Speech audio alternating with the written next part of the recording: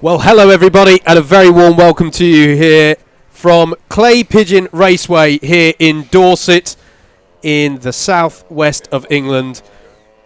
Welcome to your live stream, courtesy of Alpha Live, of rounds 6 and 7 respectively of the CLUB100 Cadet and Junior Championships here for 2022. My name is Howard Mitchell, and alongside me here in the comms position today is Mr. John Radcliffe. Hello to you, sir. How are you doing today? Good morning, mate. I'm feeling brilliant. I'm very excited to be back here once again, as you say, for CLUB100 Cadets and Juniors. I was here for round number 1 at Butmore with Andrew, your lovely colleague. Absolutely. And I very much enjoyed it, so I think it's going to be brilliant once again. Absolutely, mate. Looking forward to it. Conditions here are a little bit challenging. We'll get onto that maybe in a little while, but this Pigeon Raceway, as I say, situated midway between Yeovil and Dorchester in Dorset, one of the most high-speed circuits that CLUB100 visits around the UK, 0.8 kilometres long, and it's all about carrying that speed, carrying that momentum through the corners. A track often associated with Jenson Button. This is a track that he frequented a lot as well, and it's quite a long-standing circuit as well in the UK. Plethora of tracks, so we've got a lot of history here. You can see the weather here today. Light rain was definitely not the way to describe it earlier on. No. Still damp conditions out there, but the forecast, and I say this for what it's worth because this place can have its own little microclimate, but as it's predicted, we've got some morning rain leading to overcast conditions as the day progresses. So going to be interesting to see how accurate this becomes, because, and I mean that with no disrespect to any of the forecasters that we use. It's just it can be so changeable here at Clay Pigeon. But this circuit's a lot of fun. I often think this one's quite a roller coaster ride, John. It's about just hanging on for dear life and enjoying it out there. Yeah, exactly. It can be a bit deceiving with how short it is. You might think it's an easier circuit, but it really isn't. It's got some tight tight and twisty technical sections, and then some big long straights, so you can really open up the power, get on the throttle. But I mean, in the conditions, as we say right now, you're going to have to be a little bit more careful on the throttle. We've seen a few spins in practice so far while we've been waiting to get the stream underway. And yeah, it's going to be a tough one for some of the drivers to get used to, as we were speaking to a few in the paddock show, which you'll all see at lunchtime, and a few drivers with slightly differing or sort of varying array of abilities and experience in these types of conditions. Yeah, absolutely. That's going to be a big factor today for sure. Here at the track, though, that was just, if you were wondering why the kart's already going around, that was the last of the practice sessions there. So we're going to look ahead here at the circuit to the first qualifying session of the day, which is for Group 1 in our Super Cadets.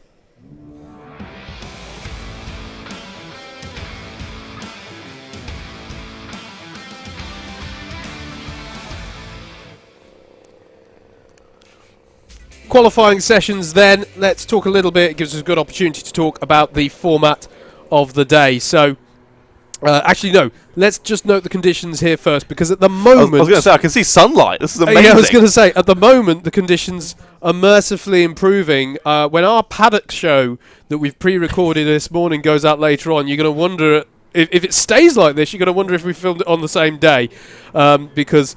well, we all took refuge up on the balcony there at the fantastic clubhouse that they've got here at Clay Pigeon. It made it nice and easy for us, though, because everyone was all in one place, so we could just be like, hello, I'm going to talk to you. Hello, indeed. I'm going to talk to you. This is something that we might see a lot today, though. This is down at the hairpin. So Yes. we've had that rain. We had quite a bit of mist as well. We're on top of really a hill foggy here at Clay Pigeon Raceway, and it, as I say, it can have its own microclimate. Very easy for the clouds to roll in. But at the moment, as you can see, blue sky, which we had not seen until about half an hour ago over the circuit when it started to clear up.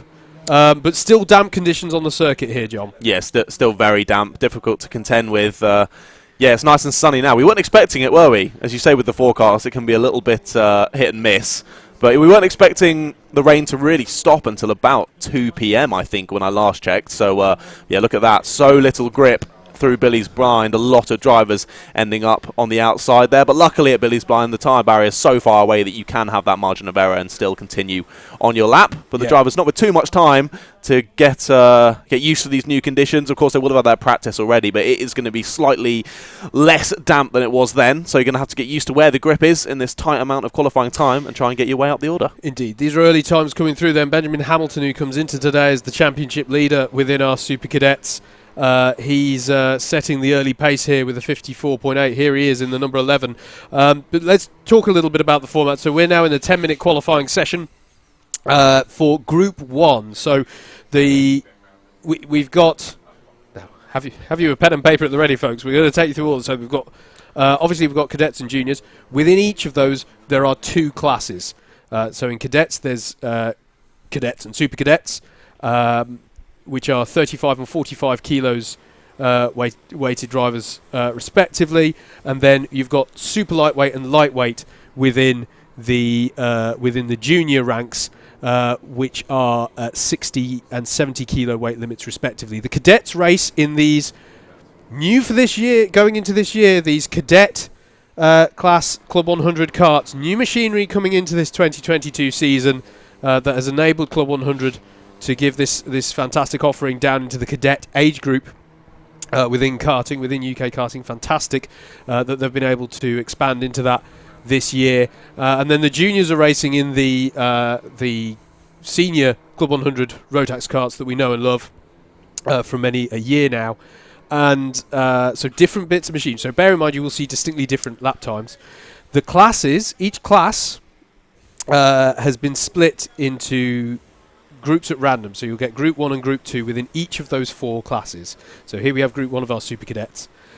And that's just because of the sheer number that we have. Fantastic to see such healthy grid sizes. They'll go out and do their qualifying session, and then the relative positions across both sessions within a class will set the grid for the first final of the day. Called the pre-final in the rules, but I just like to call it sort of final 1 because it's worth the same amount of points, it is the same length. So, what do I mean by the same relative position? Just to be clear, the fastest driver from this session and the fastest driver from Group 2 of the Super Cadets, their qualifying session, they will form the first row of the grid. The second fastest driver from each of those sessions will form row 2 of the grid. The third will set the third row, and so on and so forth. And within each of those rows, it will be determined by who has actually got the fastest lap between them. So if Benjamin Hamilton holds on to this, for example, and sets the fastest time, we can only at most say that he is provisionally on pole, because if someone comes and if the faster driver in the Group 2 session turns out to be quicker, they will actually take pole off of him, but he'll still line up on the front row of the grid. Why is that done, you might ask? Well, it's done for exactly conditions like this. We've got sun now beating down on the circuit, drying conditions. If you sent these two groups out in completely different conditions, you'd obviously get quite a skew-if grid. And it's worth bearing in mind that the whole reason that we do this qualifying format partially is to have drivers not massively out of place on the grid based on their pace. We obviously have Club 100 championships where we do have random grids, and that's fine if it's a field with some experience who are gonna but you want to ideally not have massive disparate pace groups across a grid. So it's to avoid, because it increases the chance of incidents on the first lap, and obviously this championship is about getting these drivers seat time and experience in race starts where if we can remove a complication such as you don't know what your pace is relative to everyone around you on the grid, then that's a good thing for us to remove at this point in these drivers' Club 100 careers. So that was quite a monologue. Apologies about that, folks, but that's how the qualifying works. So if we say provisionally, even once the checkered flag has flown in this qualifying session, that's why, because it will depend on what happens in Group 2. Did you get I got it. I got it. No, thank you very much. That was a great explanation. You did a much better job than I ever would have done, so I was very happy leaving that one up to you, mate. But yeah, no, that's definitely a good system to do it with that, as you say, the provisional. However, if you do qualify P1, the lowest you're going to be is P2. So I like that. Yes. Of knowing between the session, no matter how much the conditions change, and even if the next session goes 2 seconds a lap faster, you're still going to be set there in where you really should be on the grid. Yes. And just to be clear, we'll get into all of this, of course, once we're past the qualifying sessions. But you might be saying, well, if you have to go out into 2 groups because there's such a big grid size, how does that work for the races they qualify? There's a B race and an A race. And if qualifying doesn't go well for them, maybe they have a bad time of it, there's still opportunities for redemption later on, because there is a promotion system as well between the Bs and the As. We will get to all of that when it matters, but just bear that in mind as well. And it, again, could be an important thing here, John, because a lot of the drivers that we spoke to today, many haven't been to Clay Pigeon before. Yeah. In fact, I'm trying to think now if a single, just so happens that I'm not sure if any of the drivers that we spoke to had done Clay Pigeon running before. I think I spoke to one. Yeah. The name, however, escapes me, but he'd done a decent amount of experience and also a lot of experience on slicks in the wet as well, and that was definitely a thing between some drivers where some of them were like, I've never driven slicks in the wet, this is going to be interesting, and others being like, oh no, I've got good experience, I know what I'm doing. Yeah, so there's that, and then we've got a damp circuit here, and there is the possibility that rain could roll in again, and all sorts. So, as you say, you never know at Clay Pigeon. Yeah, and some drivers who just haven't got experience in these Club 100 karts, and I cannot emphasise this enough, you'll hear it from me again when you watch the pre-recorded paddock show later, slicks. Club 100 runs on slicks. No matter what. No matter what. I've seen Club 100 racing in the snow. That's always good fun. Yeah, indeed. Indeed. And that's part of the challenge with these Club 100 karts. There's a unique challenge to driving in the wet. In slick tyres. If you've never done it, obviously we all on our road cars drive around with treaded tyres. Just you get horrendous understeer on that turn in. You turn in about 5 seconds before you actually need the kart to turn. Indeed, and then as soon as you get bite from the kart, it's then a question of will the back step out on you. Yeah, and that's just using the throttle to keep that back under control. Make sure it doesn't swap round in you, because it's never the most ideal outcome. No, indeed. So. There was one driver I was speaking to. Again, name escapes me. I apologise to the drivers. We spoke to so many earlier. It was great. So many earlier in the paddock show. But one driver that I spoke to, where I was chatting with them, I was like, "Oh, how's it going for your season so far?" And they were like, "Oh, it's my first round." I was like, okay, this is an interesting one to pick. Obviously, going for possibly more of a home track, but not the best day for it for your first ever go out in the CLUB100 karts. But maybe it's a great leveler. You bet, maybe. I mean, if you're gonna put yourself in the hardest conditions to start with, it can only get easier. Yeah. Absolutely. And then there'll be the challenge of dry lines forming potentially. It's all going to be very interesting. Here, though, we are in the last minute of this qualifying session. Benjamin Hamilton still in the pound seats for the front row of the grid with a 53.5. Jamie Warner is running second at the moment. Good lap from Ellis Cox just to take them up to third place there with a 54.7. Now we have got quite a few spinning under yellows penalties. Now I think that's going to be quite a key one for this morning, certainly in the qualifying with these conditions. Drivers just getting used to, like we say, what to do under the braking in wet conditions. And once an incident happens ahead of you, it can often be your natural reaction, to slam on the anchors because you want to get stopped so you don't run into them. Actually, that could often be the worst thing to do because you end up then having an incident yourself, and that's why we've got a number of those on our timing. I think 3 in total, so that's going to be a few positions lost before they even get started. Absolutely, though. Checkered flag is out, though. Can anyone beat Benjamin Hamilton's time? Jamie Warner crosses the line, and he has not improved in that last tour of the circuit. There are some drivers out there on fast laps. I think, though, there's quite a collection of karts in the middle, and it can be difficult when you've got traffic to piece together a competitive lap time. Benjamin hasn't come across the line yet. In fact, he's based on the driver tracker, he might be one of the last ones to take the checkered flag. Jonathan Fuchsel puts in a good last lap to move up to third there with a 54.684. That was Luke Richards coming across the line. Charlie Williams across the time beacon to end the qualifying session there. And there is Ben Hamilton. He's gone faster still. A 53.464 to really throw down the gauntlet there. And that is pole position for championship leader Benjamin Hamilton. And he will... Well, did I say it then? I said it was pole position. I know, but you've already gone against pole everything position you've there. said. Everything I said. There we go. Here, though, at the track, though, it is... we're going to immediately, because we're already out on track, look ahead to Group 1 for our super lightweights.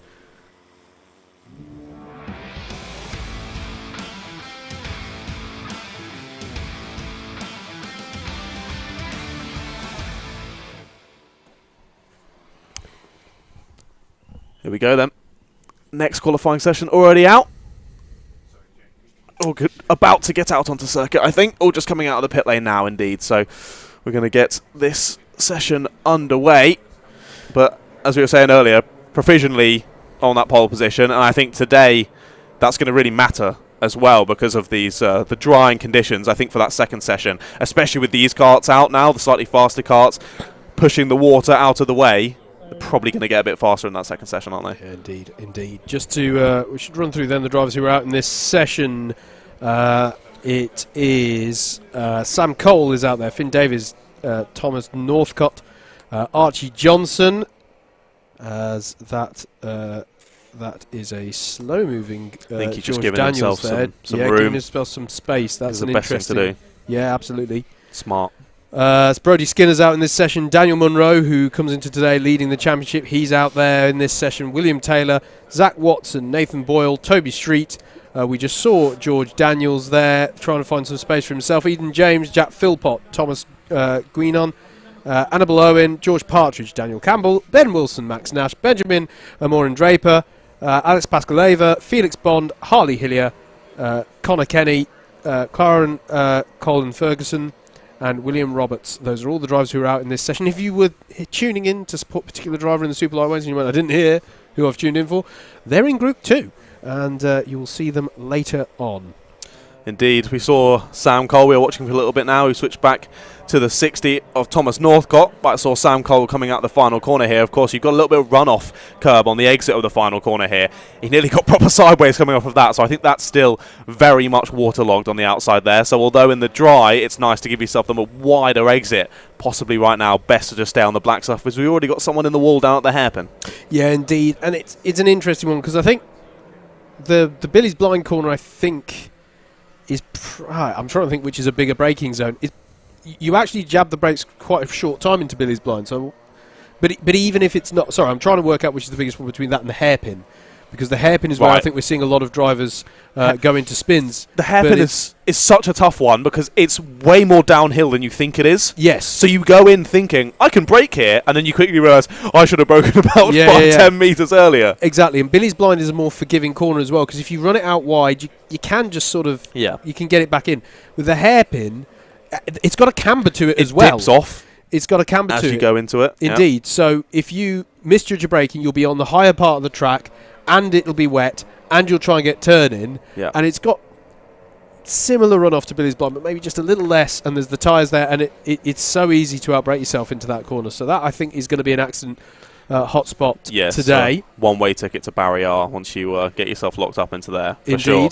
But hopefully it'll be a bit dry by the time they get to races. Otherwise, I think that could be, as you say, quite a hotspot for accidents during the racing, especially when people are just trying to go that extra little bit deeper under the brakes to try and gain a position or two on the first lap. That's where you can get it all crossed up and end up taking a few people out. So we'll just wait and see as that happens. But Daniel Monroe goes to the top of the timing screens for now, a 53.108 on that last time around this fantastic clay Pigeon Raceway. Daniel Monroe, I see him often down at Rye House. Indeed. The Rye House Pro Karting Series. He's a very, very quick driver. So good to see him out in this Club 100 machinery once again. Yeah, took the win, did Sam, back at PFI, back at round 5. So has already shown himself to be very proficient in this Club 100 machinery this year, and takes himself to the top of the time sheets with a 52.467 to just edge out Finn Davies on a 52.569. Plenty of opportunity, though, still for these drivers to put in a decent time. Number 60 there of Thomas Northcott, who, as I recall, was a very entertaining driver to watch back at Wilton. Had some really good fights out there, out on track. So going to be one to watch potentially today. This is the horseshoe corner they've just gone through, that long sweeping left-hander, and it's interesting, I think, to have a battle for position here at Clay Pigeon, because often, John, it can go on for several corners, particularly through that horseshoe section and through this top bit that we call the crown of the circuit. Yeah, definitely. And I was looking at that. I'm still not really sure, even watching from the outside, of what the line even is through the horseshoe and through the final corner at the moment. I'm still not really sure what the quickest line through there is going to be, because we saw, I think it was Sam Cole in the middle of the shot, possibly the 60 of Northcott, who was coming. Oh, we've got another person off at the accident hotspot that we spoke about. Indeed. So hopefully they can get out of that as quickly as possible and rebuild the barriers. And this is another thing, you mentioned it earlier to me before we came on air, John, this aspect of Club 100, that if the kart has gone a long way off, if it's in the tyres, if it's facing the wrong way, or if it's on a surface where it can't get restarted, the fact that the drivers have to get out. Yeah, it's a bit of a different one. Yes. We were having this conversation, like when you're doing sort of team sport or other arrive and drive brands, the main thing they say to you is do not get out of the kart. Indeed. That's the one thing. You are the safest in the kart. Stay in the kart. As soon as you come to somewhere like Club 100, it's no, you need to get out of the car and do it yourself. We're not going to come over and help you. Indeed, and since we moved to the Club 100 Rotax karts, some 4 or 5 years ago. Yes, I think 4 years ago. Indeed, obviously these karts have been clutched, and thus it's a much less common occurrence that you need to get out of the kart, because in former years when we had the Club 100 TKMs, there was no clutch. The engine would stall. You would go into a spin much more often. You'd be off the track. Well, I did. Speaking from experience, mate. Exactly. You'd need to recover the kart back to track quite often. You'd need to get out the kart, pick it up from the rear, drag it onto the circuit. Mm-hmm. It happens less now because the engine keeps going at a higher number of times. And so, it can be counterintuitive for young drivers if they're, in the wet conditions for the first time, this idea of, you need to get out, recover the kart back to track. You're covered by the yellow flags, obviously. There is that safety measure in place just to reassure everybody. Yeah. But, we've got another one off. They're the drivers, so this driver is going to have to recover it. That You was can the see the 43 disappointment there. Eden James. Yeah, head in his hands, not happy with that one. Yeah, Eden trying to... The Marshalsea, up and out, come on. Indeed, and, but this is part of the challenge, John, is getting to grips here with It's all with experience. This. Yeah. It's all just experience under there, especially in these conditions, as we say. Yep. And, down at that final corner, as you say, once you start going... sorry, not the final corner, the hairpin. Once you start going off, I feel like often you feel like you're gaining more speed as you go off the circuit there towards the barrier. Yes. And that means you can get properly wedged down into the barrier and towards even the metal barrier at the edge of the circuit as well. So it can take you a little bit of time to get back out from such an incident, which when you're only doing a 10-minute qualifying session, it can really hamper the amount of time and the amount of laps that you're able to get. Yeah, and it's about, as well, we were discussing just before going on air, if your engine stalls under braking, that instinct that actually your best chance of making the corner might be to come off the brake, give yourself a bump start, effectively like you're being bump started, come off the brake so you've got rolling momentum, feed in a little bit of throttle, the engine kicks back in, that will then give, that's something else we haven't touched on as well, isn't it? If you've got damp conditions, keeping a little bit of power on in the corner in these karts to try and get that turn. Keep the revs up. Yeah, you've got to keep the revs up. All of these things are, we're doing our best, folks, to sort of, verbally... Yeah, it's tough. It's tough get to them across explain when you haven't been in the kart yourself. It's like it's these instinctive things that you just learn through experience when driving these karts in the wet, and it's that thing as well. The Interbilly's blind here. It's an exercise in keeping the faith because the kart seems to bite there, just there where we saw it there. You think, I'm going off. I'm going off. Oh, it's taken. It's turning in, and then exactly that, and then you immediately have to think about, right, do I need to put opposite lock on because this is the rear stepping out of me here? It's all about balancing the kart, and it was good stuff that we saw there from Nathan Boyle, whom we are looking at here in the 104, your current fastest driver out there with a 51.9. He went fastest a couple of laps ago, and it was really fast. Yeah. 2.5 tenths almost faster than Thomas Northcott, and we saw him going through the middle section of the circuit, getting it proper slidey, so Nathan's clearly got some confidence in the karts, so not afraid to get it all sideways and find that edge of grip in these CLUB100 karts, but not too long left to go in the session. It can be a little bit annoying when you're in a qualifying session, you're trying to set a fastest lap, but there seem to be yellow flags everywhere, because lots of your other competitors are going off and are finding the edge of grip and finding themselves in the barriers. Less than a minute to go now, 40 seconds to be exact, but still some yellow flags, especially down there at the hairpin, still rebuilding that barrier after we saw Eden James go off into the sidings. But here, once again, we look at the 104. So that aggressive turn, and you very rarely see that with pro karts, but you really need it in these CLUB100 karts in the wet. They're just so heavy. All the weight is over the rear axle. So just to get any biting point from those front tyres, you have to absolutely chuck it in to wherever you're wanting to go. And as you said earlier, a few seconds before you actually want the thing to turn. Absolutely. I've got the YouTube comments working in the box here, so if you are tuning in to support a particular driver, do please let us know in the comments. Plenty of support coming in for Daniel Campbell in this session, so fantastic to see. Nathan Boyle crosses the checkered flag, though, and he has put himself into provisional pole position. Can anyone beat him on their last tour of the circuit? If they cross the line just before the checkered flag flew, then they are allowed to finish the lap. So Nathan Boyle with a 51.894 is looking the best. There's a lot of yellow... there's yellow flags because that's the end of the session, but there are still, I think, yellow flags down at the other end of the circuit for drivers who have legitimately gone off. And that's going to make it difficult. Thomas Northcott hasn't come across the line yet, though. How is he going to do in his last time around the circuit? Daniel Munro has, in the number 41, crossed the line. He's third at the moment. Zach Watson is showing on timing as in the pits. We did see a car being recovered there, so I wonder if that was him. But he still set some good pace nonetheless. However, he has got a cone penalty. Ah, okay. So that's going to drop him down a couple of positions as Thomas Northcott comes across the line and does not go any faster. So Nathan Boyle, the only one to crack into the 51s. So very impressive there from Nathan. And will provisionally take pole position. Well done. I'm getting the hang of this. You've got it more than me. So, yeah, absolutely. So, we'll see how that goes in Group 2 for the Junior Super Lightweights. Next up, though, here at Clay Pigeon, it's going to be qualifying Group 2 for our Super Cadets.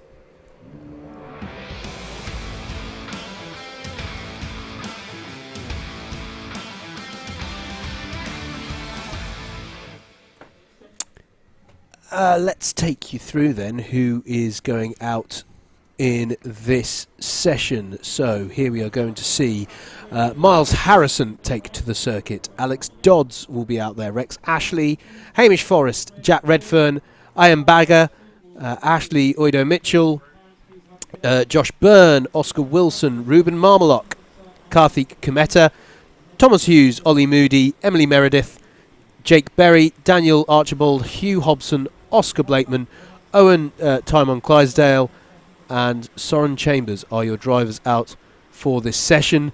As I cut to my other screen, yes, I did read out the correct list, just thought I'd double check that. So that's who's out in this session. And yeah, it's going to be interesting to see how this goes. An early pace already being set by the young man, third place in the championship. Pretty sure spoke to us in the paddock show that we recorded earlier. So be worth seeing that later on. Miles Harrison on the pace early doors here. Yes, indeed. I think it was Miles. Oh, someone's had a spin already out of the S's.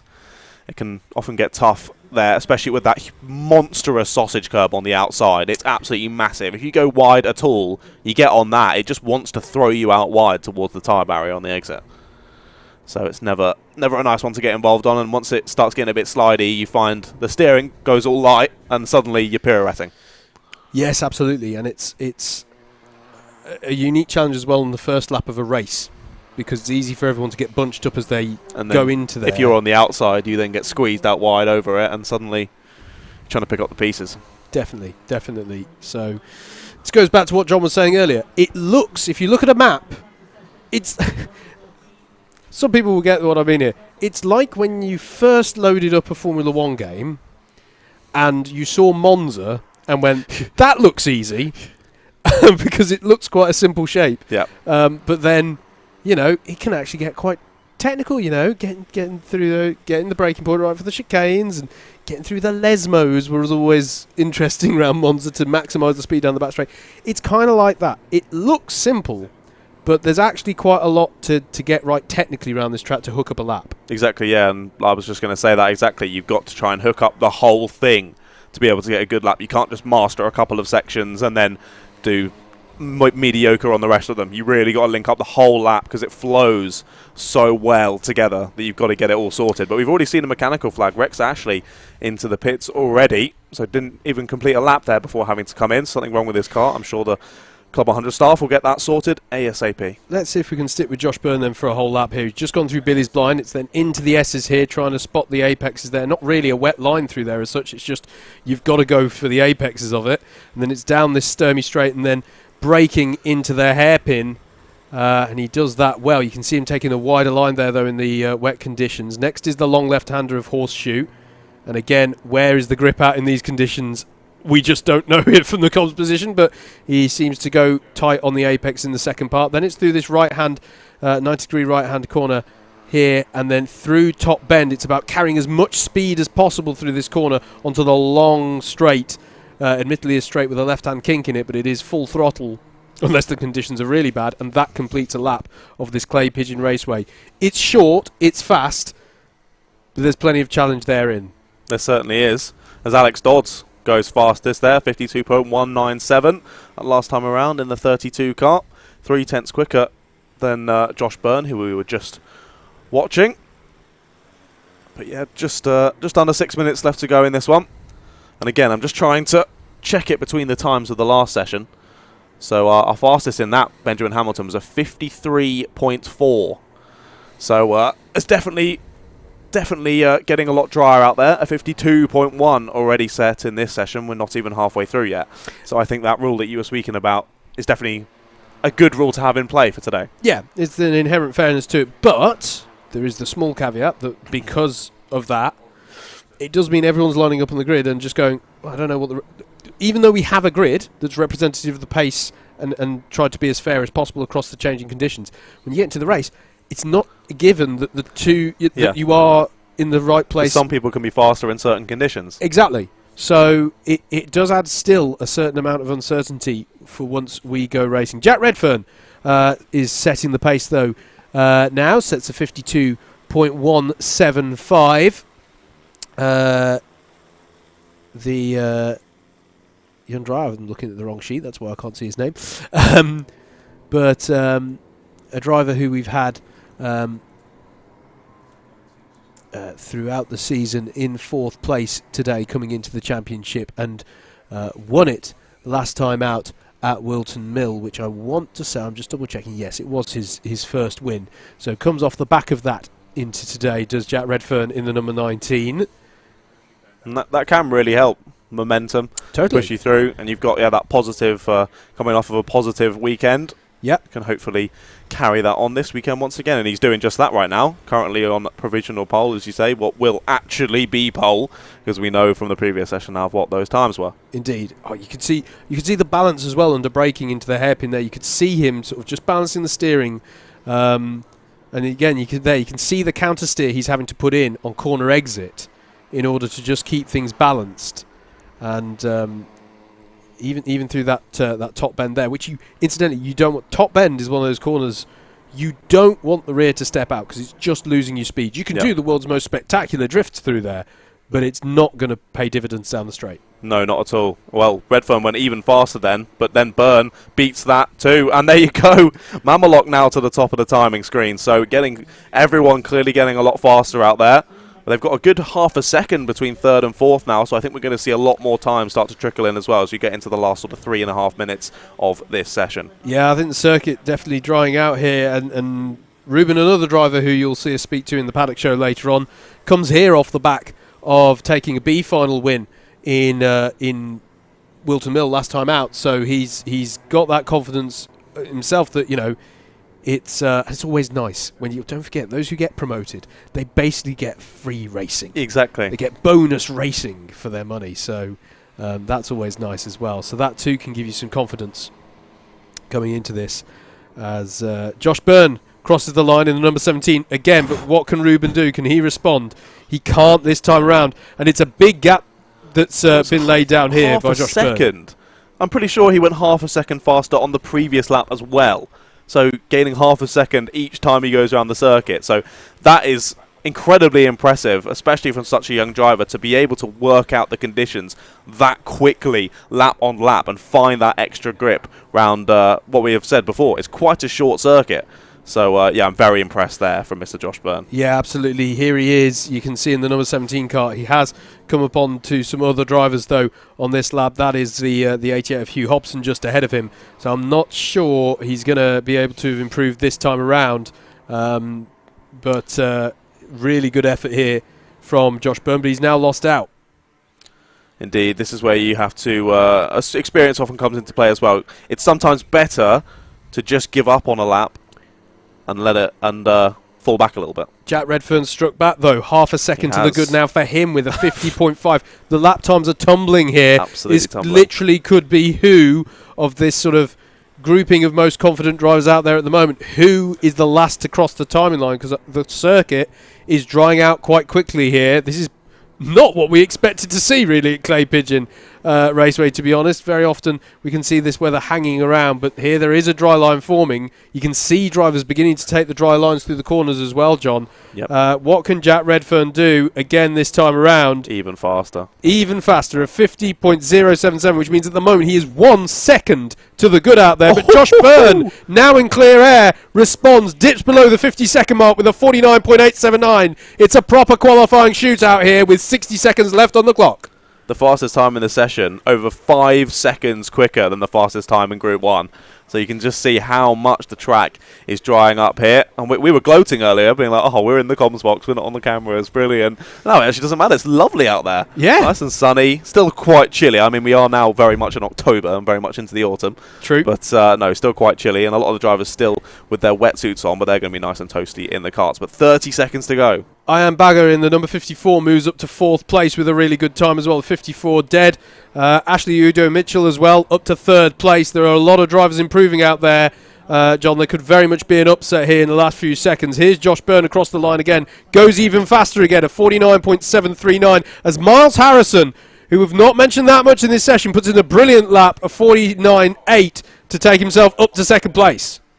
Indeed, the top 5, top 6 have all got up near the top of the timing screens, haven't they? As we've got another mover. Hamish Forrest up into 4th place as the checkered flag now flies.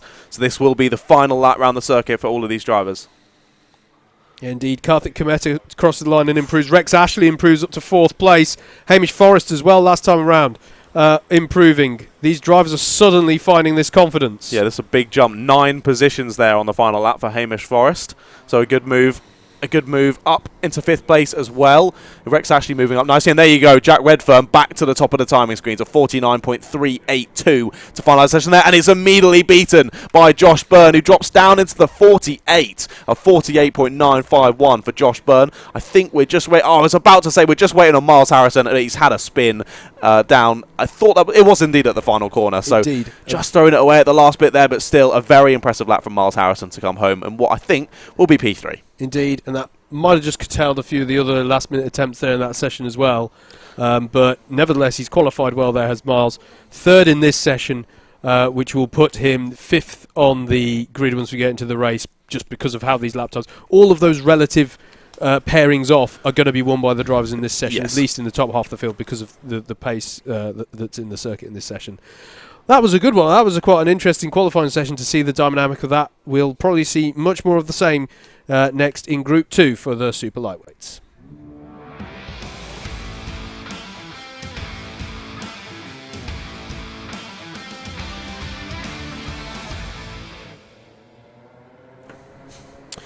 Already coming out onto track then are our super lightweights. Let's cover who is out in this one. So in this session is Max Patworth, Harrison Brooks, Philip Babulal, Ralph King, Liam O'Sullivan, Ben Yangu, Marcel Kowalski, Casper Marriott, Nathan Crowley, Ollie Clegg, Noah Rogerson, Tom Sands, Imogen Owen, Jack Hayhoe, Jack Ryder, Jacob Elaine, Harry Collins, Oliver Armiger, Adam Sims, Toby Edelston, Robbie Blacklaw, Claudia Bushby, Finn Chambers, Zane Altobshi, Ryan Shepherd and Bo Dimmock. Those are your drivers out in this session for 10 minutes of what now seems to be becoming ever closer competition over these grid spots. Indeed, yeah. We had a bit of... the times were a bit further away in the first couple of sessions, obviously with some drivers being a bit more experienced in such conditions, but now we get back into the drying line for sure. Drivers going to have a lot more experience in these sort of conditions, so I think the timings are going to be a lot closer. We see at the front there, leading the pack, that is Max Patworth. He was quickest in the earlier practice session for Super Lightweight Group 2. So let's see if he can get to the top of the timing screens again after lap 1. It's Ben Yangao at the top.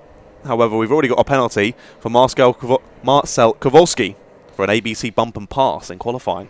Yeah, it's not ideal. Not great, because it's going to cause lap times to be disregarded, as there's a little squirm there. That was a big step over oversteer, wasn't it? Yeah, putting the traction down there for Banyango. As early lap times come in, Harrison Brooks is the fastest for now. Has to be said, more karts out on track than we've seen in the Super Cadets, and so that means some of these tactics where you go, oh, I'll just drop back and find some space, sometimes doesn't really work, especially on a track like this where it's so short.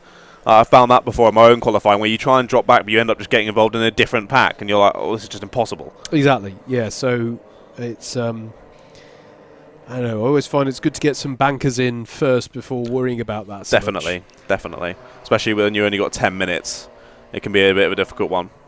But all the drivers, lots of experience throughout this year, so hopefully they'll be able to find that pace as Max Patworth goes to the top. Immediately Ralph King gets back to the top of 47.090, but times jumping all around the shop, I think, as the drivers just find out quite how much drier it is than when they were last out. And there's championship implications in that, incidentally, because Max Patworth and Ralph King are sat second and third in the championship, and not just second and third, but in terms of their current scores to count, are tied. Identical, wow. And we should mention that as well as we get towards the sharp end of the season, because we are in the penultimate race meeting of the year.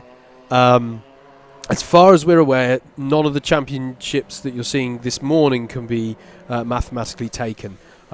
Believe that there might be the prospect of that in the lightweights this afternoon, but even then it's mathematically unlikely. So it's good to see that the championship, from a neutral perspective, a race fan's perspective, it's nice to see that it should go down to the wire, down to the final round. But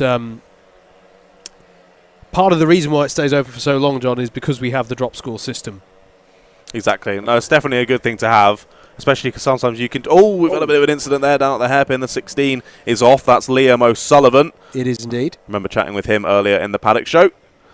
But yeah, up at third at the moment. But yeah, like we were saying, it's good to have that because sometimes you can just have diary commitments that you can't change, and it means you can't get to a round. Yep. And if you're trying to battle for the championship, that just means, oh, well, I'm out of the championship now. I can't do anything about it. So to be able to have that drop round means, okay, we can forget that one. It doesn't actually matter to my championship, and we can push on for the rest of the season and not get disheartened. Exactly. What it does mean, though, is it does make the maths a little bit more interesting. We have to break out the abacus towards the end of the season. And it keeps these championships open. So I just, for example, spoke about the 2-count score. That means if we took their best results thus far and all of their other results were worse or they just weren't present at those rounds, this is how much they would currently be on for. Max Papworth and Ralph King on equal score there. Max slightly ahead on the total. And the total is important because that gives you an idea of, well, if they now have a race meeting that they miss or they have a bad day at the office, how strong is the score line that they can rely upon to fall back on when, if any of their currently not counting scores get promoted to being counted. Sounds super simple, though. It does. Yeah, Max Papworth on a 45.192. The lap times, as we saw in the last session, dropping here as the drivers start to go, there is squeezed onto the grass. Yeah, not too happy about that. Yeah, a bit of a sketchy moment there. I think that's just trying to sneak up the inside of a driver who just does not know that you're there. So, yeah, absolutely. A bit of, and then, getting frustrated that he's getting blocked. But, I mean, it's... you have no right over the circuit, Max, I'm afraid. You just have to work your way around them. You can't get annoyed at them for not getting out your way. They're trying to set a fast lap as well, as we've got a spinner down to Billy's blind, and someone's gone off as well, straight off. That's going to be a spinning under yellows penalty for them, I think. And it's a good point that you make, actually, mate, because it's not like a race. It's not like, hello, I'm the leader. It's like, well, no, we're all have complete parity in terms of our right to keep our foot in it. Well, even then, I'm pretty sure, if I'm not mistaken, this is the same as CLUB100 sprints, where it doesn't matter, even if you're lapping, there's no blue flags. They still don't really have to get out of the way. It's more of just a gentleman's agreement that you move out of the way, right? Indeed, it's the courteous thing to do, to do that. Cone penalty for Ralph King. Yeah. So that is going to be costly for him as Harrison Brooks crosses the line. 44.975 takes himself up into second place. Ryan Shepherd, Jack Ryder and Jack Hayhoe, all examples of drivers who have moved up multiple positions last time they put in a time, so they're gaining in confidence out there. Here's Nathan Crowley in that number 22 kart. Jack Hayhoe and Harry Collins jumping up into the top 10 that last time around. Like you were saying, I think people just getting more confident out there, finding the limits as a contact warning comes through for Ralph King as well. So clearly getting involved with someone who's a little bit slower and just trying to make his way through, but to no avail at the moment, and just needs to be cautious of that because any more contact warnings could result in another penalty, and that's only going to drop you further down the order. Yeah, absolutely. And the other thing as well that means that lap times improve is that it's not just all the drivers are gaining in confidence and they're getting faster. Drivers are gaining in confidence and not going into spins, which means there are not as many yellow flags out there. So you do just see this natural improvement as well as the session goes on. Yeah, completely unlike the first couple of sessions we saw where drivers were dealing with the yellow flags almost every lap, which can make it very difficult to put a lap together. But yeah, this time, very few spins, still a couple, just drivers, because often now, especially as it gets dry, you get a drying line. Yes. As soon as you go off that drying line, it's still pretty wet. So you end up just mainly gaining speed as you get off the line and finding yourself going towards the barrier. As Ralph King goes fastest, a 44.3. And then also Max Papworth on the same lap, a 44.39. So 0.06 of a second there between our top two, but Ralph King doing all he can to minimise that cone penalty, which he got earlier on in the session. Indeed, I'm just trying to remind myself and double check. What if we get the penalty in the qualifying session, does it mean your fastest lap gets deducted? Pretty sure it does. Okay. Well, We'll have a look at that. As in, have a search. It's done through fast lap deduction rather than position lost. Okay. Yeah, I think so. Okay. So if you want to stay updated to all of the results, make sure that you're heading on over to results.alphatiming.co.uk/club100. You can find all of the Cadet and Junior Championship standings and, of course, all the results from today as well. Brooks, back to the top of the timing. Indeed. And just whilst we're mentioning that, if you want to see a more advanced version of the timing graphic on the left-hand side, take that word results at the start of that and change it to live, live.alphatiming.co.uk. That's Alpha. It's Alpha is in Alpha Tauri, not Alpha is in Alfa Romeo for the spelling. To get yourself there, click on Club 100 and you'll be able to see live timing, which includes obviously the actual time that you can see on the left-hand side, but also you've got the track map as well to show where the drivers are. Driver tracker there. You'll see any warnings or penalties coming in. Session status. All of that is there for you. So live.alphatiming.co.uk. Click on Club 100 if you've got a spare screen free. The last thing I said was that Ralph King's doing everything to minimise that cone penalty. He's now in 9th. What is going on? It's just the improvement of drivers. Liam O'Sullivan, who we saw pushing hard earlier on, now in the provisional pole position as Max Papworth takes himself back up to the sharp end with a 43.6. So plenty of drivers improving here. Marcel Kowalski has just put in a stellar lap to take himself up to 4th place. That's a big jump for him. And there goes Max Papworth to the front, with Ralph King now improving as well. Indeed, yeah, back to the top as we expected. So Marcel did his analysis of the conditions and smashed out that lap. Up into P5, as you say, 10 positions gained from that lap. That's very impressive, but we come to the end of the session. Checkered flag flies. Liam O'Sullivan completes his lap as we've got Tom Sands up into P2 and Imogen Owen up to P5 on their final laps. So some fantastic final laps there. Tom Sands gained a number of positions down. He was well out of the top 10, I'm pretty sure. So a great final lap for him, putting him up into P2, which will inevitably be P3. Yes. Once we actually get to the grid. It will, yeah. So there we go. Here it finishes up. We're still waiting on Papworth and King as well. And King does indeed get up ahead of Sands, up into P2, which will then be P3 once we get started. So Sands down to then to P5. But Papworth ended up the fastest in the session. Only by, what's that, 2.5 hundredths of a second. Yeah, absolutely. Very close, very close. Oh, it teases us up nicely as we've got some rallycross there into the pit lane. Just showing off of the cameras. Well, what it teases us up nicely because it's about to get even more frenetic, because we're done with qualifying for now. It's time for some racing. Coming up next here for you here on your stream, it's going to be the Pre-B Final for Super Cadets.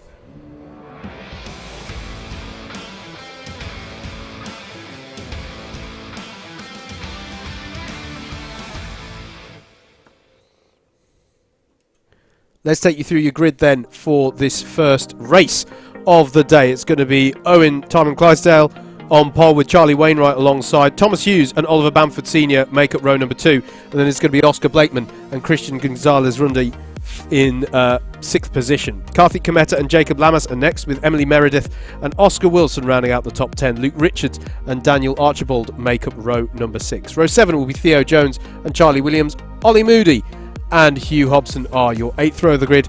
Jake Berry and Soren Chambers will be up next. And then rounding out the 20 kart grid for this, your Pre-B Final in Super Cadets, is going to be Paulina Viniarska and Quentin Vazure.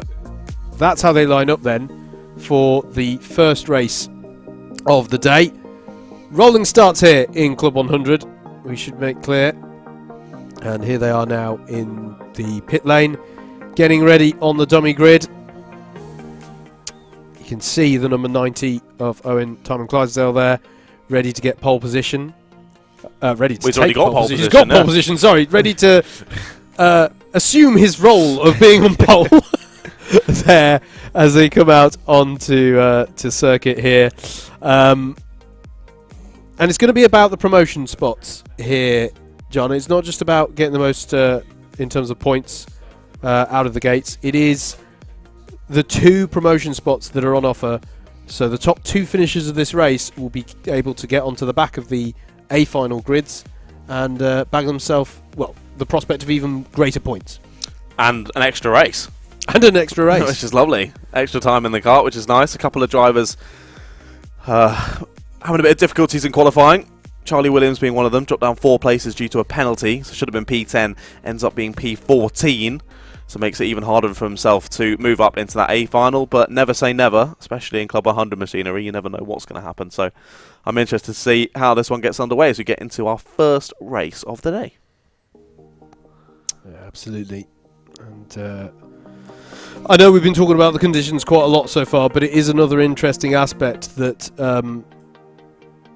we're going to have, drivers going side by side for the first time. Well, we sort of, people were trying to find space in qualifying. There was a bit of that. But to have it like this with the full pack who will be going down towards Billy's blind on that first corner, they've got to sort themselves out, and there are parts where if you go offline, you're suddenly going to find dramatically different grip conditions to what you find on the racing line. Exactly. And this is often where a race style like this, especially in the conditions like you say, it can often be a bit nerve-wracking to actually be on the front row, because you've got everyone behind you to worry about. It's not just you outbraking yourself, it's everyone else behind you outbraking yourself that could end up with you getting sent off at the circuit out wide. So hopefully we won't see any of that from the drivers today, but it is definitely something to be mindful of.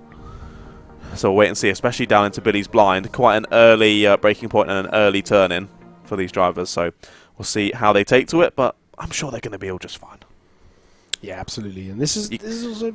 You can really see how dry it's getting through Billy's blind there. You can see the full dry line going through there. So, but like we said earlier, as soon as you get off that line, it's a whole different story. Yeah, this straight shot is a great example of it. You can see the glare coming off, and if you want to execute a move into the hairpin, you want to be going down the inside there on driver's right, our left, as we're looking at it, to try and execute a move. It really is going to be quite the challenge here. You don't want to go there. You don't want to go there. You're going to find that barrier on the exit pretty quickly, I think. So, yeah, and that's obviously one of the best overtaking moves here at Clay Pigeon, is that hairpin. So, yeah, this is going to prove tough, especially for such young drivers. But this is where that experience comes into play. And we'll see how they're able to manage the positions and manage those positions themselves. Yeah, it's what it's all about. As they go into the crown here, if anyone isn't in position on the grid, then this crown loop at the top of the circuit, they wouldn't do a whole lap again. They would be ushered around this top part of the circuit until they've got themselves into position. I think we're going to be good though, because they've joined the circuit. We've got a few stragglers at the back. We do, unless those are some tester carts. We'll see. May possibly be. Are they going to stick with it? Looks like we're going for it. They are going to go for it. Here we go then, racing for the first time today. Owen Time and Clydesdale there in the number 90 is the 37 of Charlie Wainwright alongside, and away we go for racing here at Clay Pigeon into Billy's blind. Who's going to be confident on the brakes? That's a lot of confidence on the brakes there from Oscar Blakeman there in the 89, and Thomas Hughes as well, I think, has taken up second place. And there's the spin for Charlie Wainwright, and you can see the disappointment there, and I think there might have been some contact as well there. Quite a bit of contact, I think. So that seems to be the only car that's come to a stop. Very impressive from them there. There's a few twitchy moments there under braking to the hairpin. But so far we've got some spinners towards the back again. Yellow flags going out there. But at the moment it's a great start for Owen Time and Clydesdale. That was Oscar Wilson round down at the hairpin. Quite wide through the middle section there for the 90 of Owen Time and Clydesdale. But manages to keep hold of the position for now anyway as we go on to the second lap of the race. Couple of penalties coming through already. Oscar Blakeman getting an ABC takeout. Daniel Archibald with an ABC bump and pass. That's going to be a couple of positions lost for both of them. And no chance of getting into the A final either. So we've got a nice breakaway of 3. Still yellow flags going through the S's here as they're still trying to recover the stricken Charlie Wainwright on the exit there. But Owen, Time and Clydesdale, Thomas Hughes and Oscar Blakeman all fight it out here. But of course, only 2 of them are going to be going through to the A final. Yeah, absolutely. And what we can say, bear in mind the penalties here. Oscar Blakeman already with that takeout penalty means that he can't get that promotion spot even if he were to win it. However, the 35 of Hughes isn't going to know that. Exactly. And this is already where you get this interesting dynamics to this, is unless a driver has memorised all the numbers. Memorised all the numbers, which is impossible. They haven't. No. That's a bit of loading there. Trust us, we're the commentators. We've tried. Yeah, they're not going to necessarily know that unless it's indicated to them somehow from the side of the track, which is easier said than done here. He is going for it. Down the inside. Yep. Blakeman down the inside of Hughes at the hairpin. And what's brilliant there is he's going to have positioned himself to have the inside line through the horseshoe as well. And I think that's going to be job done there for Oscar Blakeman. So nice, tidy little move there up into second place. That was a really, really nice move. Weighted that perfectly under braking. And like we were saying earlier, it's quite wet on that inside line. So to be able to get it stopped so neatly and position the kart nicely on exit as well to block the re-overtake around the outside. Great move from Oscar Blakeman. Up into P2 he goes. However, sadly, as you say, still has that ABC take-out penalty. So Thomas Hughes, well, not too much to worry about if he drops off the back here. However, it looks like Oliver Bamford Sr. is catching. Fastest lap of the race, a 45.810 last time around. That was half a second quicker than Thomas Hughes, and only a couple of tenths faster than Oscar Blakeman as well. So clearly catching, and Oscar Blakeman now puts in a purple sector 1. So I think he might be trying to chase down Owen Timon Clydesdale at the front of the field. Yeah, so I think it's 6 places that's going to be applied to Oscar Blakeman for the takeout, because it's 6. 4 That's for the it's 4 for a bump and pass, and 6 for a takeout. Yeah, you're looking to. You're doing your first senior sprints championship next weekend, so they're the same penalties in that as well. You got to be taking note. I know. I remember them from finals at Landau because I took someone out and I thought it was just going to be a one place, and then I ended up getting a black flag, and I was like, wait, what? What's going on? It's definitely not going to be just one place. And let's be clear, right? Well, I've overtaken one place illegally, so I should be docked one place, surely. No, because you've ruined someone else's race. You can't just, go 3 wide into the hairpin, and that's not gone well there for, I think that might have been Luke Richards. Difficult to see with the glare off the number plate, but yeah, 3 wide into the hairpin was always going to be ambitious, and you've got to be careful here with how, as that's squilling around on the curb. Now, the drivers have to be careful here because you can't be restarting on the grass with these CLUB100 karts. I think he'd spun it and then tried to spin it back round and ended up getting on the grass. So I think hopefully he was running the whole time while on the grass. But yeah, like you say, they do need to be a bit careful of that.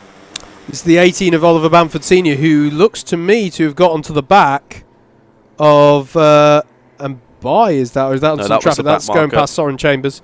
But he has got good pace though. He's reeling in the top 3 here, so it's going to be interesting to see. Look out for the number 18 car reeling in the number 35 of Thomas Hughes. There it is, the battle for third place. Yeah, 8/10 of a second faster is the number 18. Currently chasing down Hughes in the 35, but it's still... he's lost it on the braking! And that just goes to show how easily it can be done. And that's disappointing for him. He'll get back underway, but that's how easy it is just to catch the brake and go round in these conditions, because you might be transitioning from damp to dry, and that's just enough to change the dynamics of it basically, and lead to a lockup there. Exactly. Yeah, I think just got a little bit. Was getting a bit excited that he could see third place. He was catching very, very quickly, and then just got a bit too confident on the brakes there down into Billy's blind. Swapped end over end, but managed to bring it to a halt, and no one collected him. So all good. Good little battle here we're seeing. This is this is Daniel Archibald and Karthik Kometa. Not in that order. It's in the other way round. Down the inside. Does the 87 at Billy's blind? Oh, he held that under braking. That was a beautiful move. Yeah, lovely stuff there. That is Archibald by on Kometa. And Jacob Lamas as well is on the scene. So this is a good little battle here over what is now 4th, 5th and 6th, following Oliver Bamford Sr.'s spin. Indeed. To be fair to Ollie Bamford, only dropped down to 7th place after that spin, so not too bad, but that's a good 6 seconds between himself and that battle that we were looking at. So it's going to be a tough one to do in 6 minutes, I think. True, but it's a good point, though. It's going to be interesting to see how quickly he can get back on the pace, and maybe he can reel in this pack as fastest lap of the race. I was just about to say the same thing. Sorry, sir, I'm stealing your thunder. It's all good. Oscar Blakeman, 44.649, now only 3/10 off of the leader, as I believe we look straight back to them. Here they are, the leaders. He switches back, goes for the inside. Is going to think better of it this time around, does the 89. Knows he's got the pace, just has to bide his time. Looks to get onto the outside through the middle section of the circuit. Isn't going to do it around the outside there, but could cut it back there. He gets wide and spins, does the leader, the 90s round. Owen Timon Clydesdale, after leading the whole race, is going to drop to 2nd and now 3rd. And I think he was just hitting the inside patch of damp there, just on the limit through horseshoe. And it just underlines how challenging it is in these conditions. There's a little look there around from by Oscar Blakeman. But I have got to remind you all, this driver has a penalty. They have that penalty hanging over them. They cannot win this race. And so the next... I'm going to have to check, actually. Does Thomas Hughes have any penalties? I'm not I don't think I've seen anything. So Hughes might not know it, but right now he is on for winning this race. And the other thing about Tyrone Clydesdale, having got back from the spin... Exactly. He's in third place. He's probably thinking, I'm out. That's it. I'm not going to get to the A Final. Yeah. But doesn't realise that, no, you're still fine. You're still in contention here. Indeed. So it's important he keeps the pace up. And it's important as well that he doesn't, he's catching up now a little bit to Thomas Hughes in this battle for second place on the road. It's actually the lead battle. I don't know if these two know it, but what it means is, in terms of promotion, he doesn't want to throw everything at this. He might have been aware that he's recovered in third place if he really remembers the drivers who've gone by him. But that could be even worse, because he might think that, this is it for the promotion, and it's not. I think he'll know he's in third, and I think that will be exactly his thought process as I'm going for the promotion here. You can see he's come back with a vengeance, immediately puts in the fastest lap of the race, a 44.489 from Owen. He's right on that rear bumper of Thomas Hughes already. Absolutely, coming through the right-hand corner here and into top bend, all about keeping the kart on rails through there and carrying as much pace as possible onto this straight. Quick look over the shoulder from Thomas Hughes. He points forward to say let's work together, but you've got a good 4 seconds up to the leader now, so I don't think that's going to work with only 3 and a bit minutes to play with. So I think Tyrone Clydesdale is going to kindly ignore that, that gesture, I think. Yeah, and it's still, what's the gap they've got? Because they've got 4.5 second gap behind them back to Daniel Archibald. So in many ways they could actually just start battling if because we'd like that. I mean, it'd be entertaining for us, but there's no point working together to catch up to Owen in terms of penalties. But it's easy for me to say that when I've got a timing screen in front of me. Yes, exactly, and we know that Blakeman has a penalty. So it's a very different mindset once you're in the car. And look at this, Tyrone Clydesdale all over the rear end of Hughes. He's going to look for it, possibly down to Billy's blind here. He's going to switch over to the inside. Is he going to go for it? No, can't quite get late enough on the brakes and has to stick behind for now. Indeed. Yeah, sorry, I meant catch up to Oscar. My timing screen is choosing to show me a very different picture. Oh yeah, yours is completely different. It is. Decided it doesn't want to keep up with this race. Well, it's a very good one to keep up with. So I disagree with your timing. Oh, we do have blue flags. My apologies. We do have blue flags here at Clay Pigeon. So the leaders being allowed through by some of the back markers as Howard's having some technical issues, I think. So the blue flags are just as a warning here, not mandatory that you have to get out so of the way. It's just to let you know that the leader's coming through. Gotcha. Understood, and they're very much involved with the leaders. Now he's going to go for it, though, down the inside before they even get to Billy's blind. He's got it sorted. Can the 35 answer anything down the inside there? No, he's got him round the outside. So Tyrone Clydesdale takes second place back for himself, but actually will end up being the net lead of the race. Yeah, absolutely. That's crucial. There's been a... must be yellow flags. A penalty a few laps ago, by the way. Christian Gonzalez he's got a spinning under yellow penalty. So that's the other key thing as well. If someone spins, if you spin under yellows, that's basically, under the rules, it's like, well, you weren't in control. You might see some yellow flags here, and if you're watching, you might be going, well, they don't seem to be slowing down for it. You just have to back off a little bit. The usual thing is just back off that 10% so you're definitely in control of the kart. And if you're spinning, obviously you're not. Exactly. And that's the same thing as when you see an incident happen ahead of you, the natural reaction is to brake. Yes. But that could often be the worst thing to do. Indeed. So yeah, that's why the spinning under yellows penalty is there. Because obviously, marshals could be out. Yeah, absolutely. Drivers could be out of their cart, so, that's crucial. Less than a minute left on the clock then. Oscar Blakeman first on the road, but we know has a penalty, and that's for a takeout of Charlie Wainwright on the very first lap that penalty is for.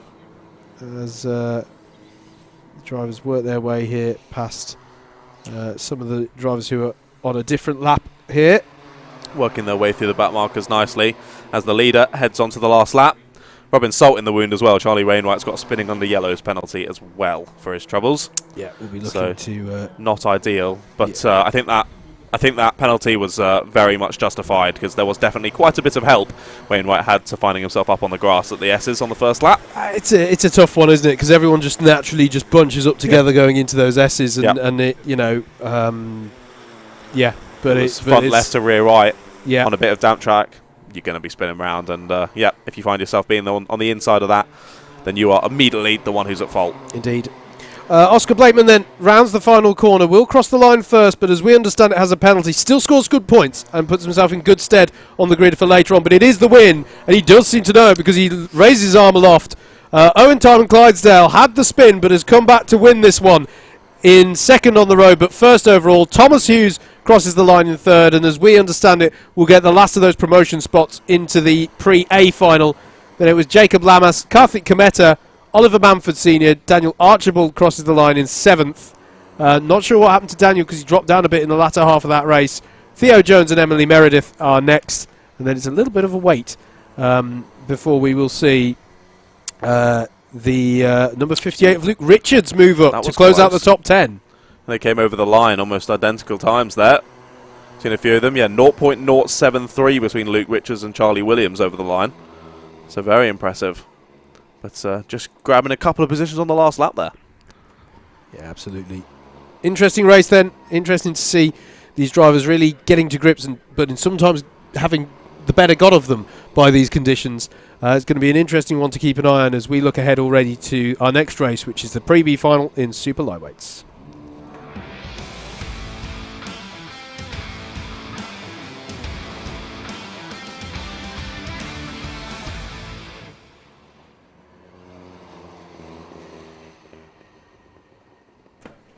Here we go then for the Junior Super Lightweight Pre-B Final. Philip Babulel is on pole position, alongside his Brody Skinner, and behind them Ollie Clegg and Kieran Coulhern-Ferguson. Then it's Harry Collins and George Partridge. Behind them, Max Nash and Jack Hayhoe. Then it's Oliver Armiger and George Daniels rounding out the top 10. Then it's Ben Wilson and Adam Sims on row 6. Behind them, Toby Street and Noah Rogerson. And it's Claudia Bushby, Daniel Campbell, Toby Edelston and Benjamin Amarin Draper. Then rounding out the top 20, Jacob Allen and Thomas Greenan. Then it's Robbie Blacklaw, Harley Hillier, Eden James and Finn Chambers. And then rounding out the grid, 29 drivers on this one. Alex Pascaleva, then Felix Bond, then Zayn El-Tobshi, then Marcel Kowalski and Connor Kenny. So 15 rows in this one, 29 drivers. And we're going to get this underway very shortly. How did you find it? I managed to find it before it disappeared, and so impressive. I've typed in the URL. Oh, well, thank you. It disappeared on my screen, but we've got it back. And the drivers are definitely out on circuit. Indeed. Bigger grid. It's a big one. More karts, and we're in... And big karts. And bigger karts. So this could be an interesting one. Let's see how this goes then. 25 alongside the 11. Who's it going to be as they get to the starting screen? And here we go then, down towards Billy's Blind. Oh, a little bit of loading there in the mid-pack. 50 gets squeezed out wide. There's a couple flying out wide. And was that a dive to the apex or a different driver? Let's see. There's a couple of drivers getting squeezed out onto the grass there. Green helmet just about keeps it on the black stuff. Who ends up in the lead there? It's the 117 of Kieran Colehull-Ferguson. From P4 up into the lead. The 25 of Philip Babulel re-dives back to the inside to take second place away from the 11 of Brody Skinner, who then finds himself in third. We've got yellow flags down at the hairpin. 2 or 3 drivers were off there on the outside, just getting squeezed into the barrier. But these 3 breaking away. Back to the lead, goes to 25 down the inside at the final corner. Philip Babulel takes the lead back again, but no, what a switchback from the 117. This is brilliant racing to round out lap number 1. Yeah, fantastic stuff. They, I hope they've started them in to go on because this is brilliant. Down the inside goes Babulel. Strong on the brakes into Billy's Blind. They're both going to go wide. Then they go 4 wide. Who's going to get this into the S's? It's going to be Brody Skinner, who's out in front of out of there. But it's Babulel coming back at him down the Sturmy Straight towards the hairpin. Just whilst it's caught for a moment, I think it's Jacob Lane who went off at the hairpin last time around, so we'll try and get himself recovered onto the circuit. But this breakaway group of 4, as we've got 3 spinners in the hairpin as well, so it's all kicking off in the mid-pack as well. But at the moment, it is Philip Babulel, who I think has been down as far as 4th or 5th. Oh, there's a spin there, 4th! And that was that Brody Skinner? So much. It might have been it was Colehull-Ferguson. Colehull-Ferguson from P4. Big spin out there. Finds the wall on the outside, but I think looked like to be getting back underway there. Back down the inside goes Babulel, but a switchback once again for Skinner. Back to the lead. Yeah, apologies for any Skinner fans I gave the scare. He's very much in the battle still as he moves to the inside there, and I love that move at Cleb. It's my favourite one to see and to do, to be honest,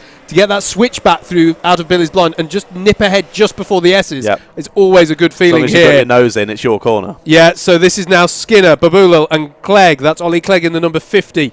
the black and orange helmet with the translucent rain suit there, but it is a black race suit underneath. And then the next pack is led by George Partridge in that number 53. But at the moment, Brody Skinner, we've seen Babulo, though, be so confident in this part of the lap before. Indeed, and goes for it once again down the inside. Is going to go very deep this time, though. Almost finds himself off the circuit. Is ending up going to lose a position. Down to P3 he goes. That's Skinner back to the lead, and Clegg now up into P2. Is he going to lose it out here, though? Down into the hairpin. He goes once again a bit late on the brakes for the 25. Nearly goes into the back of him, but manages to pick up the pieces and keep that P3. And you can see from Babulo there, his right wheels were on the wet patch, his left wheels on the dry, and as he hit the brakes, you saw the kart wanting to step out on him. Left as you go into a right-hander. Exactly that. Exactly that. That is exactly what they're having to fight with here. Behind them, though, there's been a change there for 4th place. That is Toby Street in the number 40 up there. I've got to say, mercifully low number of penalties so far. Adam Sims with an ABC takeout penalty. Max Nash. Just as you say that, two more penalties come in. Oh, we got something in the wall. A driver in the wall. Was that from our leading group, or was that from the group behind? Fairly high up, wasn't it? It was. Sorry, we just looked back to the screen, and there's someone off. So we'll try and confirm that as the numbers come through. But yeah, I do believe they were from pretty high up there, that driver. So we'll see when they come across the timing screen as to who drops down. But there's battles all up and down the field here. Yeah, absolutely. This is brilliant stuff here.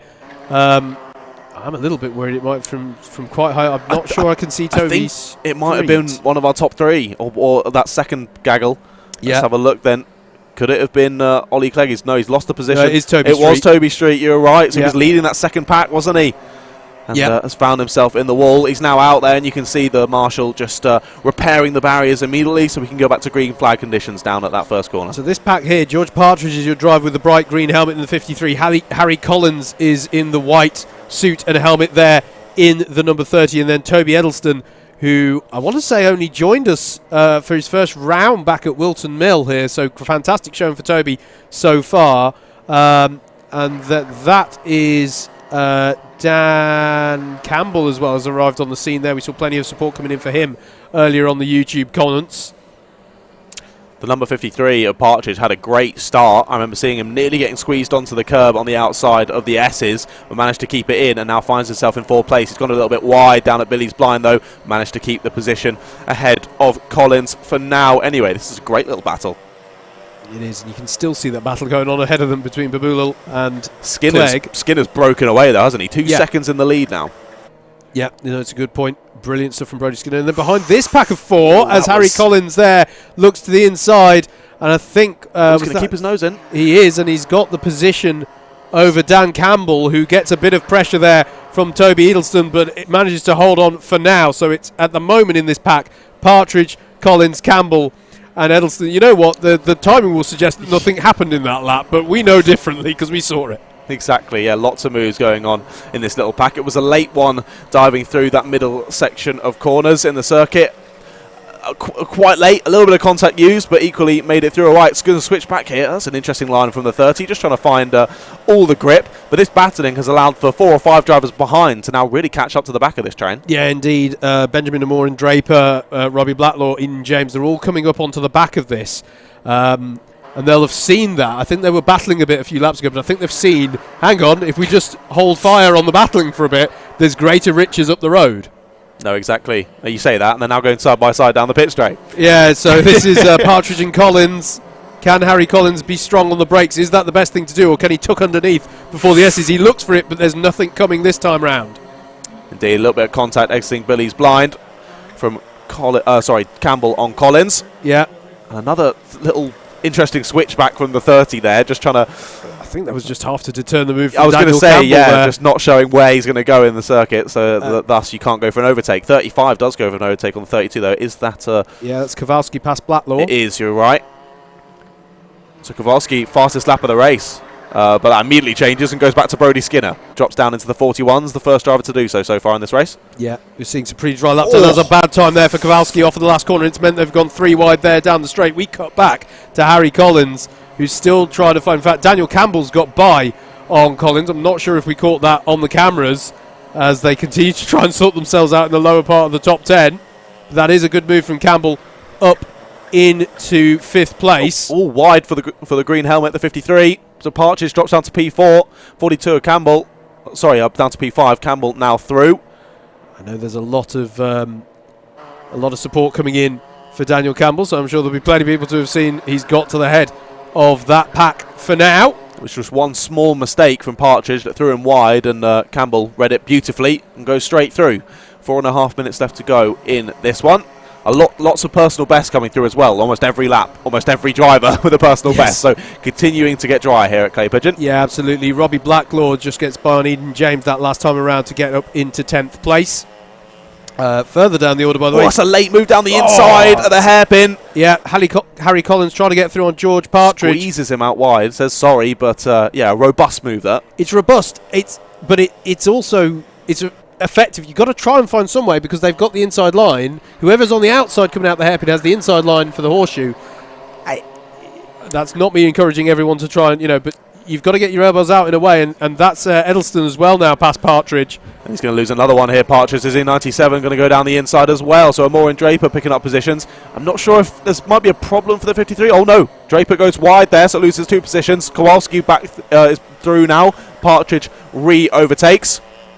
Yeah, so I think it might just be more Partridge losing some momentum here. Almost gets sent by Kowalski as well. Kowalski could get him on the exit there. He's going to try it around the outside, and he has got him. Yeah, I'm not sure if he's spotted. I think Eden James might have had a spin or a mistake on the last lap. As going side by side again, here's Kowalski and Partridge.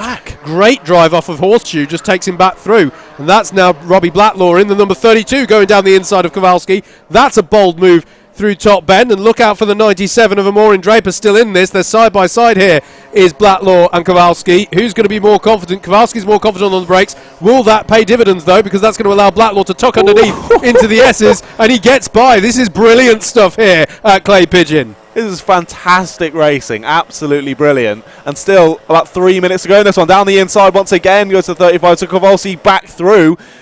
Neither of them want to be the one behind, do they? Indeed, and behind them there's another great battle going on between Max Nash and Adam Sims. Can they catch on to the back of this? Alex Pascaleva as well is keeping with them as well in the number 28. So this is it. As these conditions come to fully dry conditions, at least except for the most sort of niche areas of the circuit, if you like, these drivers are getting confidence, and the balance between them is changing all the time. No, exactly, yeah. These three battling is allowing for, as you say, Sims, Nash and Pascaleva to catch up by like half a second to a second per lap now. Just a little bit of battling, getting offline here, and you really lose a lot of time. So, as you say, I think what was a 5-car battle now becoming an 8-car battle. Yes, indeed. Got to say, by the way, Brodie Skinner is doing a great job of controlling this one. We haven't seen much of our leader.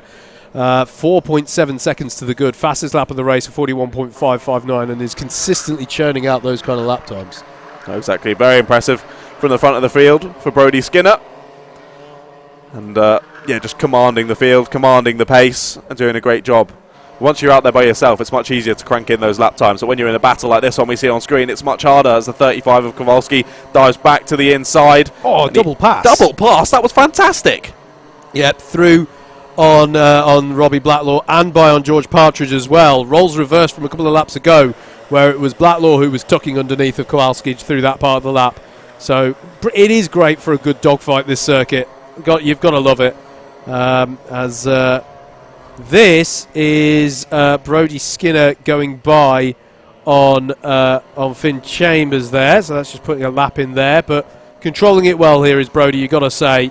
And the battle as well for second place has sort of settled down as well, with Babulil now a couple of seconds to the good over Ollie Clegg. In fact, if anything, it's going to be interesting to see how Daniel Campbell, there he is, the 42 closing in on the 50. That battle for third could come to the boil just as we're coming towards the end of this one. Exactly, it could get spicy, but this one hasn't stopped being spicy through the whole race. Look at them, they're nearly 3 wide out of the hairpin there. 97 now at the front of this pack. That's Amore and Draper, so he's getting a nice couple of positions while we were looking away there. But and we look back to the front. Adam Sims, has caught up to the back of this as well, so it's going to be an interesting one to see how they work themselves out in the last lap. Here is Daniel Campbell in the number 42, who is reeling in Ollie Clegg, but we are on the last tour of the circuit now. I think Clegg might have enough in hand here. I think so. He's just got enough of space, doesn't he, to mean that there can't be a late send from the number 42 of Campbell. So I think he's done just enough there. A little bit of oversteer there on exit from Campbell. So, as you say, just done enough to keep that. But here he comes around the final corner.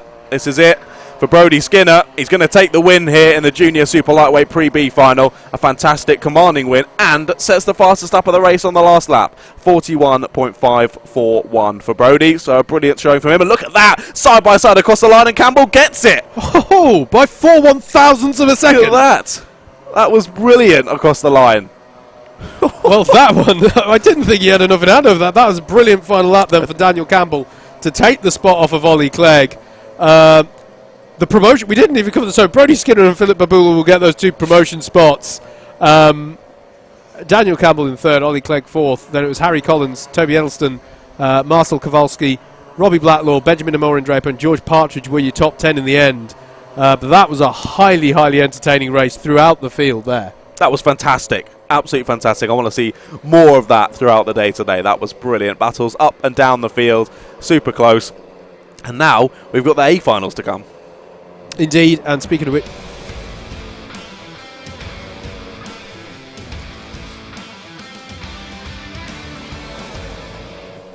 I was so excited I forgot we needed to play the stinger for it. Yes, indeed. Super Cadets Pre-A Final. Should we do a grid? They're already coming out onto the circuit. Benjamin Hamilton and Jack Redfern are first. I'm glad they all know where they're supposed to be. Benjamin Hamilton and Jack Redfern are row 1. Jamie Warner and Miles Harrison are row 2. Then it's Josh Byrne and Rex Ashley. Ruben Marmelock up into the Pre-A Final. I mentioned how he got a B Final win there, so there he's had a really big improvement there in qualifying form there for him. Charlie Spake alongside him. Alex Dodds and Jonathan Fuchsel round at your top 10. Then it's Ollie Hardy and Ellis Cox on row number 6. Row 7 will be Hamish Forrest and Frederick Navarro. Ashley Udo Mitchell and Jack Beasley are on row 8. And then it's row 9 to round out the 18 karts here for Ian Bagger and George Palmer Mobsby, except we've also got our promotions from the Pre-B Final, which is going to be Owen Timon Clydesdale and Thomas Hughes. That's confirmed there for that one. Perfect. Well, we're going to get this final underway very shortly, it seems. I do have a question for you, but we haven't got enough time, so I'll ask you at some point during this race. Right, here we go. Benjamin Hamilton alongside Jack Redfern for the start here. Who's going to take it down into Billy's blind? Here we go then. First time of asking, and they're underway. 11 on the inside. That's Hamilton. Goes straight down the inside. Tried to squeeze through as well. Does the 49er Jamie Warner, and he is going to get it. He's going to be on the inside here for the S's, and does indeed take second place. Squeezes out Jack Redfern, and he could lose 1, if not 2 positions from that. A couple of drivers going off the circuit, but managing to all keep it together just nicely. And look at that lead already for the number 11. Oh, a late one down the inside as well for the 36. That's Jonathan Fuchsel making his way through a couple of positions, but just going to get squeezed out to the apex there by the 27 of Rex Ashley. I think what I saw at the back there was George Palmer Mobsby having a sideways moment in the S's, but another car clipped his front and turned him to face the right way. Now, we've all had that happen at some point. Palmer Mobsby is an interesting one to watch here because he sat second in the championship coming into today, but qualified for the back of this A final grid, only just about made it onto this A grid, so it's going to be interesting to see, now that the conditions have dried out, can he move up the order, because it's going to be important for him to do so with championship rivals in the form of Benjamin Hamilton, Miles Harrison and Jack Redford, all sort of further up the order, as this is a look from Miles Harrison on Jamie Warner down at the hairpin. He's got it already, nicely closed off on the exit of the corner. And as you say, Warner now down to 3rd. Redfern trying to pick up the pieces after not an ideal first lap, but that just can be what happens sometimes when you start on the outside. But re-overtakes and goes back down the inside. Was that Miles Harrison? Yeah, it was Warner back past Harrison. Retaking, of course, and on Jack Harrison. Redfern's right with them as well, so this could be interesting into Billy's blind this time. Bold on the brakes from Harrison. He's going to try and tuck underneath. And it's still side by side through the S's. That can end badly, but they've worked themselves out. And that was a bold move there from Miles Harrison to say, no, really, I'm in second place, at least for the time being. As down the inside there, that is Thomas Hughes, I think, having a look into their hairpin, I believe on Alex Dodds there. Indeed, a couple of moves. The drivers ahead were putting their hand up as if there was a yellow flag, but then there was some battling that went on behind at the same corner, so I'm not sure what happened, but back down the inside, that looked like Miles Harrison, back up into P2. And it is indeed, they're going to have a drag race to the line, though. Still got the inside line as Warner, so he is going to hold it, but inside line now goes to the 55 as they go down into Billy's blind. All of this is gifting a gap here to Benjamin Hamilton as they all bunch up now behind. That is Redfern going down the inside of Warner there. as Harrison now has a quick look over the shoulder, goes, do I need to defend? And yeah, you probably do, because it must feel like half of Dorset's behind him at this moment in time, as they've all bunched up behind. You can see Josh Byrne getting involved in on this, as is Ollie Hardy. So this is an interesting little group, but the question is, if they work together, would they be able to have the pace of Hamilton and catch up with him? I'm not sure. At the moment, Harrison feeling the need to go defensive into the final corner, which is going to compromise him down the next straight. It is for sure. Redfern looking to it around the outside, though, as Benjamin Hamilton goes even faster. 44 dead for Benjamin Hamilton. Not able to do anything about it, though, was Redfern. Out of the corner. Does go very wide. Redfern's going to go to the inside, and so is... Oh my goodness, they nearly went 3 wide through the S's there. Yeah, I think that was Fuchsel trying to buy into this as well in the number 36, but couldn't quite make it work, and that's put him under pressure from Rex Ashley, but he's on the inside for the hairpin, and now Rex Ashley's going to be under pressure from Josh Byrne, and all concertinas down the order. There is Rex Ashley on the inside of Horseshoe against Josh Byrne, and now Ollie Hardy's going to know. It just works its way back. It's like playing the old the Snake mobile game here. It just keeps on concertinaing up and going further back, and the pat just keeps getting longer and longer. Yeah, I'm going to say the Snake gets bigger and bigger and bigger as we go on to another lap. Now Warner up to P2, Redfern still P3, Harrison into P4. A little bit wide once again for the leader of the pack. That means Redfern's going to try it down the inside. Not got enough of a run. Has to stay as it is through here anyway. They've sort of split into 2 packs now, but I think any sort of battling and overtakes, and that's going to be squeezed right back up again as Rex actually leads that sort of second pack now. As there's more battling on the outside there. 49 down the inside. So that's Warner back ahead. That's Redfern all over the back end, and it's actually going to lose a place there through the right hand of the 55, goes through it. Harrison back up to P3, and the 36 of Fuchsel's going to try and follow him through, squeezes him out onto the exit curve and gets it done. So Redfern 2 positions lost on the same number of corners. Checks over the shoulder to see if there's any more attacks going to be coming down into Billy's blind. I don't think there is, but there is further ahead. That's very late from the 36, and that's going to squeeze the 55 back out wide, so Harrison's then going to lose a position to Redfern. It's all kicking off in this pack. Yeah, and there's another pack as well further down. Hamish Forrest in 9th place currently leads. Nobody is separated by more than 3/10 all the way down to 15th, 16th place. It's fantastic stuff here in this pack. You can see that pack just in the back of your shot as well. So battles, when we mean it when we say battles all the way down through the order there. That was Fuchsel, I think, getting alongside Harrison. Yes, it was. Yellow flag's out. But what are the problems when they're saying, oh, it's a yellow flag, we better all get into the right order? What's the right order at this point? This is incredible stuff. Jamie Warner leading the pack here, but under pressure here from Jonathan Fuchsel, who's going to try and go round the outside under braking into Billy's blind. Can he do that? They're going to tuck up behind. Redfern and Harrison still battling behind.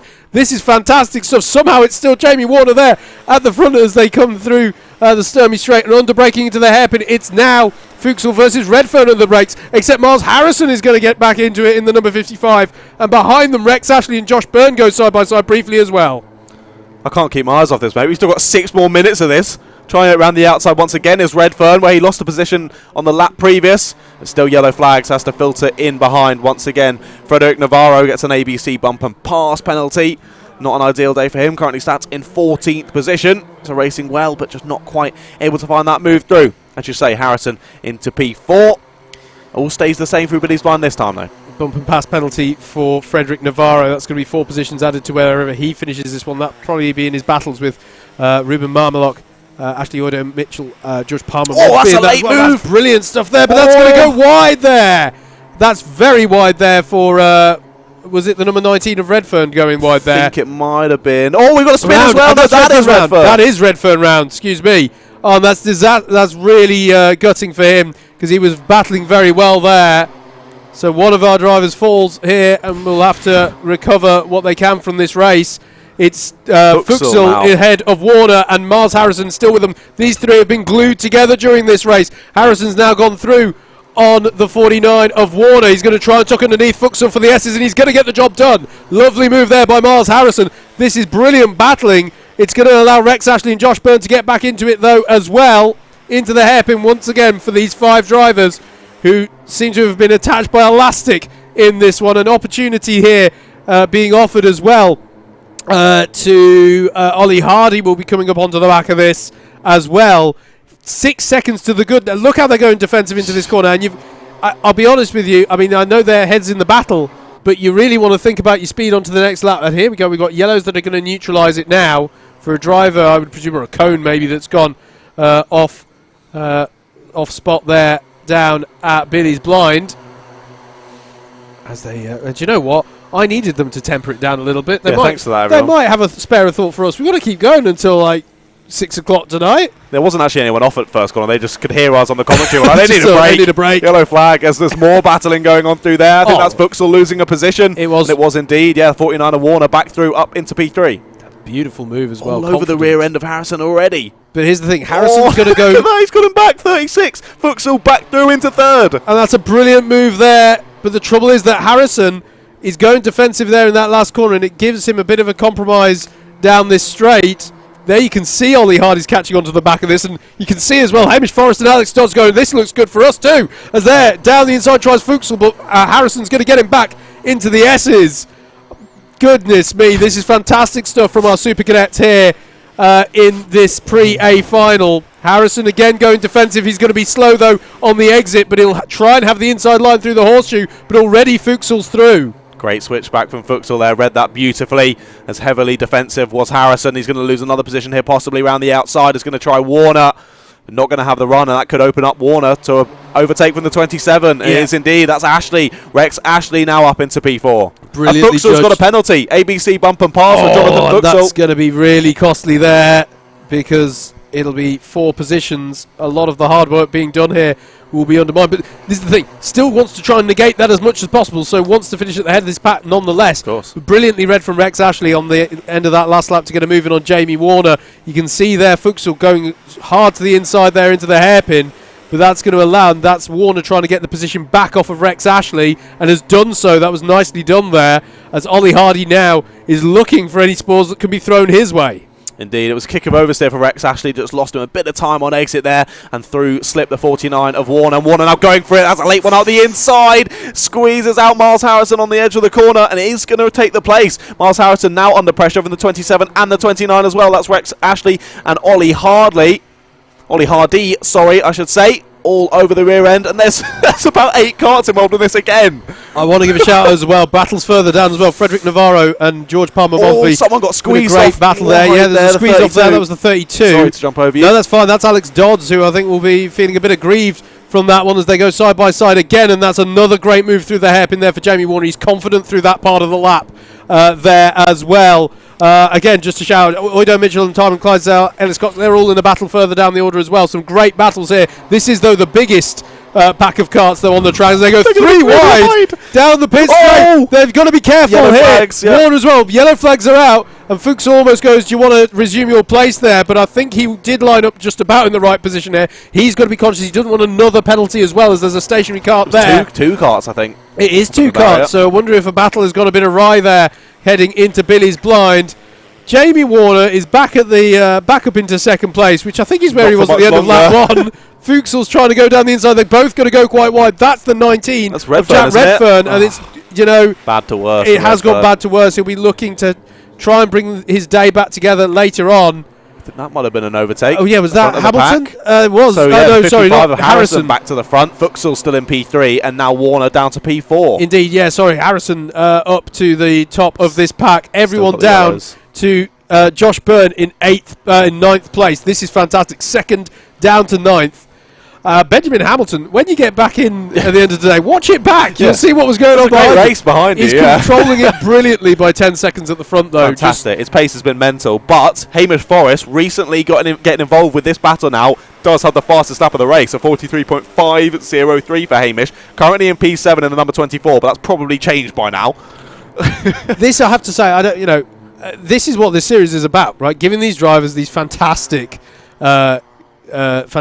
situations where they can go wheel-to-wheel racing. Again, Harrison goes defensive as Benjamin Hamilton ahead of them has started the last lap of the race. So this is the last lap for them. It starts with Miles Harrison in second place. Jonathan Fuchsel with a penalty hanging over him in third. Harrison's going to try and keep it tight through Billy's blind, but does that leave Fuchsel exposed there to Warner? He manages to hold on for now. Are there going to be any opportunities on for them in the hairpin? That was a good bit of defensive work from Harrison. There goes defensive once again into the hairpin. Yeah, but doesn't really need to. Both try it around the outside, the 36 and the 49 of Fuchsel and Warner, just trying to find any space that they can. But Has he got it round the outside? Fuchsel's going to try it. He's going to get squeezed out and up and under goes. I think that was Warner, wasn't it? And followed through by Hardy, I think. Hamilton is taking a fantastic win ahead. He crosses the line now. There's the win for Benjamin Hamilton. Who's going to finish second here? It looks like it might be Jamie Warner, but it's going to be a drag to the line here. It's been a fantastic last lap for Hamish Forrest. He's really moved up here. It's going to be Warner who takes second. Hamish Forrest, what a brilliant last lap. Read all of that brilliantly between that pack to finish third. Fuchsel in fourth, but will have a penalty applied. Mars Harrison in fifth. Ollie Hardy wide coming out the hairpin on that last lap. Just lost out a bit there. Sixth place, still good points. Alex Dodds, Josh Byrne, Rex Ashley, Frederick Navarro, but I believe Hassor had a penalty to be applied. George Palmer Mosby, good moves up the order to 11th. Thomas Hughes, Ruben Marmelock, Ashley Udo Mitchell, Ian Bagger, Owen Timon Clydesdale, Jack Beasley, Ellis Cox, Charlie Spake, and Jack Redfern. With one to forget, he'll be looking to have a better time of it out last time. We can't talk for too long about that because the whistle's been blown on the next pack. But mate, that was my race of the day so far. About it. Not fair. No, that was so good. But yeah, like you say, right, we're going to have to move on to the next race, which is the Junior Super Lightweight Pre-A Final.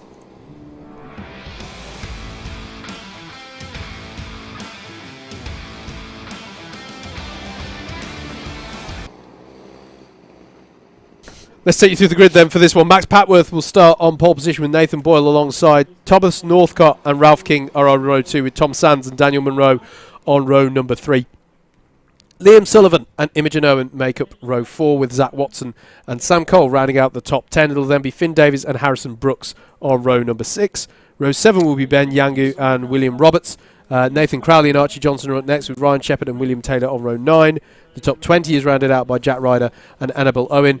Jack Philpott and Casper Marriott are on row 11, and they will be joined by Brody Skinner and Philip Babulal, your promotees from the Pre-B Final. That's how they line up then for the Pre-A Final in Super Lightweights. Here we go then. Patworth from pole. Alongside is Nathan Boyle.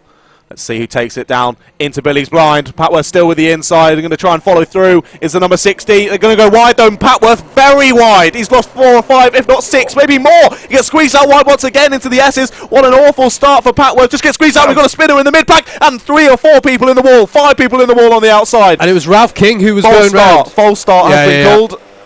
That was an interesting one. Yeah, that's a lifeline thrown there for quite a few drivers for certain. Ralph King was, I think, the 45 was the one that initially went round. But when they do that, you've got to appreciate that it's strange because of you've got tyres on the apexes, and you know, if you're looking through the S's there, if someone spins, you instinctively split either way, and those who go left are suddenly much slower. Those who go right have suddenly got to deal with the sausage curb. And then if they all split, there's unfortunately a driver who can suddenly find themselves facing the kart that spun. And where do they go? Because they don't see them in time because of the way that the field just splits. So, and is that a bit of bumper from a kart? I think it looks like a side pod, isn't it? It does. It does look like a side pod.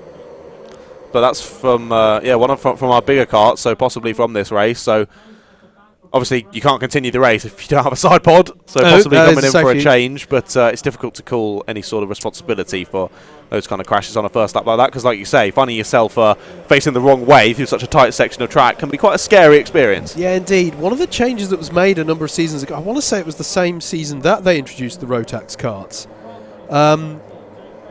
they reinforced the bumpers a bit more, and they reprofiled them to make the prospect of the karts riding up on each other less likely. You do see it a lot less in Club 100 than in perhaps other forms of karting where the wheels can be a bit more exposed. And it is a good thing to the safety of these karts. As we're going to, I think one of the karts did sustain some damage. Yeah, we're going round again.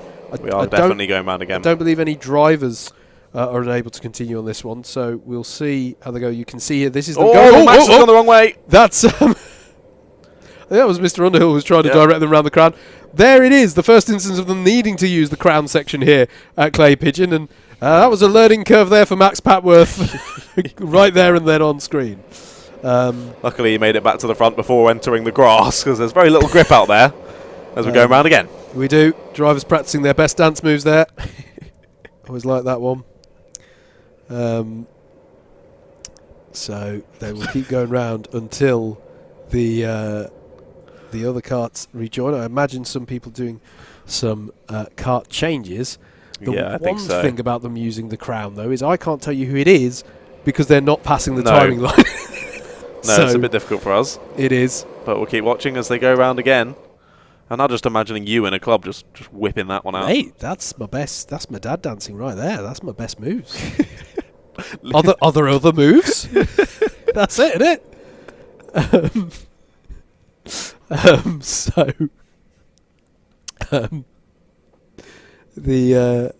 I mean, I could do my others, but it doesn't translate well to comms. It looks like this time we're gonna have a second attempt then at this start. Looks like we're good this time around. Don't worry, we'll get some of the dance moves on the next paddock show. It'll be fun. Oh gosh. So Max Patworth will control the pace again and will of course be looking to have a much better start than that first time round because it did not go well for him. Let's see how he can do this time round. Here we go then, down towards Billy's blind. Is it going to be a bit of a better start then this time for Max Patworth to the inside? No, he's already been overtaken, but Greet overtakes down the inside, keeps it in the lines this time. Inside those white lines, they're going to go 3 wide into the S's. That doesn't usually work out well. Someone's going to have to relinquish position. I think it might have been King there. Yeah, but he's fared better than he did the last time he tried that as King, and he's on the inside here for the hairpin as they go 3 wide. He's going to, I think, get himself up into 4th place there. It's a good start for Nathan Boyle, who's in 2nd place, as Thomas Northcott tries to hold everyone else behind him there. In, I think that's 6th. But it's a great start this time for Max Patworth. Someone was wide there on exit of that right-hander. As soon as you get on the grass there, that wall comes up on you pretty far, so try and make sure that they haven't gone off there. The 81 I was looking at as well, I think it was, yeah, Zach Watson didn't have a great start there, got bullied out wide through the middle section of the circuit and lost a few positions as someone else does through that first section of corners as well. Ben Yangu and Liam O'Sullivan, I'm afraid, the drivers who've had significant loss of time that first lap through some form of incident. Great start, by the way, I haven't mentioned it, for Tom Sands, getting himself up into 3rd place on that first lap. But as I say that, he's been passed, I believe. King tries it down the inside of Monroe. Yeah, that's Northcott who's by. Sorry, mate. No, all good. Changes for 4th. Yeah, what's happened to Tom Sands, actually? I'm looking for the 26. Yeah, I was looking for him as well. I couldn't see him. So that's Patworth and Boyle, and Northcott now up into 3rd place. As is Boyle going to have an immediate look at Patworth here into Billy's blind. He's going to hold station for now. The Sands down to 7th on that lap, so something going wrong there. But in these big packs, as we say, we see a couple of drivers literally just as you're midway through a corner, you've got all the steering lock on, someone just gives you a tap on the rear end, it really unsettles the cart, and 3 or 4 carts and just slip down your inside. So it's an interesting one here. 8 minutes to go. Yeah, great incident of some kind for Archie Johnson that last time around. I'm afraid the 36 has dropped back. A few comments coming in. Sorry, I've not been able to check the YouTube comments as much as I would have liked because everything's happening so frenetically here. But a point there from Average Carter. Glad everyone is okay after that. Agreed. Yeah, it can be a problem as there's a penalty for Tom Sands. Boyle's in the lead. Boyle's in the lead. Change for the lead as well, ahead of Patworth. See, I can't read the YouTube comments. We miss a lead change. There's too much going on. Penalty for Boyle, though. That's costly. Oh, yes. Bump and pass. So the way he got by Max Patworth is deemed to have not been within the rules by race control. So that means that Patworth is in the net lead of this one. But he might be thinking a little bit more about the pressure here coming from Thomas Northcott behind him. Indeed, Northcott now really close. Daniel Monroe and Ralph King waiting in the wings as well. And then we get back to our next battle, headed by Davies. That's Finn Davies in about 6th position at the moment. But yeah, this battle's going to hot up. But once again, as we've had in previous races, other drivers going to know that Boyle Haven has a penalty. I want to say, by the way, that this Sturmy straight they're on now, in yesteryear at Clay Pigeon, I want to say originally it was the start-finish straight. It does make sense. It looks like a start-finish straight. Can you imagine the S's being the last corner of the race? It's like or the hairpin being the first corner. Like someone going into Billy's blind with an opportunity. That's opportunity to overtake. Yeah. Yeah, indeed. The hairpin being the first corner. But yeah, be a very sort of Magny-Core end to the lap there. Anyway, Nathan Boyle leads this one, but only on the road. There is a penalty to be applied as there's yellows out at Billy's blind. And Tom Sands, we covered what's happened to him. He's dropped well down the order now as Tom Sands. So I'm sorry to say that after a fantastic start, Sands has dropped to the back of the field. This is the breakaway group, though, at the moment. Boyle, Papworth, Northcott, Munro and King as we approach the halfway stage in this race. So working their way through the horseshoe. Nathan Boyle, who will still want to, even if, he'll know he's got a penalty. It'll be shown to him on the digi-flag that he's got the penalty. Whether anyone else behind him knows he's got a penalty is another thing. Northcott tries to tuck underneath Max Papworth, and this is effectively for the race lead here, and he's got the job done into the S's. And I don't know how well it will be known by the rest of them, but that is Thomas Northcott into the lead of the race. Here comes Daniel Munro as well down the inside of Papworth, and following through is King as well. Yeah, absolutely. The clubs have come off in this one, haven't they? They have. Munro holds off an attack from Ralph King as well, and that's Papworth down to 5th place on the road. Shuffled all the way down the order. Little did he know he was in the net lead of the race. Now he's in net P4. He is indeed. Can all quickly change here in the super lightweights. Behind them, Nathan Crowley has got to the head of the next pack down the order as well, which is no mean feat there. That's quite a frantic battle as well. So Nathan Crowley is going to try and get onto the back of them. Ryan Shepherd past Zach Watson as well. Casper Marriott and Sam Cole also moving up the order. Northcott to the front of the field. Boyle's going down to P4 here. Might be even P5. Patworth trying to find his way through around the outside as well into the middle section of the circuit. Has got a decent run, but might go back up the inside here, and does indeed. So King back down to 4th. And that means Boyle back up to P3, or is he? They go into the final corner. He's out wide. King back down the inside. Patworth's going to try and do something about it, but not quite. A good switch back up and under, though. And back through goes Boyle to P3, so it's all changed at the front. So Northcott now at the front, being followed by Munro, and then Boyle leading the next pack. But wide goes Northcott, and Munro's going to slip through up the inside. 3 wide for the 3 behind, though. Patworth's going to get them both down the inside, and following through Look there. out for Crowley. Oh my goodness. I think that's Crowley in the red suit. It is. That is brilliantly read from him, and he's going to try and go down the inside of Boyle into the hairpin. Finn Davies is going to be arriving on the scene as well with this. It's all change at the moment. Daniel Munro to the head of the field has read it brilliantly over the last few laps. But Northcott, we're licking his wounds slightly after such a wide moment there through Billy's blind. But easily done. It's one of the... You know what? Braking for Billy's blind is a bit like... there's that period when you've got to start the commute, and if you leave home like 5 minutes later, you'll get to work 30 minutes later. It's kind of like that. If you're braking just like half a metre later, like big difference to your experience through Billy's blind, because there's a lot of rubber and debris that's out on the outside of that corner. It can carry you out wide. It does, yeah. It throws you out wide, and the kart does not want to get back to the apex. Although we've got Boyle, of course, piling the pressure on to Crowley and Patworth at leader of this train. But if these guys keep battling, it's just going to allow for Munro and Northcott to continue pulling away at the front. Munro had a half a second lead at the start of the last lap. I think it's going to be about the same. But look at that. Boyle has been left out to dry there at the final corner. He's going to lose 1 spot to King, possibly another one to Davies as well as they go down to Billy's blind. Up the inside goes to 22. That's Crowley through on Patworth up to P3. Key point in the race, though. Either these drivers are going to fight over third, or they're going to work together. And you can see there the gesticulation there from Nathan Crowley to say, hang on, there's more than just third place on offer here, folks. Let's work together. But I'm not sure if they're going to cooperate. Ralph King and Papworth now having a little bit of a nibble at each other's bumpers there as they head into the horseshoe. But it's allowing Crowley now to branch out ahead. But whether he can get that, that's a beautiful move from Ralph King. But they're both going to be compromised down the next straight. And look out for the 59 there. Finn Davies, I said he'd arrive on the scene. But he's brought some friends with him as well. He's brought everybody else.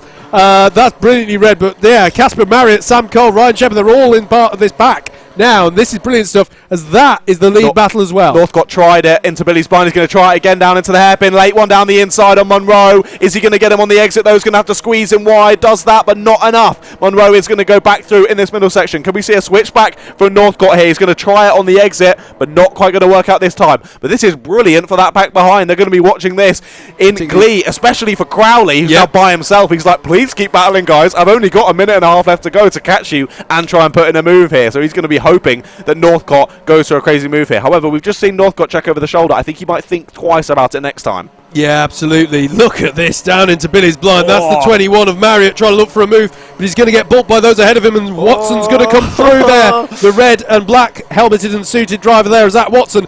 Got a cheeky little move in there as they come into the hairpin again. That's the 129 Ryan Shepherd as well, trying to buy into it as well down the inside.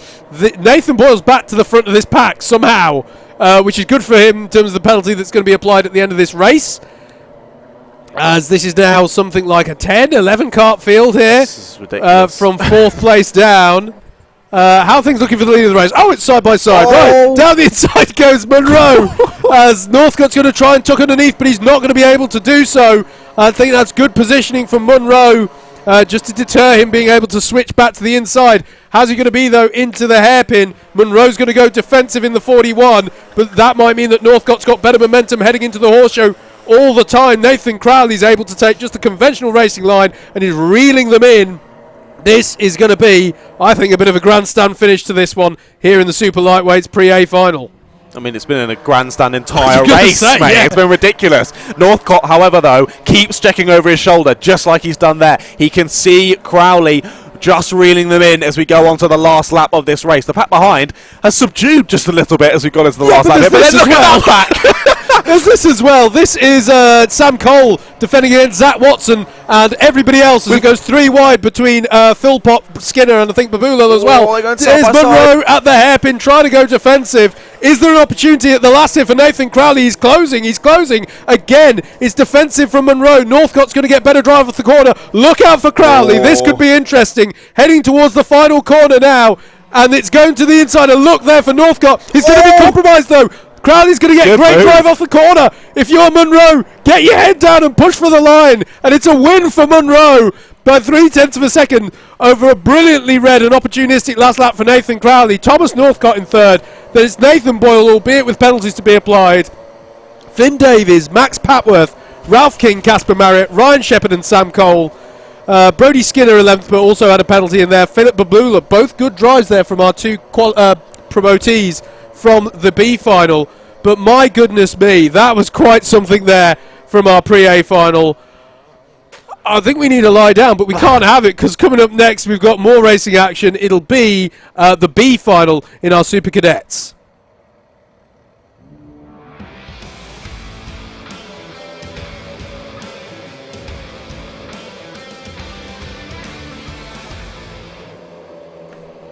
Okay, coming up next then is going to be the B Final for Super Cadets. It's going to be Karthik Kometa starting this one on pole with Oliver Bamford Sr. alongside Theo Jones and Emily Meredith are going to be on row number 2. There's Oscar Blakeman and Luke Richards. Charlie Williams and Jacob Lamas are on row 4 with Daniel Archibald and Oscar Wilson to round out the top 10. Paulina Viniaska and Jake Berry are on row 6. Row 7 is Quentin Vazure.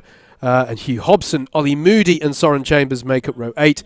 And row 9 is going to be Christian Gonzalez Rund and Charlie Wainwright. Some drivers in this one looking for a bit of an improvement here. Going to be interesting to see Oscar Blakeman, who of course won the previous race on the road, but had a penalty then applied. So going to be interesting to see how he goes from 5th on the grid. Charlie Wainwright as well, don't forget, had that incident on the first lap, got taken out as it was deemed by race control. Going to be interesting to see how he goes from the back of this one. Let's see how they get on then in Super Cadets B Final. Indeed. We've seen great racing from all of the grid so far. Let's hope we see another one. Oh, that was an early start from someone in the mid-pack there, I think, and it's indeed getting a call out on the radio from Nicky Richardson. The 47's already off and wide. That's Charlie Williams, and immediately a pack at the front breaking away. Yeah. Who's managed to steal the lead, though? It's the number 91, Karthik Kometa, still at the front. Start. And it is indeed called as a false start.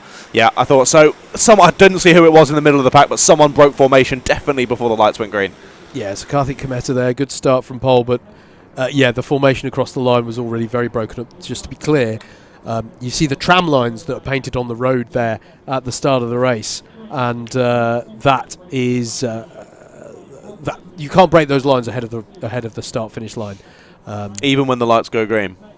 You've still got to wait until you've got to that checkered flag line before you can start doing any overtaking. Absolutely you do. So we will be going around the crown here. Do the drivers? No, they don't. And you can see there, Mr. Underhill, the disappointment there. No. You've got to turn right into the crown.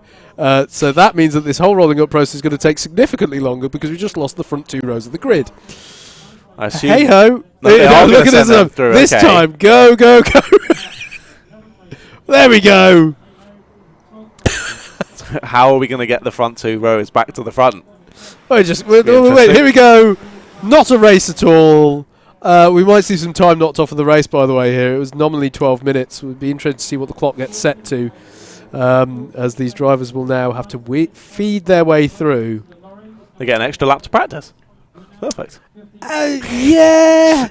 Not going to have been the most representative lap. No, they're going to have to go around they're going to need to be careful. Oh, they're okay, that's an interesting. Yeah, okay. Oh my goodness. That is not the best moment there for Kometa, and that one don't turn around, mate. Just keep going. Yeah, going to be interesting to see. I think race control might. Yeah, we'll see how they deal with that one, because that was not the best conduct on a rolling up lap. You can't just put your foot down and go by the field like that. We're going to see an attempt at the race start here, so I think we might see Kometa there pulled in with a bit of a talking to on a black flag there. But it is all about learning these things. But yeah, it looks like we're going to have a race start though. Underway. And so that's going to mean it's Bamford Senior here. Was that a cleaner start? It looks a little bit better there. It's the number 30 of Theo Jones who inherits pole position effectively. But that's going to be Bamford Senior coming back at him into the S's. Oh, and there's a spin at the back. The 51 and the 50, I think that is. Yes, Oscar Wilson in the 51. Maybe it was the 30. No, that was Theo Jones at the front, wasn't it? Possibly the 20 of Jake Berry. It definitely ended with a 0, I can tell you that for sure. You might have seen there why if Kometa went straight on, why did the race start? To be clear, that will have been treated. I mean, there might be a separate discussion to be had about the conduct there, but the key thing there is under the rules, if you spin off, in inverted commas, on the rolling up lap, the clerk of the course is has the freedom to start the race without you, and you'd start effectively at the back of the grid. So that's the rule that will have been employed there, but then I think there's a separate question over, heads-up driving on a rolling up lap. But that is the number 13 of Emily Meredith, who's got to the head of the field there. Brilliantly judged there through the first couple of laps to get up into the lead of the race. So Emily to the head of the field in the number 13, and it's Oliver Bamford Senior in the 18, but immediately coming under pressure there. Was that Charlie Williams? No, it was Archibald, I think, going down the inside, and he's got him. Up into P2 goes the 87. So the 18 of Bamford Senior now down to P3, and I do think it is still Jones waiting in the wings behind. Yeah, so Luke Richards and Oscar Wilson were the two drivers, I think, who got caught up at the S's on that first lap. So they now have work to be done, and Karthik Kometa is circulating, but it's just effectively started from the back of this one. So Emily Meredith and Daniel Archibald, should have mentioned, by the way, we're back into races where promotion spots count, so the top two of this Super Cadet B Final will get up into the respective A Final for this, as behind them, that is Charlie Williams trying to get by on Theo Jones, I think, as they come through towards the horseshoe. So that's the battle over fourth place. At the moment, it's Emily Meredith ahead of Daniel Archibald and Oliver Bamford Senior. That's your breakaway top three here. She's under lots of pressure from these two, as the 87 moves to overtake before they even get to Billy's Blind down the inside. Over the start-finish straight is going to go to the outside when they get to the first corner. Late on the brakes for Meredith, but makes the rear overtake very cleanly, and that's going to open up Archibald for an overtake from Bamford Senior, but not quite as they head through the S's. Yeah, that's going to be difficult for Bamford Senior. That line he took, that very shallow entry into the S's, means he's dropped off the back, and it's allowed Archibald to focus up ahead, and he goes down the inside of Emily Meredith there at the hairpin, but Meredith is going to fight back. She's going to have to hang it around the outside of horseshoe, though, or maybe get the switch back out of horseshoe, which she looks to do, but you've got to be careful there, because at that second apex, it drops away. The grass is lower, and I think she just felt the cart bottom out a bit there and lost momentum. But that was a very good attempt there from Meredith to try and retake the position. But it is at the moment Daniel Archibald in the 87 to the front. But all that's allowed people to catch up, and it's side by side between Meredith and Bamford Senior here. Bamford Senior is on the inside, and look out as well for Blakeman, who, remember, won that earlier race on the road but had a penalty for ABC takeout. As they come onto the back straight here, and it's Bamford Senior going to have to think about going defensive against Blakeman. Indeed, yeah, Meredith did everything right there on the fight back, trying to hold on to the position and then trying to retake it, but as you say, just dipping that rear left onto the grass, losing the momentum and having to give up first place to Archibald, who has just started to drive away with it. A couple of tenths now in the lead, and it's Meredith leading Bamford Senior. Bamford Senior is going to try it once again down the inside, but once again is going to leave Meredith on the inside, but no! might get them before, yes, does indeed get her, before they get to the first corner, and then the 85 of Blakeman sneaks down the inside as well. Is going to go wide, but should have it by the time they get to the apex. They're going to be close there, nearly make contact, but through goes Blakeman. Yeah, and Lamas is going to, I think, put pressure on as well, because that, for Emily Meredith, again, that shallow line through the S's has compromised her down the straight, but she's able to hold on to it. So she's gathering up the momentum well here when there are setbacks, and that's so important when you're in this kind of pat racing. But it's good stuff from Daniel Archibald at the moment, and it was a great pass from Bamford Senior to take himself up in second place into one of these provisional promotion spots. Repechage is the word used in the regulations, I believe, but it's basically promotion. As a penalty comes up for Charlie Williams, there's ABC bump and pass. That'll be 4 positions deducted from wherever he finishes. Right now running in 6th place. Look at this, Oscar Blakeman trying to tuck underneath Bamford Senior and gets the job done. That's a beautiful move there by Oscar Blakeman. Was a good clean move. Moves to the inside to defend, down into the hairpin. However, Oscar Blakeman has got a contact warning slightly earlier on this race. We need to watch out for that. But keeps the inside here. He's going to try and duck and dive. But nope, Bamford Senior can't re-overtake. So that's a sit back in 3rd for now.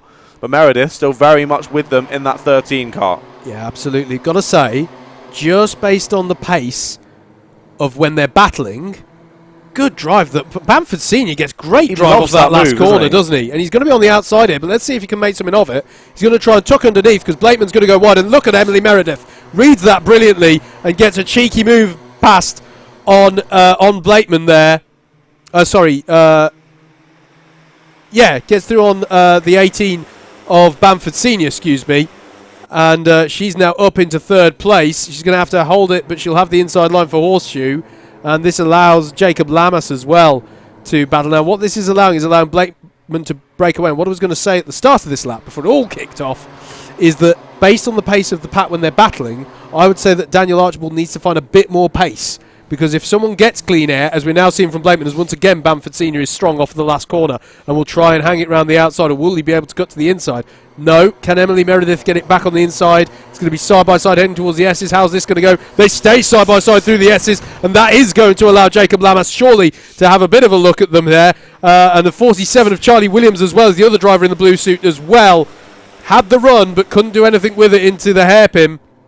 But Blakeman now has some clean air, and I think we're going to see him start to reel in Daniel Archibald. It's not that Archibald's pace isn't good, it is, but it just needs maybe a little bit more if he's going to hold them at bay for the remainder of this race, particularly if this pack, who are out and out battling for now, if they stopped for a moment, then that would change the dynamic of the race considerably. Indeed, Meredith not had a great exit off of that final corner, loses the position already to Bamford Senior, now under attack from the 42 of Lamas as they come off the corner. Lamas nearly gets a nose in, just puts his hand up to say sorry. I think a little bit of contact made, but no positions lost there for any of them. And look at that, now basically the rest of the field behind them. Yeah, I think Vinyasa might have got by on Theo Jones in all of that, but we'll have to double check that one as they all come around, because frankly they're all so close together that you can't easily judge the distance. Look at that, battle for the lead. Yep, and that is Blakeman trying to go round the outside at the right-hand bend. He'll have the outside, but will he be able to carry more momentum through the final corner? This could be interesting. Daniel Archibald in that 87. The 89 is Oscar Blakeman, with Blakeman looking to try, and he's not too happy with him coming back, but if the kart was still in front, that's firm but fair for my book. But he'll try and execute a move. He goes very wide there, but he manages to hold it in. And this is going to get interesting, I think, for the lead of the race. Yeah, exactly. Just getting a bit too confident under brakes there into Billy's blind. Just needs to recuperate that loss and continue once again. See if Blakeman can re-send the move. Is that a change for 3rd?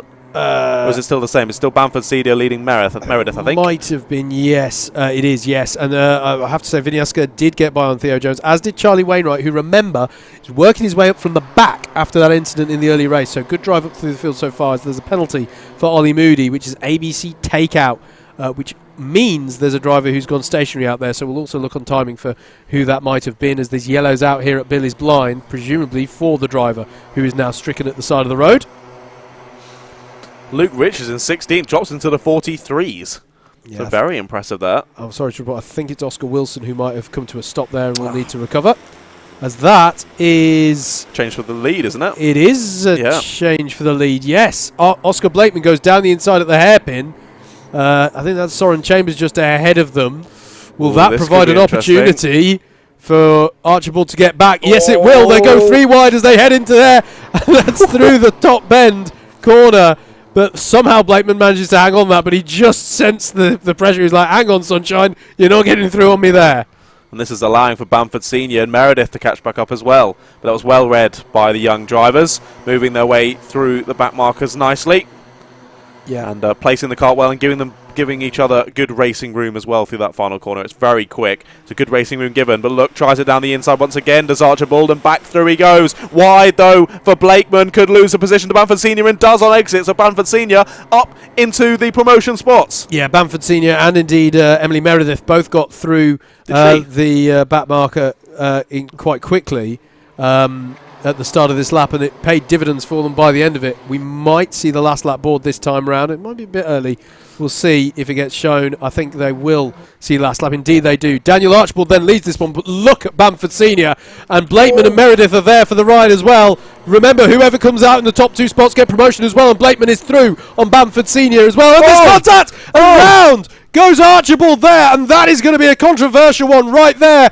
And for the could it be, I don't want to prejudge it, it's not our call to make, but could it be that Blakeman for the second time today will take a race win but be denied it in the final result through penalty? And is that the lifeline for Bamford Senior and Emily Meredith? We're going to have to keep an eye on it here, but this Bamford Senior wants to win it outright. We know he's strong through here, and it's going to be Oliver Bamford Senior who comes through to take the win ahead on the road at least of Oscar Blakeman. Emily Meredith will finish third, but I'd check the confirmed race results, Emily. I reckon you may have got up into the A final there. Paulina Vinyaska, what a great drive up to 4th place. Jacob Lamas next, Charlie Williams in 6th, but I think I saw had a penalty midway through the race. Quentin Vazur, Christian Gonzalez run, Theo Jones and Hugh Hobson rounds out your top 10 there.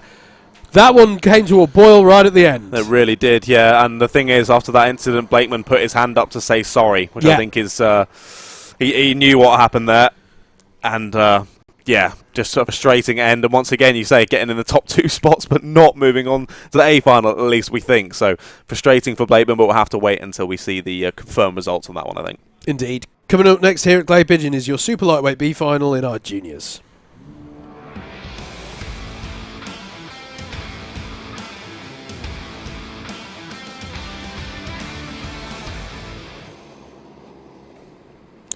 Here we are then, as the last grid makes their way back to the pits. Our new grid exits the pits. Benjamin Hamilton.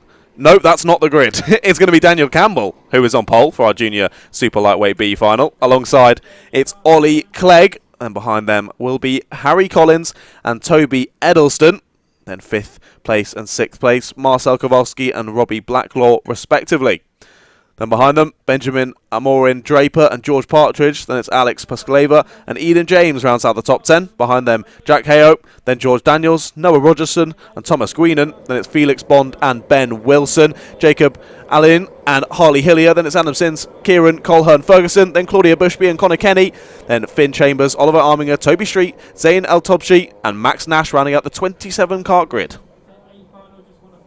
Thank you very much, sir. Anytime. It's well, don't read it out mid-race. Okay, maybe not any time.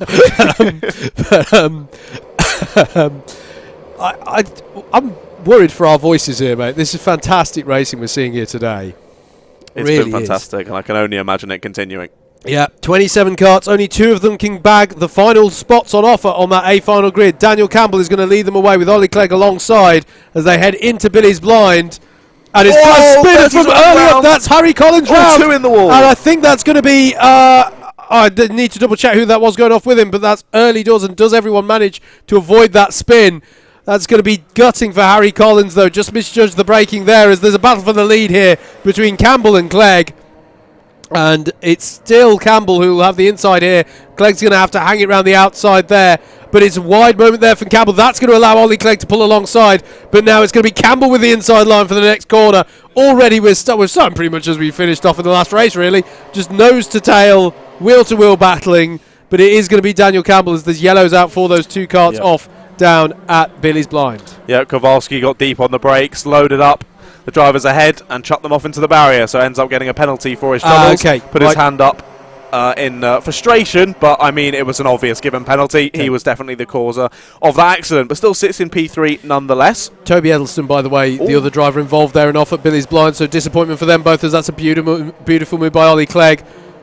Kowalski with the penalty for loading into Billy's blind there. Still has an opportunity here to battle amongst the top three and take the win on the road. But Campbell's done well there to hold them off, controlling this one well so far. Exactly, and it can often be, obviously, it's not nice to get a penalty and be unable to get into the A final. However, now you're like, well, there's no chance anyway, so I'm just going to send it, and I'm just going to absolutely go for it here and not worry about anyone else's race. So hopefully he gets right involved with this. Eden James now with a penalty as this battle for the lead continues. Yeah, good point being made, by the way, by David Whitehouse, Motorsport Magpie there on the chat, that actually Oscar Blakeman already had a penalty on the penultimate lap of that race. Let's not talk about the last lap of that race, though. Sorry, that is Ollie Clegg going by on Daniel Campbell, and Campbell's also going to get taken by Kowalski if he's not careful here through Horseshoe. That was a bold move by Clegg into the hairpin, and it's the number 50 to the head of the field. But yeah, it's a good point. Oscar Blakeman with a penalty regardless of what had happened there on the last lap between himself and Daniel Archibald, I think is the key thing there, because apparently he'd picked up a bump and pass on the previous lap anyway, so we're hearing. Had he? Okay, gotcha. Either way, it's disappointing for Blakeman. He'll have wanted to have gained that promotion spot, but as I say, it's all about these drivers cutting their teeth, learning their craft, and they'll come back stronger for it. You can see there the number 10 Noah Rogerson defending against Thomas Guinon, and is that I think that's Kieran Colhoun Ferguson as well at the head of a pack there. No, it's not. That was Ben Wilson. They're all nose to tail. Again, there's so many battles going on up and down the field. We don't really know where to look, do we? We don't, no. So this is side by side. 32 and the 97. This is for fourth place. Blacklaw holding it off over Amorin Draper. The number 10 of Rogerson now just in behind them as well. So he's getting a couple of positions on the first corner there. We look back to the lead though. The 35 is going to try Kowalski down the inside on the 42. A little bit of contact as they go through. Just squeezes him out wide. And P2 gained for Kowalski. Yeah, indeed. Good lap for Jacob Allais. Sorry, the gaggle behind was ridiculous. Look at that, they're nearly three wide. Robbie Blacklaw there is in his own car. He's not Velcro to anybody else, I promise. He's just bringing everyone with him to the party. But yeah, Blacklaw at the moment in fourth place. And I think that might be Pascaleva got up to there. No, it's still a Morin Draper for now. It's Eden James who's got in on that one there, as there's a sideways moment there for Eden James. It's going to make it three wide into the S's. How are they all going to work themselves out? It's going to get a little bit tight. It looks like Noah's Ark because it's 2 by 2 there onto the back straight. It's given the opportunity for Blacklaw to break away. Now it's the 27 of Guinon who's somehow at the head of all of that. I don't even know anymore. Amorin Draper got forced out wide there, manages to recuperate 1 or 2 positions, and then forces out, I think it might have been James or Rogerson out wide there, who then loses a couple of positions themselves. Yeah. As you say, it's allowing for a couple at the front to then begin to break away, isn't it? Yeah, and forgive me, folks, I'm not trying to be dismissive. These are great moves happening. It's just happening so fast, side by side here, between Colhoun Ferguson and Thomas Guinon. And it's going to be Guinon, is it? No, they're both going to go wide. That's going to give Amorin Draper a buy-in as well. This is fantastic stuff there.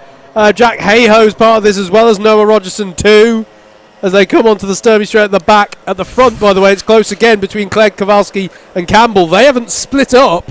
There's a 3-horse battle at the front of this one, as well as Pascaleva was defending into the horseshoe as well there.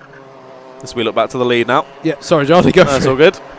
I think Kowalski's to the front. He is indeed. So Kowalski's overtaken Clegg there. They go side by side down into Billy's blind. He's going to go wide there as Kowalski. So up and under goes Clegg and back to the lead.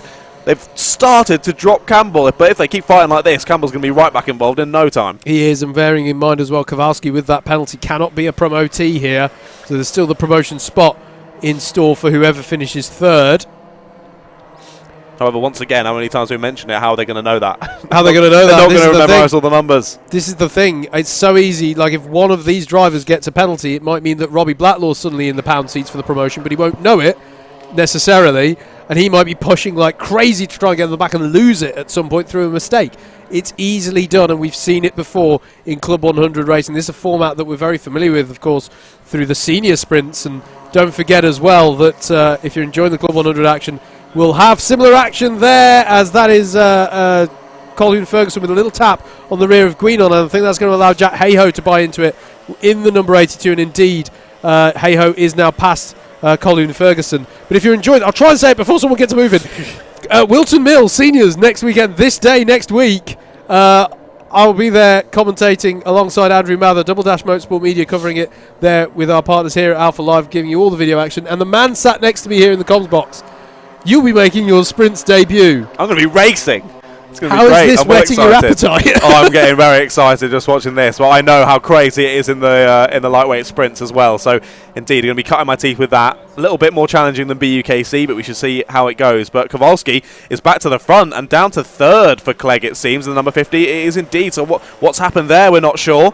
But Kowalski to the front, and that means Campbell to P2 and Clegg now to P3. Yeah, we saw Jacob Elaine and Eden James going side by side across the line, by the way. Elaine on a really good drive up through the field here now to 12th place, and just steadily, slowly but surely, I've seen him gaining position lap on lap. It's really good drive there from Jacob. As now trying to tuck underneath there is Kowalski. Not Kowalski, that's Ollie Clegg trying to tuck underneath on Campbell. These two are battling effectively for the lead of this one because of the penalty to be applied to Kowalski, and this therefore could be a lead change.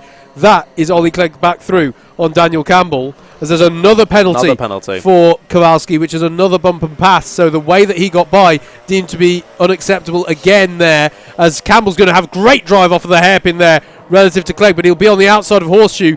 Can he go all the way around the outside of Horseshoe? He's going to keep his foot in it, and he can, you know. That is a beautiful move there by Daniel Campbell to take himself up into the net lead of the race. That was a great move, a good battle between these two. It's allowing Kowalski to pull away, but equally doesn't really matter. Does not really matter in terms of the full race results. Support coming in on the YouTube comments for both these drivers. Again, side by side into Billy's blind. Ollie Clegg is going to have the inside line into the S's and then gets it back. And I think we're seeing two drivers who are strong in different parts of the lap here, and it's creating fantastic entertainment for us here. I think so. We're seeing a lot of penalties coming through now. Ben Wilson, ABC bump and pass. Eden James, ABC bump and pass. Connor Kenny, ABC bump and pass. So lots of battling, however, is causing lots of penalties here. Yeah, it's a good point. They've got to try and keep it clean out there. No one can tell you that better than Kowalski at the head of this field. I love that. Noah Rogerson. It just says sausage. Oh, that's a big one. That's down at the hairpin. Yeah.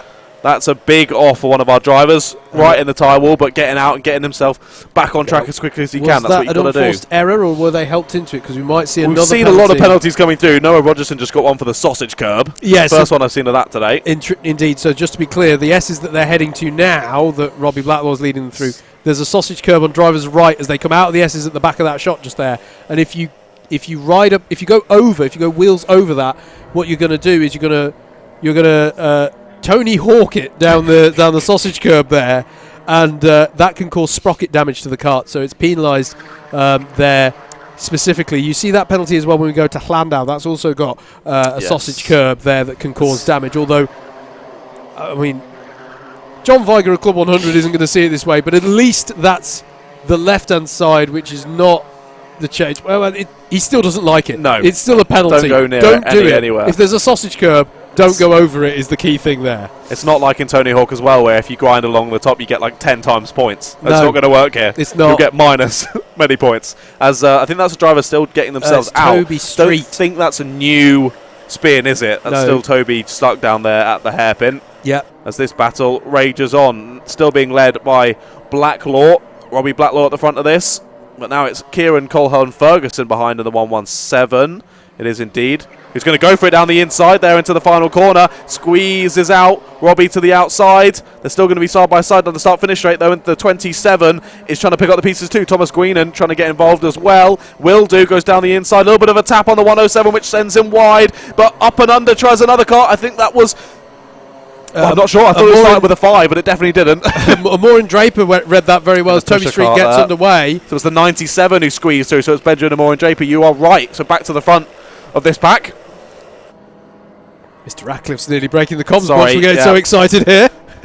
Too strong for my own good, mate. I don't know what I'm doing. There's obviously a problem there for Toby Street. He's having to be recovered by the pusher car. He got pretty deep in that barrier, hadn't he? So I wouldn't be surprised if there's maybe some damage to that car. Oh, down the inside goes to 27. That's Guinan through on Blacklaw, I think that is. Yeah, it is indeed. And look out as well. I think that's Colin Ferguson in the 117 as well, who'll be looking to get through. Guinan, he's going to be late on the brakes. That's the opportunity for Colin Ferguson. That's very wide for Robbie Blacklaw. It's going to be very costly for him here, and that's going to allow Jack Hayhoe as well through. So this is fantastic stuff here. Still close as you like at the front, by the way, as we're into the final 60 seconds. Clegg's closed it back up, hasn't he? Yeah, Marcel Kowalski leads, but Ollie Clegg, who's the net leader, we need to try and pick up our leaders here because it's going to go all the way to the end on the lead battle as well. Here they are then, and Ollie Clegg's through. Ollie Clegg's through on Kowalski, and that means that he's effectively got a rear gunner, because the only way that the lead of the race can change with that penalty to be applied to Kowalski is for Campbell to get by both of them. Indeed, he got a good exit, was forced to go to the outside here. Kowalski might try and tuck up and under, but then he's going to be on the outside for the left-hander as well, so that might not work. Might try and squeeze him off the apex. No, gives him nice room to try and maybe tuck up and under. No, goes very wide. Might end up losing up P2 here to Campbell.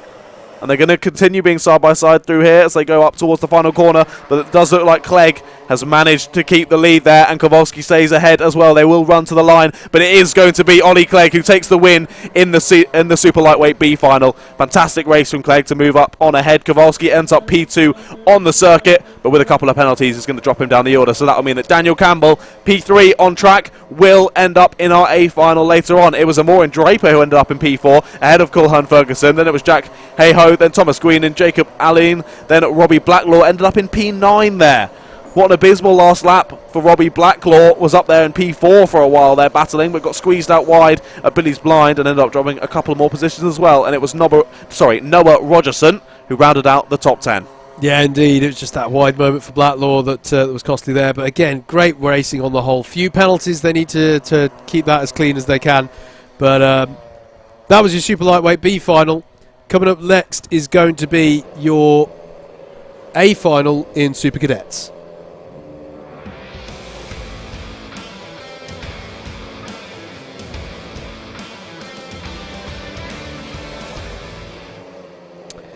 Let's take you through the grid then for your Super Cadet A Final. Benjamin Hamilton will start this one on pole position with Hamish Forrest alongside Miles Harrison and Jamie Warner on row 2, with Ollie Hardy and Alex Dodds on row 3. Row 4 is going to be Josh Byrne and Jonathan Fuchsel. Rex Ashley and George Palmer Mobsby will round out your top 10, with Thomas Hughes and Ruben Marmalock on row number 6. Row 7 will be Ashley Udo Mitchell and Frederick Navarro. Ian Bagger and Owen Timon Clydesdale are next, with Jack Beasley and Charlie Spake on row number 9. Then it'll be Jack Redfern and Ellis Cox, and they will be joined by the confirmed top 2 finishers from the Super Cadet B Final, not on the grid graphic there, but it will be Oliver Bamford Sr. and Emily Meredith, who will be on the back of this grid. Yeah, with those penalties, remember that discussion point earlier of Blakeman and getting those penalties in spite of finishing up on the road. So those are the two who join us there for this one. And if... we'll definitely go around again. It's definitely going around again. And Nicky Richardson there doing as much like to your right, please. He needs some of those things that the people at the airport hold. Yes. Direct them through. Just a board with an arrow on it. Like it is at the final corner for the pit entry at Wilton, where it's like bright yellow, pit entry here. You can't miss it. We need Nicky Richardson holding something similar. Yeah. Still not really closed up though, so yeah, going around again. Indeed. But Benjamin Hamilton on pole for this one. We've seen how impressive he's been so far today. Yeah, he's teeing himself up nicely here for... It was, what, 10, 11 seconds win in the pre-final? Yeah, absolutely. And I'm just, as I say, I don't think it's mathematically possible for him to win the championship, but obviously he could take a big step towards it here ahead of our final round up at Bucknell Park. Nope, we are going around again. No, we are going around again. That was a late call. Up in the middle of the pack. Come on, boys and girls. Let's close this up, as there we go. We've got a new driver joining the pack, so that was probably why we waited for that one. Yeah, I think that was Josh Byrne who just needed to get into his position. You're right. So, hey, the A finals earlier were this was the pre-A final earlier. So this could be a really interesting one. Look out for Hamish Forrest, who had such a good final couple of laps. This could be really interesting. Can anyone challenge Benjamin Hamilton at the front of this one? We're about to find out. Here we go then for 12 minutes. Your Super Cadet A final. Benjamin Hamilton leads them away down towards Billy's Blind, and it's a great start from Hamish Forrest already. He's got his nose in front going into Billy's Blind, but he'll be on the outside. Can he hang in there, and can they all sort themselves out into the S's for the first time? No. No, that's Josh Byrne round. 17. Oh, and there's disappointment there for Josh. I don't think that's going to be enough to induce a full start, though. Move down the inside from the 32. A little bit of contact there. That's Alex Dodds going through. I think up to P3 now it is indeed in the 32, but a little bit of side-pod to side-pod contact there. Yeah. He went quite deep on the brakes, but we'll leave the stewards to decide that one. But up into P3 for him nonetheless. The 36 of Fuchsel is that just behind. It is indeed. He's had a good start as well from P8 up into P4 now as they come to the end of lap 1. Yeah, indeed. Hamilton, though, has had the dream start. He was able to hang on to the first round. Billy's Blind has now pulled a bit of a gap.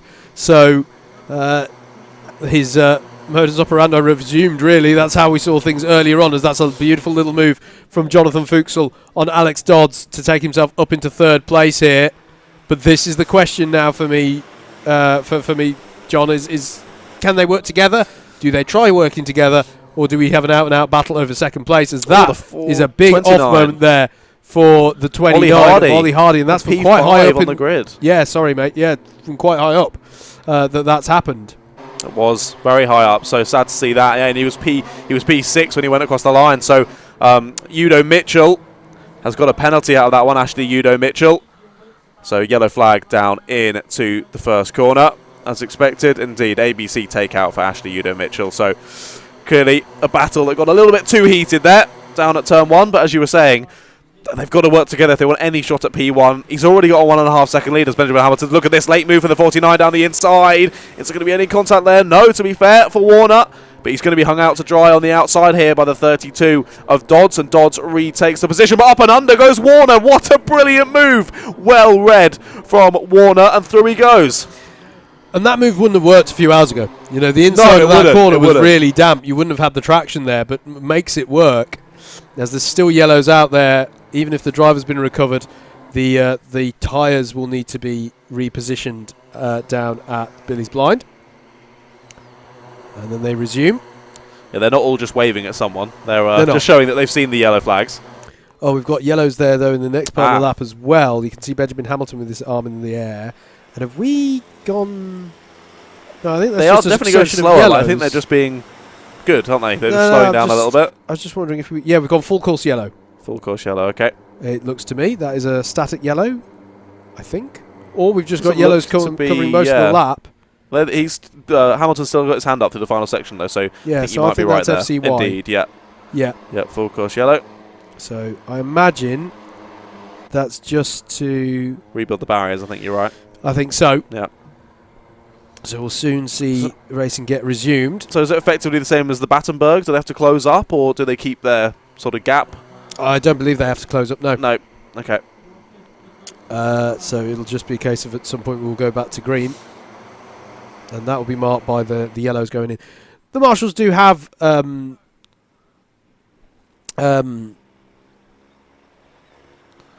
Oh, maybe they do. Maybe they close do close up, up. actually, yeah. sorry. Otherwise, they're on Ben Hamilton. I'm not going to want to close up, am I? I want to keep my lead that I've built over a nice amount of time. But it's a difficult one. It is. To be clear, this is within. You don't see it too often in CLUB100 FCY employed, but it can be if you've got a situation like this. I think this is my first time seeing it, hence why I'm asking all the questions. No, we have seen it before. It's a good point as to whether they have to close up. I believe. Not sure. Well, obviously earlier I believe they didn't, but yes, no, thinking about it, when I have seen this just like a couple of times before. No, Hamilton's still ahead, and looks like we're going back to green. Yeah. So here we go then, across the start-finish line. A couple of drivers caught napping there.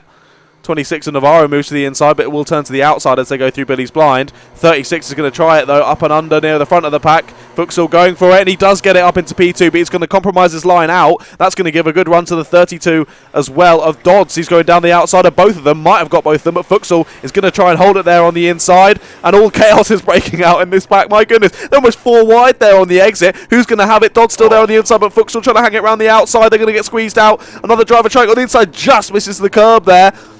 I don't know who's going to make it out ahead of this, I have mate. no idea. If you slowed this down, you'd think it was a formation lap because they're side by side all the way back through the pack.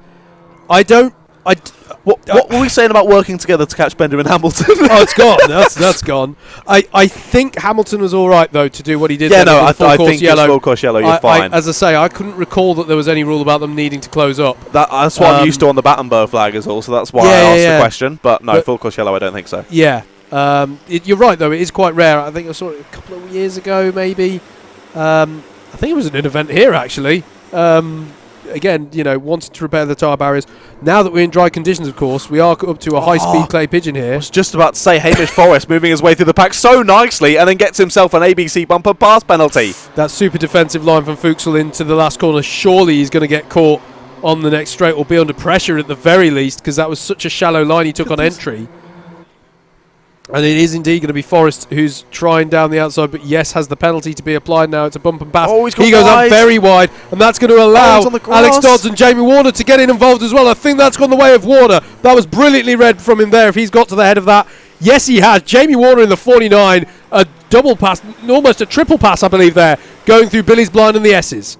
That was incredibly impressive, wasn't it? What a move. I'm not sure if Forrest ended up on the wall on the outside there, because he did go very wide, ended up getting on the grass. He might have collected it, but then had to go over the grass, so definitely has lost a number of positions. George Palmer-Mobsey getting himself an ABC bump and pass as well from P8. He's very much in this battle.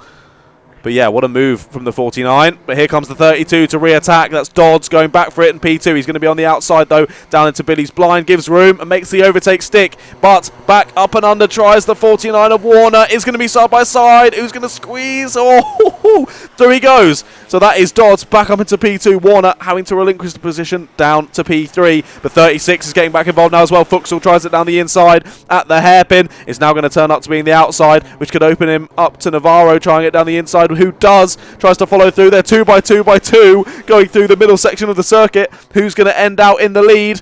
It's going to be the 32 of Dodds still in third place. Then Warner in third. Then Fuchsal, I believe, in fourth. And now under serious pressure from Navarro and Spake, I think it is, getting involved in the 78 car. It is indeed with that orange helmet. Lots of penalties coming through, though. An ABC takeout for Ruben Mamalok, an ABC bumper pass. Another one for George Palmer-Mobsey. And that, of course, Hamish Forrest, the one we saw slightly earlier. Looking back to this battle as they go down towards the hairpin, there's 1, 2, 3, 4, 5, 6, 7, 8, maybe even 9 karts involved in this one. Now the 34, Palmer-Mobsey involved, of course, now has that penalty. All down the inside, tries it at the left-hander. They were quite late from Dodge trying to re-overtake Warner, but I think has managed to squeeze him out and has indeed. So retakes P2 once again. Now Fuchsal trying to get back involved too. I can't take my eyes off this, mate. This is ridiculous. It is that. Try and find out who's in what position after looking away at your spreadsheet. Yeah, I was just double checking things from a championship perspective, and it's pretty clear to me that it stays open down the inside once again. The 36 of Fuchsal, though, is going to get them both, though. To the inside he goes into the S's and does get them both. What a move from Jonathan Fuchsal. And he goes back to the front of this train, but no, immediately re-overtaken by Warner on the exit. But still has it up the inside. That's the 26 of Navarro now retaking it.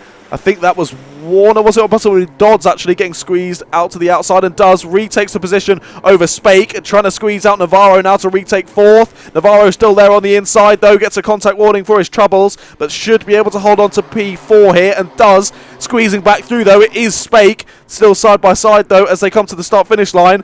And more drivers getting involved. Look, the 26 showing his frustration is Navarro, who wants to push forward to the 2 ahead. But you need to deal with these 3 drivers first, mate. And that's going that wide as well. That was Dodds, I think. Yeah, and that's going to be... Oh, we know he's round! That's round. Oh, that's gutting for Dodds, but that's interesting because that was George... I think that was Palmer-Mobsey and Harrison who were the drivers involved in that. Now, it's going to be interesting to see how race control judges that because... I think Charlie Spake's got a contact warning for that move, I think. So Palmer-Mobsey and Miles Harrison, just to be clear, are second and third in the championship here, and they're coming onto the back of a pack, and if they want to try and keep things keep in touch with Benjamin Hamilton, championship leader. They're going to need to try and make progress up through this pack, as Miles Harrison, it looks to me, has already got past Udo Mitchell there, up into 6th place. So he's on the move, and he in many ways he needs to be, as Fuchsel is going down the inside there on Jamie Warner and has got the move done. Not the first time we've seen Fuchsel do a very neat, very tidy move there through the S's. It was good though. Moves to the inside to defend at the hairpin. Tries it around the outside. Does Warner. That will be bold if he can keep it there. He's going to be on the inside for the left-hander coming up. Can't quite. Fuchsel cuts him off very nicely and up into P2. That's finalised. Well, for now anyway. Still 2 minutes to go. And I can't call this. Look at this. If there's one phrase we can't use today, is that's finalised. Yeah. I think that's bold, but I know what you mean. For now, it stays as it was, as that's Miles Harrison now on the back of Fuchsel there. Jonathan Fuchsel now in 2nd place. Miles Harrison has worked his way up through the positions these last few laps very well. He's going to tuck underneath and he's going to take 2nd place. I said that he needed to try and work his way through if he wanted to keep the pressure on Hamilton from a championship perspective, and that he has done in abundance over the last few laps. Indeed, he moved his way through nicely. And now up to the lead of this pack, but under pressure from Warner as Warner tries it. Tries the switch back, but he is going to be on the outside for this final corner. Udo Mitchell got by on Navarro through the hairpin, as well as Harrison feels the need to go defensive this time, and that again might leave him compromised against Warner as they come on to another lap. Yeah, starting another one here. Just over a minute to go now. And Harrison still leading this train. Look at this. Fuchsel's going to try and squeeze his way through into the S's. Not quite going to work. It's going to hamper his exit as well, so he might be under attack here from Udo Mitchell in the 71. And Udo Mitchell does dive to the outside. Realises that the apex isn't going to open up, but that allows for the 26 and Navarro to try and squeeze his way through. Going to be on the outside then once they get back to the apex here, but has managed to make it stick. Charlie Spate gets a penalty though from P7. That is contact times 3. I did see him get a few contact warnings earlier, so gets a penalty for his troubles, as Hamilton already going on to the last lap. Yeah, indeed. 8.5 seconds to the good. At the front of this one is Hamilton, and he's been driving very impressively today. By my maths, and I want to stress, all of my maths is very provisional.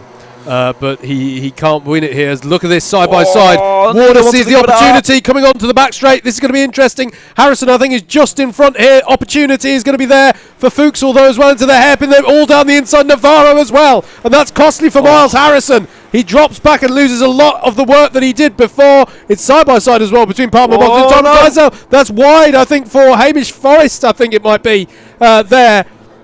It's going to be Benjamin Hamilton. Benjamin Hamilton takes the win, though, for the Super Cadets here for round number 6. And it's going to be a drag race to the line. Jamie Warner is going to come through just to take 2nd place ahead of Jonathan Fuchsel and Miles Harrison. Frederick Navarro and in 5th place, Charlie Spake in 6th. Then it's 7th for Udo Mitchell, Timon Clydesdale in 8th, Palmer Mobsby in 9th, but there's a penalty to be applied there. Thomas Hughes rounds out your top 10. It was Jack Beasley, Ian Bagger, Oliver Bamford Sr., Alex Dodds, Ruben Marmelock, Rex Ashley, Hamish Forrest in 17th, Jack Redfern in 18th. Maybe not where Jack would have liked to have been come the end of today from a championship perspective. Josh Byrne in 19th, 20th for Emily Meredith, Ellis Cox in 21st, and Ollie Hardy we saw with issues on that first lap. That was your A Final. We've already got to look ahead to your A Final for super lightweights in juniors.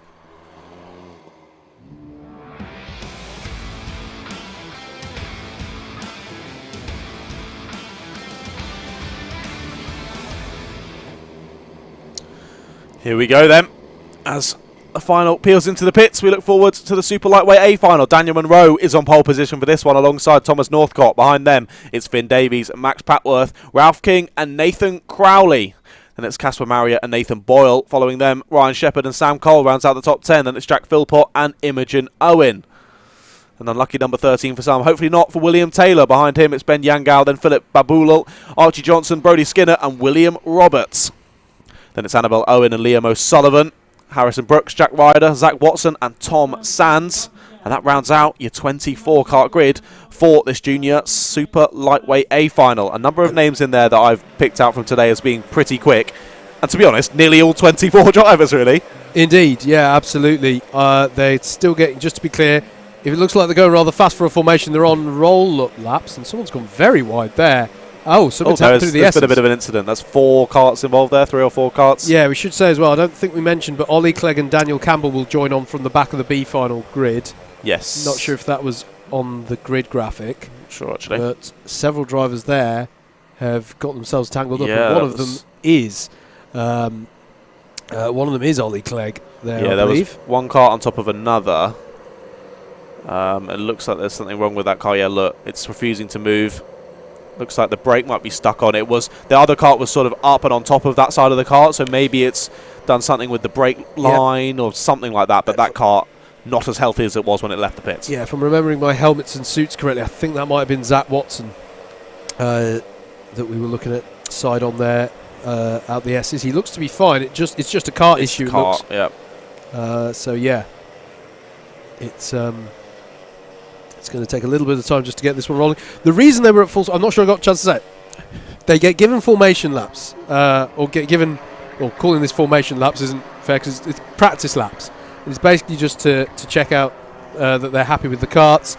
CLUB100, of course, do a fantastic job of keeping these karts even and race repaired, but there will always be subtle differences between the karts, and this is the opportunity for the drivers, being as they're going for the ultimate spoils of the trophies for the round. It gives them the opportunity to choose whether they're happy with the kart, and they have the option of changing it if they so wish.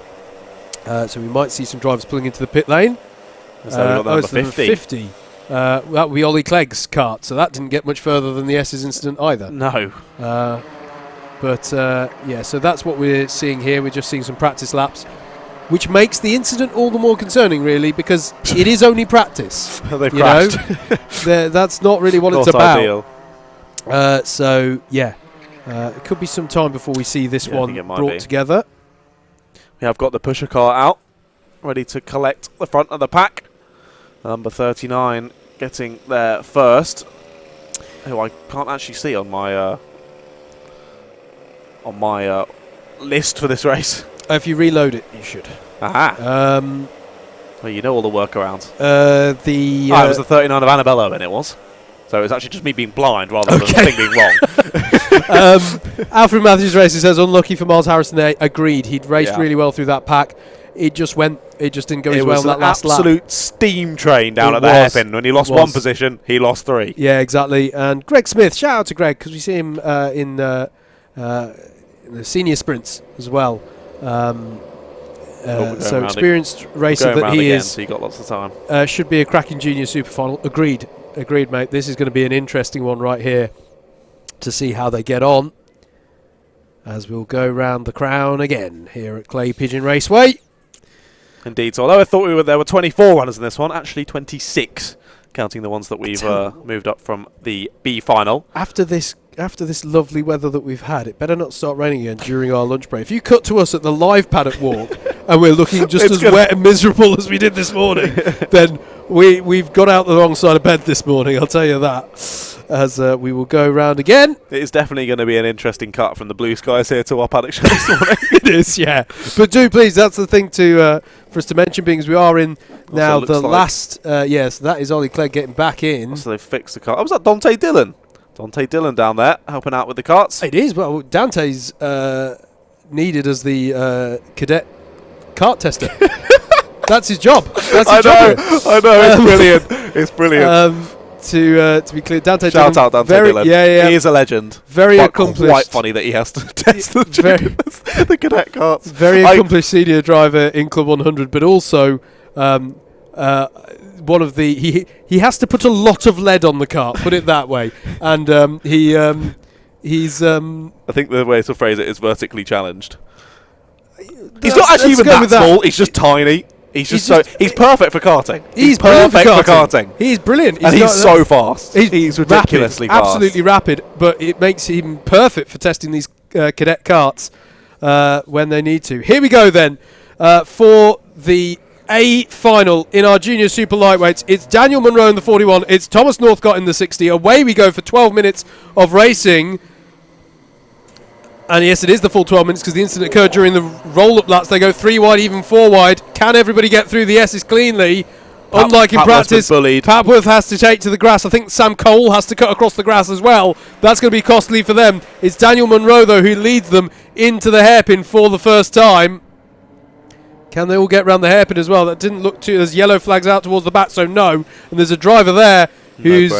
that's not how you hit the brakes when you go into a spin. Whoever that was, just to be clear, the rules definitely say hit the brakes and keep your foot on the brakes. Do not roll back across the track. That is, though, Daniel Munro coming around to finish his first lap exactly as he would have wanted. And it's a great first lap for Ralph King as well to get himself up into second place. Indeed, P5 to P2 on lap number 1. What a great start, helped by the fact that some drivers ahead were sort of nerfed off into the S's. But yeah, Max Papworth not having the most ideal start. Daniel Munro says, let's work together. Ralph King says, no, thank you. I'm going to send it down the inside here, and makes the move, but immediately back through for Munro. So Munro now knows, right, I can't trust this man to work together with me. I've just got to try and push on ahead by myself. But again, that battling is just going to allow for Davies, Shepherd, Marriott, Crowley, basically the rest of the field to get involved with this lead battle. Something's wrong for Nathan Boyle. I don't even think he took the race start there, as there's a penalty for Finn Davies and Zach Watson. He wasn't happy about that.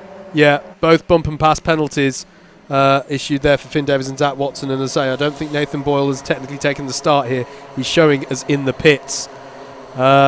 So yes, frustration for Finn Davies. He's got a bump and pass. He can't finish on the podium now. I'm pretty sure it was Nathan Boyle who we saw spun around at the hairpin, who you said didn't put the foot on the brakes. Oh, so was it? He was involved with that initial incident, so maybe coming straight into the pit. So maybe genuinely something. So I can see his car parked up there on the inside. So I think genuinely something wrong with his brakes there, because he was pumping them, but he wasn't stopping. Yeah, so I think that's a fair understandable. point. We've seen another penalty, ABC bump and pass for Ollie Clegg come through. So all the way up to P18, to be fair, for Ollie Clegg, but now with a penalty that's going to drop him back down the order. It's a fair point. I would like to retract my statement that that's not what you do. If you think the brakes are broken, that's probably a good test. Ralph King, though, tries to tuck underneath Daniel Munro here into the S's, and that's a beautiful move through Billy's blind and through the S's to take King to the head of the field. Yeah, really smart move there, well worked out, and gets him. Munro tries to pressure down to the outside, but it's just going to cause them to both have a bad exit, and now this is allowing Finn Davies in the 59 to get involved. Look at that little bit of contact through the left-hander there. Munro tried to squeeze through, but he's going to have a bad exit, and that's Finn Davies through and up into P2. The 129's there as well. That's Ryan Shepherd trying to get involved, as we've got a penalty for Jack Philpott in 14th as well. So a big change now. Munro down to P3, and he now gets told, let's work together, by Finn Davies. Yeah, absolutely. And Finn Davies wide. Oh, yeah, absolutely. And that could allow Ryan Shepherd to buy into this. But yeah, it's worth bearing in mind, Ralph King with some real momentum in this latter part of the season in particular. Sits third in the championship as looking down the inside. It's a late one. That is a late one. And that's they're all going to bulk each other up, though. Look at how they're all caught up, and it's going to all tighten up here through the horseshoe. So Northcott's through from 5th to 3rd. They all slowed each other down there. They decided to have a little meet. The cone's been sent by flying. cone. That's... Everybody, please, let's... How can the marshal tell who hit it? Who hit that cone? I don't know. I'm very glad that's not my job. But anyway, Daniel Munro defending against Northcott here through Billy's blind once again. Finn Davies looking for a move this time on Ryan Shepherd, because that was a costly last lap for Finn Davies to drop back to 5th place. And bear in mind, he already has a bump and pass penalty to be a 5, and that's right up for Papworth, and that's super costly for the man who came into today second in the championship as well. Second place in the championship at a time when 1st and 3rd in the championship are fighting over the lead of this race. That was a costly moment for Max Papworth. It was Ryan Shepherd and Finn Davies who were off as well in the 129 and the 59. So it's all gone a bit crazy here at the top of the field. Top 3 should still be the same. As I must have lied, it wasn't Ryan Shepherd. It was definitely Finn Davies. Max Papworth was round, and it looks like maybe it was Casper Marriott as well then. Yeah, absolutely. Cone penalties as well have come in. One for Finn Davies and one for Nathan Crowley. But this is interesting now. As I was just trying to say, Ralph King's had some good momentum. He took his first win of the season in the Pre-A Final last time out at Wilton Mill, which put him just ahead of Harrison Brooks in the championship. Harrison currently just in the top 10 at the moment, you can see there. Big shout out to Liam O'Sullivan, having a great race so far, up from P20 to P6 right now in the number 16 car. As you look back to the 14, this is Philpott defending from the 49 of Yango. Yango tries it, but not quite working out that time. Going to have to stick behind as they go through the S's. Absolutely. Fastest lap of the race. Sorry, mate. That's all right. I was just going to say it is definitely fully dry now. It is fully dry. No even wet patches offline now. We are full dry. It's going to chuck it down in lunch break. That's what I'm hoping. That's what I'm hoping. Harrison Brooks with the fastest lap of the race at 41.193 last time around. Very much a dry lap pace, absolutely. Here is Munro under pressure once again from Northcott. But I think that here you're sensing the drivers knowing, right, we've got to keep with Ralph. We've got to keep the opportunity open. Yeah. Yep. Now and we've said that, is probably going to put a move on though. They are catching, to be fair. Yep. It was just under 2/10 last lap around. They're 7 or 8 tenths off of him. So, yeah, well, interesting. We'll keep an eye on that. Still 6 minutes to go, so still got time to catch. They're playing that nicely, and I think they both got good experience in kart racing, so they both know what to do. That was a good up and under switch back there on Zach O'Sullivan. So through goes Skinner, that is, in the number 11 car, up to P6 on O'Sullivan. Now O'Sullivan right in the middle of this pack. I think Yangu as well has put in a move on Philpott that lap as well. So loads of moves happening up and down the field here, as we've still got just under half this race to go. Bold on the brakes there from O'Sullivan. He's going to go very deep there, and that's going to allow Sam Cole to try and buy in as well. And Cole's on a bit of a recovery drive, and that's Harrison Brooks through as well. Cole, I think, was one of the drivers we saw going across the grass on lap number 1 at the S's. Yeah, I think you're correct. So on a drive up through the field is the driver of the number 61. O'Sullivan, just as I say how great his race is going, gets squeezed all the way to the back of this pack. Down to P9 or maybe even P9 it will be by the end of it. And he's already started to fall away, but look at this. Oh, it's changed. 3 of them. Oh, it has changed. Past. King. Changed for the lead. King's They've both down got to P3. through.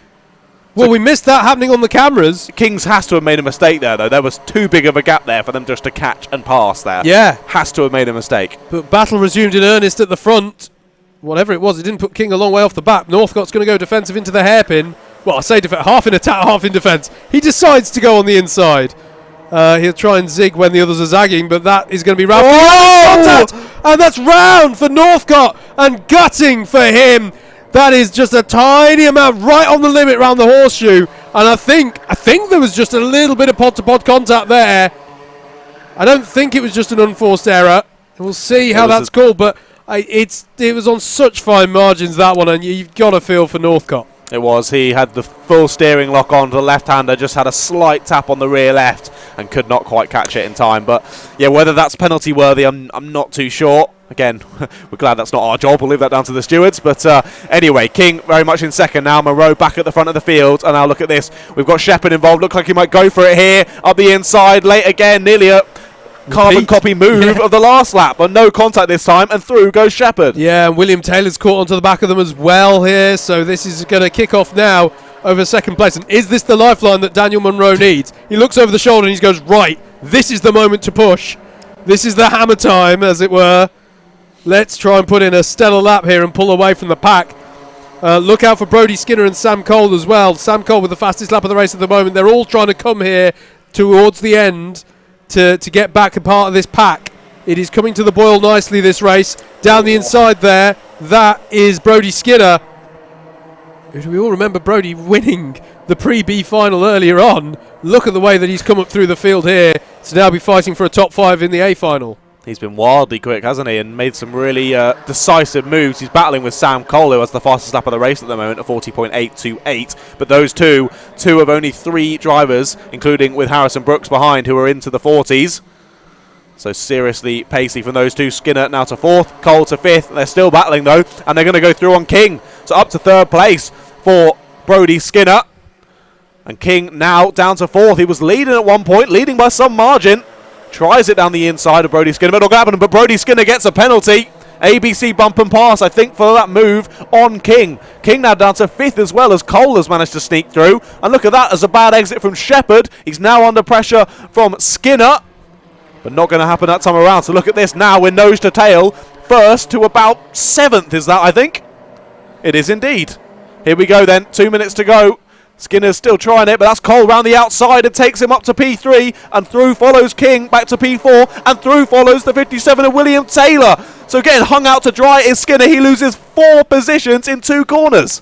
Yeah, absolutely. Such is the nature of this close pat racing here. Going super defensive there is Daniel Munro with Ryan Shepherd and Sam Cole behind him.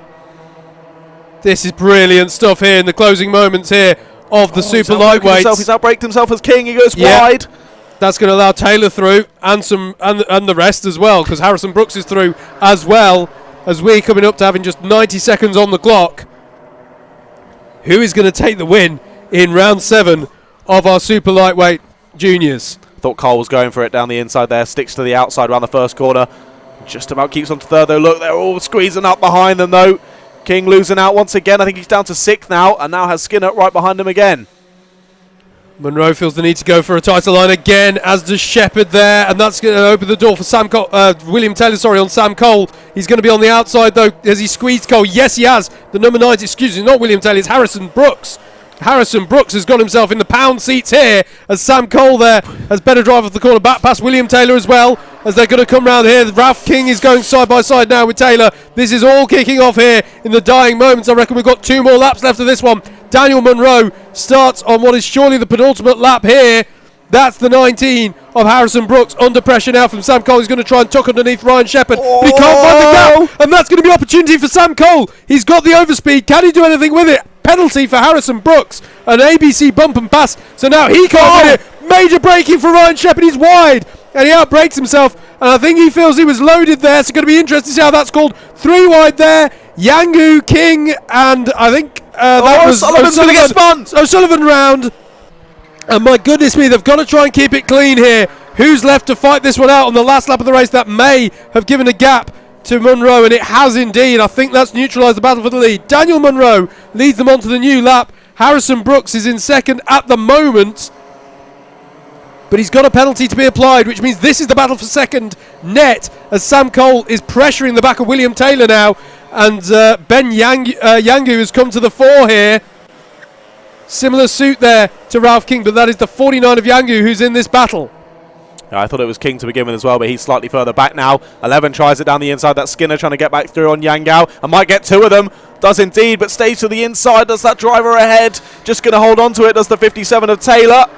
And they just about stay the same. Yeah, Daniel Munro, though, is going to come through here and take a brilliant victory here in round 7 of the super lightweight juniors. Harrison Brooks finishes a fantastic second, albeit we've seen a penalty to be applied, so I'm afraid it's not going to stick, that result. Sam Cole finishes 3rd on the road, and Weeville will take 2nd. William Taylor in 4th.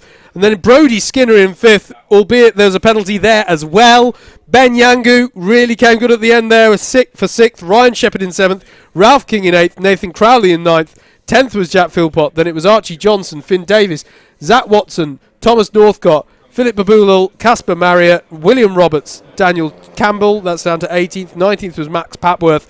Costly one for him. This will surely be one of his drop scores. Tom Sands in 20th place. Then it was Ollie Clegg, Jack Ryder, Imogen Owen in 23rd, Annabelle Owen in 24th. Liam O'Sullivan with that spin towards the end, gutting for him. So unlucky. And then Nathan Boyle did start circulating again after a bit, but had an incident on the first lap that rather ended the race there in many ways. Not only getting a bump and pass, Harrison Brooks then also got a 3 times contact penalty on the last lap as well, so doubled up on those penalties at the end there. So a good race to the end for P2, but sadly going to drop down the order. Yeah, indeed. It got a bit frantic on the penultimate lap, didn't it? It was difficult I couldn't call the names quickly enough. So I couldn't read the number plates because suddenly they were being overtaken and then they were re-overtaken. Oh my goodness, man, I need to sit down. Well, that's fortunate because that brings to an end our early action here. I say our morning's action. It's actually 1:30. On the original schedule, I believe we were due to go back to racing at 2:45. But either way, what we can tell you is that we've got a paddock show here for you where we'll be showing.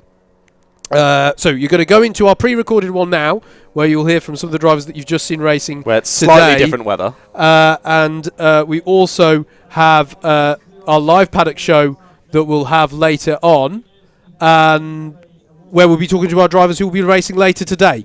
So be sure to check that out. That's to entertain you during the lunch break.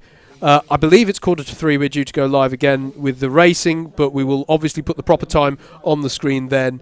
Until then, for myself and John Ratcliffe, enjoy the paddock walks, and we'll be with you again soon for more action from our Club 100 cadets and juniors.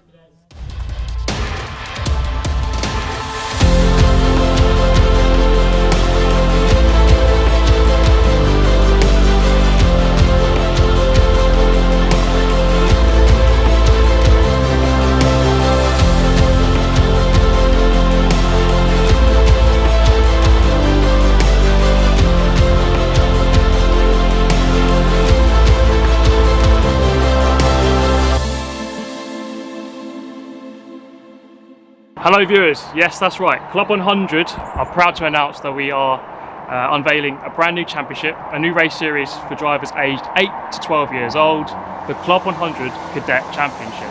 My name's Steve Brown, otherwise known as Super GT in the world of karting. I've been racing Club 100 for a good 13 years now, so I know a fair amount about it, but today I'm here to learn about the new championship.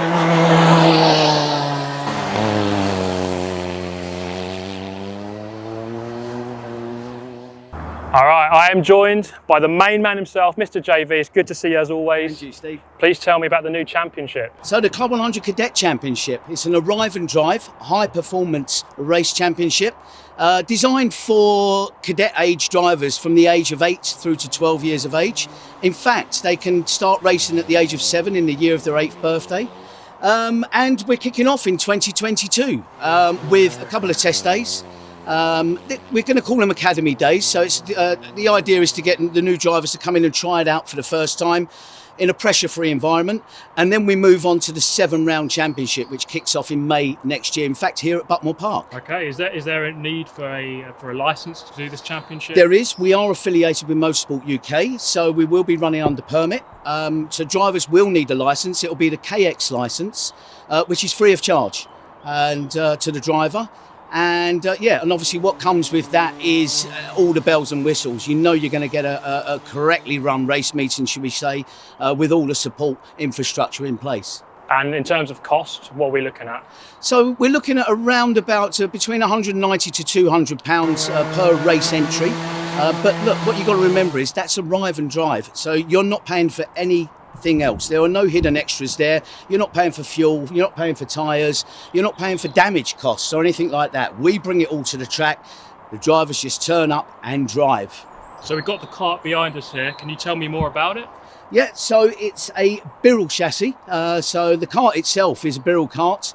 And the powertrain we've chosen is the Rotax micro engine. So that it follows the story through to our senior Club 100 with the Junior Max that we use.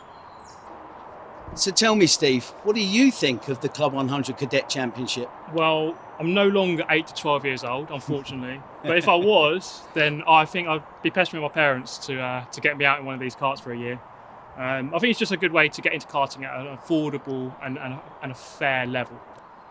So there we have it, guys. If you are aged 8 to 12 and want to get yourself into high performance karting without having to own the kart, get yourself over to club100.co.uk and register interest for the Club 100 Cadet Championship. Good luck, mate.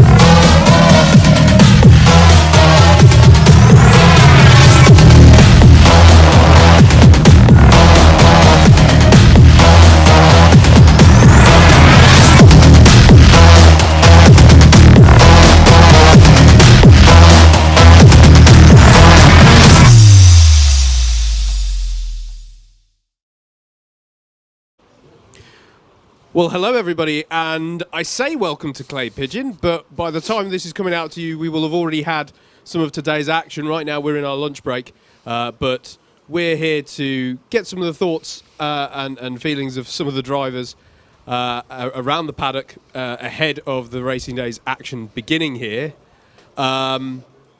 It's cadets and juniors rounds 6 and 7. I'm saying that the right way around. That's why I paused. I wanted to say it was the right way around. So good. And we're kicking off today with the Super Cadets and the Super Lightweights across the cadets and the juniors, respectively. Before we kick all of that off, Mr. Ratcliffe. Hello, good morning. Good to see you again, sir. Great to be here. I was here for round number 1. Absolutely. Round number 1 and round number 2 Yes. of each of the individual championships. Very much enjoyed it at Buckmore Park. There was some great racing. It's great to see such young kids really coming through the ranks and getting so much better and getting so much experience in such a cost-effective series. Absolutely, absolutely. Now, here in Clay Pigeon, we're in Dorset, in the southwest of England. The beautiful We're about midway between the circuit. It looks lovely. Yeah, so we're on a hill here, about midway between Yeovil and Dorchester, and Clay Pigeon is known to have changeable conditions, and it's not disappointing today. Still a very fun track in these conditions, but John, we have to acknowledge it's a different type of challenge. On these CLUB100 karts, which are all just down there in the paddock area, and John, it's wet weather, it's poor visibility.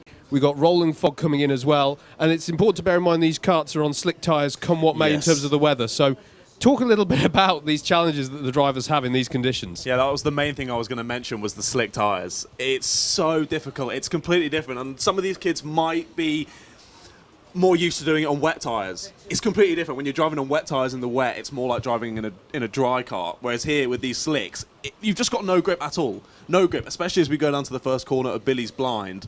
It's such a tight right-hander. You've really got to make sure you get the line right, or you're either going to cut it too fine and go over the grass on the inside, or you're going to fly out wide, take a super wide line, get close to the barrier, or possibly even end up in it.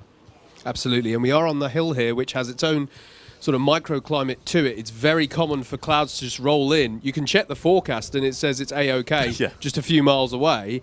I'm going to go back a few years here, but this really is getting on for being similar to, there was a round of the British Universities Karting Championship here run on CLUB100 machinery back in 2014, and the fog rolled in and they ended up having to red flag the race due to the poor visibility. It was getting to the point where they're like, well, the marshals might not be able to see the drivers might be able to see the marshals and the flags, and for the braking down at the bottom out of Billy's Blind, it really was, you couldn't see the apex of the corner that you were braking for. It's terrifying. So this place can throw up these challenges.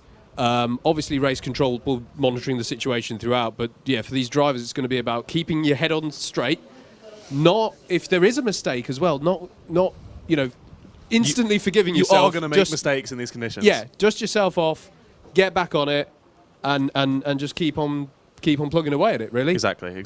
No, for sure. And a lot of these drivers just getting up to experience and getting more experience throughout this year. This is really going to be a test for them of how they attack the circuit and how quickly they can get up to speed in such horrendous conditions, especially on slick tyres. Yeah. Now, having spoken about the conditions, you will note we're being a bit cheeky and we're starting undercover. Thank goodness. Which usually we would maybe go out on the dummy grid and interview drivers. Yeah, we'd have a nice walk around. How. Obviously, it's to keep Joe the cameraman happy. That's why we're doing this, folks. It's nothing to do with us. It's not selfish at all. We would happily go through the elements, but it's about such a lie. The camera It's operator. the biggest lie. No. What we're doing is we're protecting our camera equipment. That's what we're doing. We're gonna try and go across the balcony here and see if some people want to try and interrupt have a people's chat. breakfasts. We are. We're going to be a bit cheeky. It's a very good cafe that they have here at Clay Pigeon. They built this clubhouse in the mid-2010s. Okay, but I can't actually remember how long ago, but it's a really good clubhouse. It's really good facilities here at Clay Pigeon. We got interviews. Does anyone want interviews? Yeah, Let's have our first. Sir, you are the first interview of the day. Congratulations. What's your name? Which class are you in as well? Super Lightweight Juniors. Okay, and it was Zane. Zane, tell us how your season's gone so far. Well, I've only had one race before this in PFI. Okay. It's my first wet race. So. Ever? In CLUB100. I'm looking forward to it. It should be fun. Will it be your first wet one on slick tyres? Okay. So, and have you done Clay Pigeon before? Never been to Clay Pigeon before. Okay, so a challenge today for certain. How are you looking forward to it? Well, I think it's going to be really, really fun. It's a great it's a great opportunity to have some fun, and that's what we're here for, to have fun. So. And how did things go for you out at PFI? It was a dry race, so it was a lot different. I had fun there as well. That's fair. I mean, that's as much as you could ask for, really, right? Just have fun. Yeah. And maybe tell us a little bit about your other karting experience before this, and how you're finding the CLUB100. I'm finding CLUB100 really fun. I'm saying fun a lot of times. That's fine. That's what we're here for, mate. Yeah, I did testing in a few places as well. What was the question, sorry? Any other karting experience before this? I did junior Rotax, I think, at, what was the track called? Bayford Meadows. Yep, yeah. And I do team sport indoor as well. I do indoor karting. Which is, this might not be the right day to ask this, but which is better, outdoor or indoor? Outdoor, a lot more fun. Awesome. Well, all the best, Zane, for today. Have a good racing. And is this Dad? How are you finding CLUB100 this season? Good. It's a good experience. Yeah, just you turn up on the day. Yeah, dedicated cars. The staff here are brilliant. The tracks are wonderful. So the weather, it's a bit typical British weather, isn't it? But it wouldn't be complete racing without wet weather racing. So yeah, he's very much looking forward to it.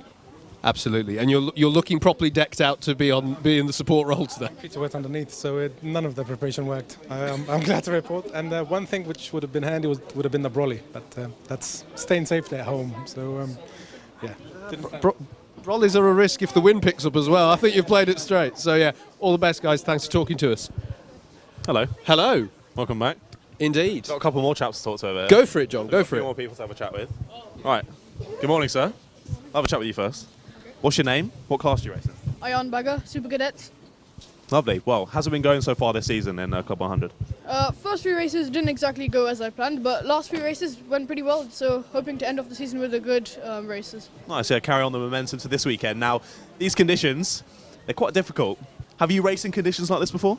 Last month at Milton Mill, it was a little bit rainy as well. Didn't exactly do too good here, so hoping for a better race in the rain. Okay, no, that should be good. Have you got lots of experience on slick tyres in the wet? Because obviously that can be different to wet tyres. Not really, no. I only raced in slick tyres in the wet once, so... We should be all right. Just keep that momentum going and keep your confidence up, and I think you should do great, mate. Thank you for the interview. And we've also got this gentleman over here. What was your name? What class are you racing in, sir? Miles Harrison, and I'm also racing at Super Cadet. Okay, and the same question to you. How's the season been going so far? It's been going good. I'm third in the championship. Okay, good. So I had a few wins and also a few seconds and a few losses, but we move on. All right, you going for another win then today? Hopefully, yeah. Okay, and the same question to you as well. These conditions, do you have much experience in them? Yeah, I've actually raced in the wet in slick tyres a lot, and also that I've also raced in wet tyres, slick tyres, and intermediates. So I think I'll have a good chance. Nice, lots of experience then. So yeah, definitely going for that win. Well, good luck, mate, and thank you for chatting with me. Cheers. Thank you. Have a good day. Lovely. Well, some differing experience levels in terms of drivers. Indeed. I'm going to ask Joe. Why are you still stood behind the camera? I have an interview here. Okay, you need to swim around then. Swim around, Joe. I'm here with Ruben Marmalot. You had a B Final race win last time out at Wilton, didn't you? Yeah. So how was that, by the way? Very good. I've never managed to get anything like that in CLUB100 before because I'm so heavier than everyone else, and also, well, a lot of people have been to these tracks before, and I've been to one other track before, which hasn't helped me. But with the track that I've been to, because it started raining in the B Final, that I've done half the races there have been in the wet, and it's just constant wet. So I know how to do all the wet lines, and it's just kind of ingrained in my brain now. So I know how to drive it. Okay, so I'm guessing therefore it's the first time at Clay Pigeon, but wet weather skills are certainly going to be prized today. How are you feeling about it? Good. I know that there's a couple people here who haven't actually been in the wet before, so I'm not sure how they're gonna fair. I hope they do well, because this is chucking them into the deep end, because this is thorough wet. So I mean, I have done it as one time at at Brentwood karting. There was the first corner on the back. It was just a massive puddle, and it's similar around a lot of the corners today, because there's lots of puddles everywhere because it's been raining very hard. So hopefully it stays wet. So hopefully I can do well. Yeah, absolutely. Well, all the best with it, and yeah, enjoy Clay Pigeon. Mr. Ratcliffe. Hello. Chucking it back already? Oh my goodness. I'm so under pressure. Right, we've got another driver to speak to down here. Brilliant Let's move stuff. our way further down the balcony. Sorry, sir. Let me squeeze through. Well, good morning. No one's going to miss you in your bright orange suit. You're looking good? Feeling good? Yeah, it's good. A bit wet, to be honest. But It's a little bit moist, isn't it? yeah, I mean, a bit slippery, but we should be all right. Yeah, on slick tyres, it's definitely going to be pretty slippery. Now, do you have any experience racing on slicks on the wet? Yeah, I've already done like a lot of Rye House and like some series there in the wet, and then Rye House is particularly slippery as well. yeah. But it's new surface at Rye House now, so obviously It is a bit nicer. this is a bit. But there's a lot of rubber there, so you probably have to try and stay off that, and it should be good. Proper wide, wet lines. Now, I didn't even ask when we started. What's your name? Which class are you racing in? Rex Ashley, Super Cadet. How's the season been going so far for you? It's all right. I started off Butmore quite strong and then kind of dropped down a bit. But I'm 7th overall, so doing quite well. So in the top 10, that's still very impressive. What's the sort of plan of attack for today? I try and stay on the track and then try and avoid everyone else. I think that's pretty fair. I think if you can just stay on the black stuff, you're probably on quite a good position. Yeah.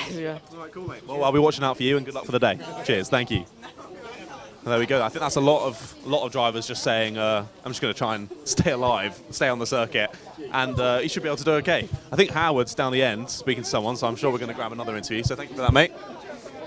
And we'll move on down. But lots of people taking cover here under the awning. Hello. Hello. I join you once again. You do. You got more people to chat with? Yes. Fantastic. Well, I'll leave it to you. I'm gonna go on, Josh. You see, let's do this. We've got some people wondering whether I can be quite a scary and intimidating chap. So should they talk to me or not? But no. Hi, Josh. How are you doing, mate? Good. Wilton Mill, I think is where you've got a fair amount of experience. Is this your first time at Clay Pigeon? Yeah, first time here, Clay Pigeon.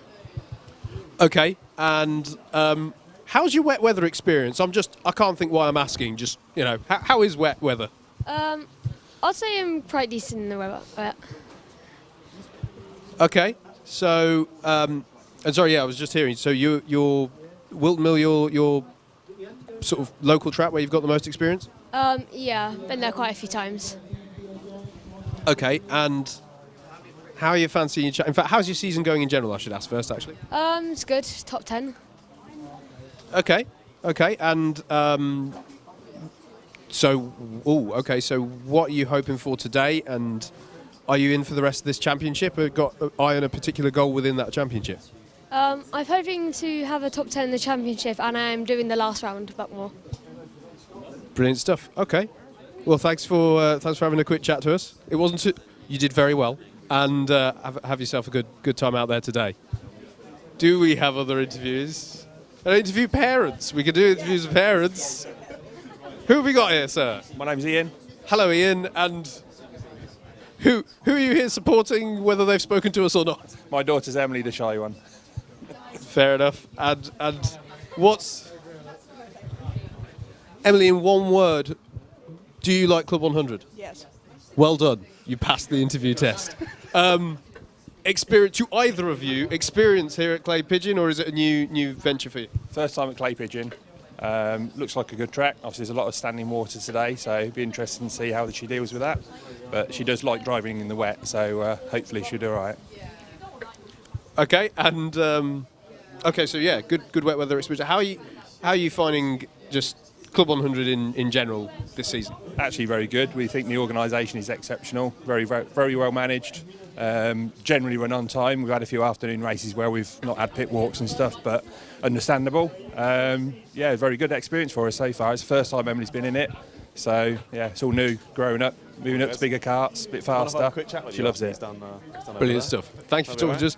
Thank you for talking to us, Emily. John. No English. Who doesn't know I've just said John? Go, John. Oh, you're sending it straight over to me. Okay, don't worry, mate. I'll let you start on this one. I'll have a chat with you though, sir. What's your name? What class are you racing in? Oscar, and I'm cadet. Cadet. Okay. How's the season been going so far? This is my first round. This is the first one. An interesting one to start on your first one. It's a bit wet, isn't it? How are you feeling ahead of today? I don't know. I'm not as confident in the wet as I am in the dry. I did testing yesterday. It was dry and I felt good, so I hope I can do well today. That's okay. A bit of experience then, but it's just going to be getting out there and getting that experience in the car, in the wet, and sort of build yourself up throughout the day? Yeah, 100%. Okay. No, that should be good. Well, best of luck, mate. And we'll be watching for you on your first one. Good luck. Mind if I have a chat with you as well, sir? Might as well jump in while we're here. What's your name and what class are you racing in? I'm super lightweight, junior. Yeah, 5th in the championship at the moment. Kind of looking for a strong result here to get into the top 3.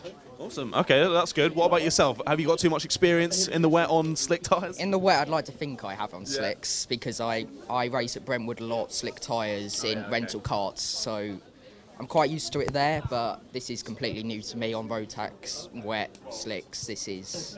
I'd like to think I'm in a good position, but yeah. Yeah, a bit of a different beast, isn't it? They've got a little bit more power and obviously a little bit lighter than rental karts as well. So it's going to be a little bit more of a different challenge, but you got the tools for the job, you think? I'd like to think so. Okay. Well, good luck, mate, for the rest of the day, and I'm sure you'll smash it. Cheers. Thanks for talking to me. He's already over there. Go over there. Hello.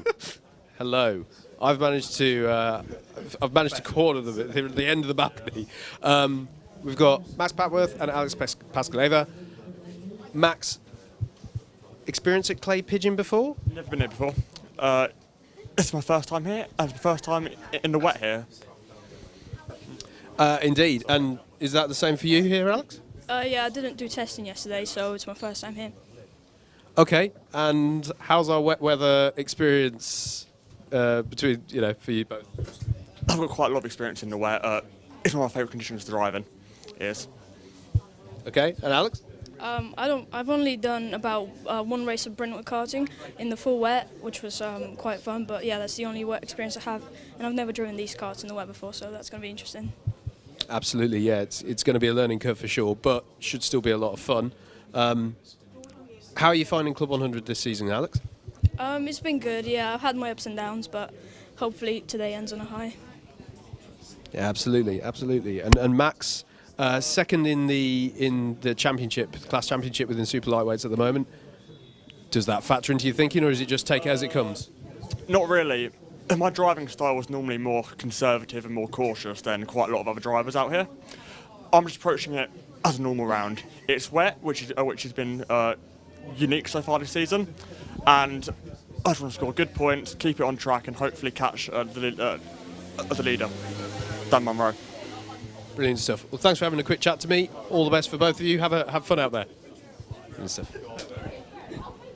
Mr. Ratcliffe, are we? I think we're nearly done. We're nearly done. Just in the balcony alone. We're going to end under the rave lighting. It's brilliant. Have a little party here. It's a bit early for that, though, I think. Absolutely. But yeah, I think that's almost about 20 minutes. We've spoken to a lot of drivers. Yes, absolutely. And some parents as well. Yeah, indeed. And if you're watching on the stream, of course, we'll have even more. We'll immediately be going into what should be a live paddock walk as well, ahead of the cadets and lightweight juniors as well. So we've got plenty of stuff to come here at Clay Pigeon. Loads of racing. Absolutely. But yeah, continue to enjoy the coverage here on Alpha Live. Bye. Welcome to Alpha Live, the live streaming service where you can be part of the action from home. You can watch via your smart TV, phone, tablet, or even your gaming console. We've got you covered. Just head to the YouTube app on any of your devices and search for Alpha Live. Here you can watch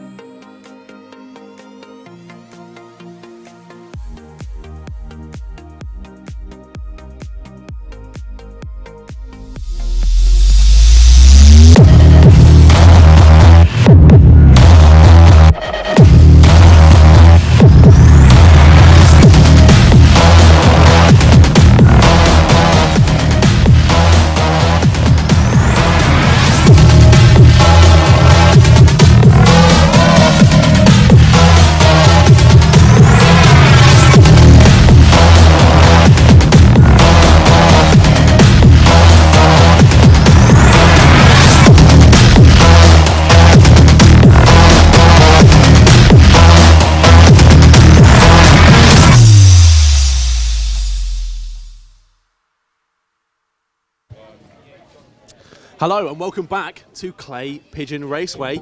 We've had lots of action in the morning. We have. Howard? We've got more to come in the afternoon, the junior lightweights and the cadets, of Yes. course. So, what do you think is going to happen? Is it going to be a good day of racing? It's been fantastic already, so I assume it's going to carry on into the afternoon. Yeah, it's been fantastic so far. We don't look, at the moment, it doesn't look like we're going to have the same changeable conditions. I mean, if you're watching us on the stream, This is a gonna few be moments weird. ago, Yeah. you were seeing us with, like, you know, we were seeking salvation in the balcony up there. Yeah. Now it's a different story, and at the moment it's forecast to stay that way. So, dry circuit, different scenario. Now the practice is going to teach the drivers all the more. They're not going to be learning as much when they get to the racing. The practice is actually going to help this time for the drivers in the Yes. afternoon, whereas last time, yeah, it was a little bit different, wasn't it? We started off with absolutely torrential rain, drivers flying off left, right and centre, but all managed to get into dry heats by the end of the morning session. It was completely dry out there on circuit, wasn't it? So completely different way to take the track and different lines to take and everything, but these drivers in the afternoon are going to have a bit of an easier time. Except, still wet on the grass, still wet if you go. If they have it off, they've got to bear that in mind, because otherwise they'll come back on, they'll have the wet tyres, and the next braking zone or turning point is going to be an interesting moment. Wet slick tyres. Wet slick tyres. Yeah, sorry. They don't magically come back on with wet tyres. That's a good point. Yeah, so they'll have the wet slicks. They'll have damp, slick wheel There you go. He's got tyres. it. He's got it. He's got it. He's got it. Right. It's a long day. So we've been here. Indeed. We're going to talk to some drivers, I think. We are. We've got the cadets getting ready for their first practice try session and go now. It down looks the- like the lightweight juniors Let's make our way this way. It looks like the lightweight juniors are just having a little bit of a talking to. That sounds like it's a telling off. I think it's so some aspects of the driving standards today not entirely to the liking of race there control. was, So a little bit of bumping and barging in a few of the finals that we saw. Indeed, But all so- around it was all right, but quite a few penalties this morning. Yeah. yeah, absolutely. So Now look at this. We can have a proper look at these new karts for this year. Yeah. New cadet karts look fantastic. Of course, well, the front pedals, they've got the green and the red on them. So I think some of the seniors actually need that green and red sometimes. But we might be able to chat to a couple of drivers now. I'm going to jump in there. Who have we got here? Hendrix? How you doing, mate? How's your... Is it first time at Clay Pigeon? No. Ah, so you got a bit of experience here. That could put you in good stead here. So, have you done here when you've come here in the past? Not bad. And how's the season gone so far for you in CLUB100? Good. Good stuff. What are you hoping for from today? I don't know really. Oh, sorry. I shouldn't stand in the way of your car. Is what I should be doing. In just a second. So, That'd be okay? What's been the best result this year so far for you? Third in the B. Third in the B. Okay, so getting to the A would be a big thing for you if you could manage that today. Okay, we're going to finish off with some quick fire. Favourite track? I don't know. Clay. Yeah, probably. We're going with clay. We may as well. No, that's fine. Favourite driver? Lewis. Lewis Hamilton. Good choice. Okay. And what's your favourite food? I don't have one. You don't have one. That is an open canvas for parents to deal with. Good luck to you, sir. Enjoy your racing today. Thank you very much for talking to us. I'm also, very quickly, it's Sukmani, isn't it? Now, you've had a lot of success so far this season, haven't you? You've been driving well. So, how's the experience for Clay Pigeon? Have you been here much before? No. So it's your first time coming here today. Does that change your approach at all to the weekend? I'll see how it goes. See how it goes, and are you? But presumably, is the target the win today? Or what do you think you can get from today? Maybe top 5.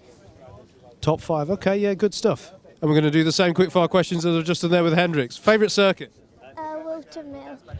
Wilton Mill, good choice. Favourite driver? Lewis Hamilton. Lewis Hamilton. That's 2 for Lewis there. And what's your favourite food? Pasta. Pasta. Nice. Gives you a good base for other things there. Going to work our way down. Who've we got here? Harry. Harry. And how's your season been going with Club 100? Very good. Yeah. What's been your best result so far? First. First, pretty good. You can't do much better than first. And what are you hoping for from today, mate? Winning the race. That's good. I like that. That is proper good racing driver targets there. Favourite track? Wilton Mill. Favourite driver? Lewis Hamilton. He's winning that today, that pole. And favourite food? Pasta. Pasta. Pasta's bigger than when I was a kid. Okay, cool. So we're gonna. I now feel like I've got to do the whole grid, and it probably John's going to want to start practice sessions You have soon. to. John, do you want to take a few? Go for it, mate. I had a little chat with Tom already.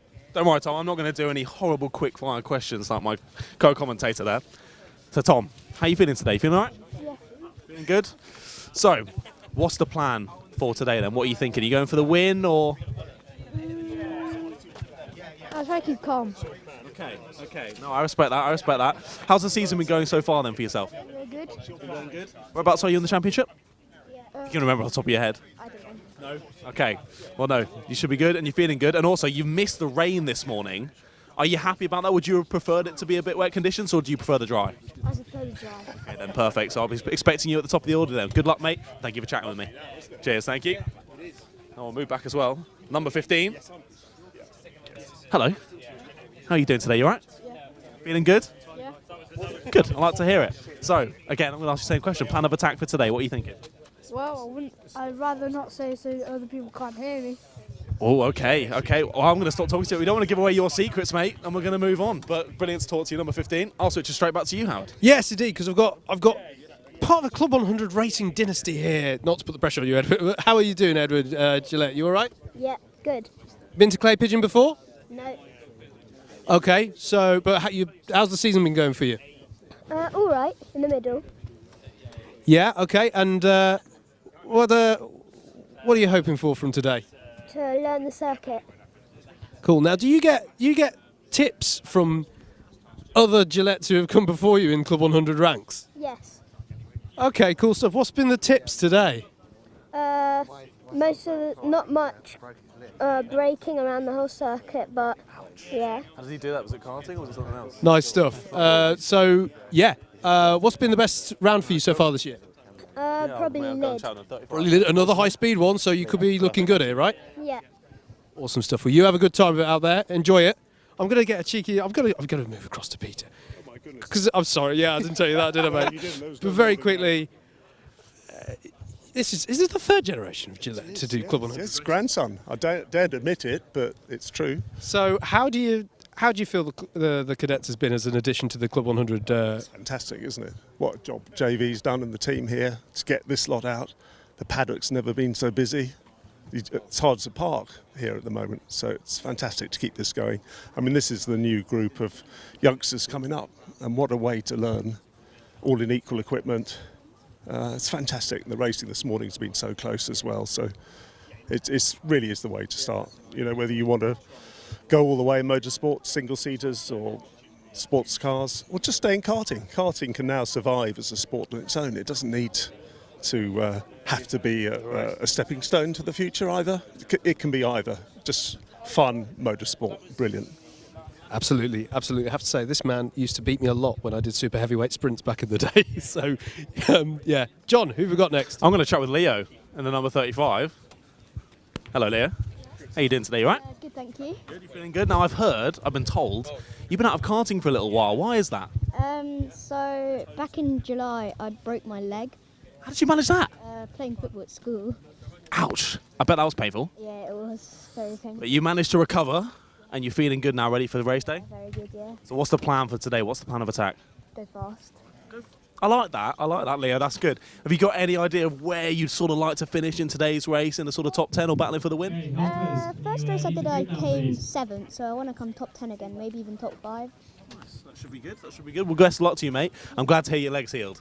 Well done, mate. Thank you very much. Right. We've been going for a little while now. We've talked to a lot of cadet drivers. We've on the talked to a grids, lot ready of to go cadets, out, and they're so about to go out for their we'll session. get out of their way, I think. So we're going to see if we can grab some of our lightweight juniors. Oh, and that is a very shrill whistle that's just gone off. I can't hear anything. I can't hear anything. Ow. Usually when I hear that, it's muffled by a helmet. Yeah. I didn't think it was that loud. Okie dokie. So let's see if there's some lightweights who will talk to into us. the paddock. We've got to try and nab people now, haven't we? We have tries to indeed. avoid the eye contact. We've got a few drivers Any here. Come on. juniors want to chat? Not really. That's always Who the way. have we got here, mate? Alex Jackson. Okay, so I'm going to double check. You are yet to race, or yeah? No, we're not gone out yet. Sorry. You're good. You're good. Indeed. Tell us a bit about how your season's gone, mate. Well, it's been all right. I've managed to be top end of the field. It's just during the races we've seemed to come across a few issues with steering and power, but no, it's been all right. Racing's close. Hoping to get pole again today and see where we can go from there. You're good. You're good. But you're good. It's been good so far. Yeah. Yeah. All right. And clay pigeon experience got much? No, first time. First time here. First time in many tracks actually. First time in pretty much all these tracks this season. So going in blind eye, but coming out with some results, which is pretty impressive. So we'll see what I can do. From I think I'm 6th in practice, so I'm trying to follow the faster guys ahead and see if I can get a lap in. Did you do any testing yesterday? No. Okay, so this is going to be first time out. Yeah. Okay. So nice. So top end would be good for me. Top 5. I'll be happy with top 5, I think. Yeah, nice stuff. So you're up towards the sharpish end here, championship-wise as well. Does that factor in at all, or is it just eyes on the prize of the day?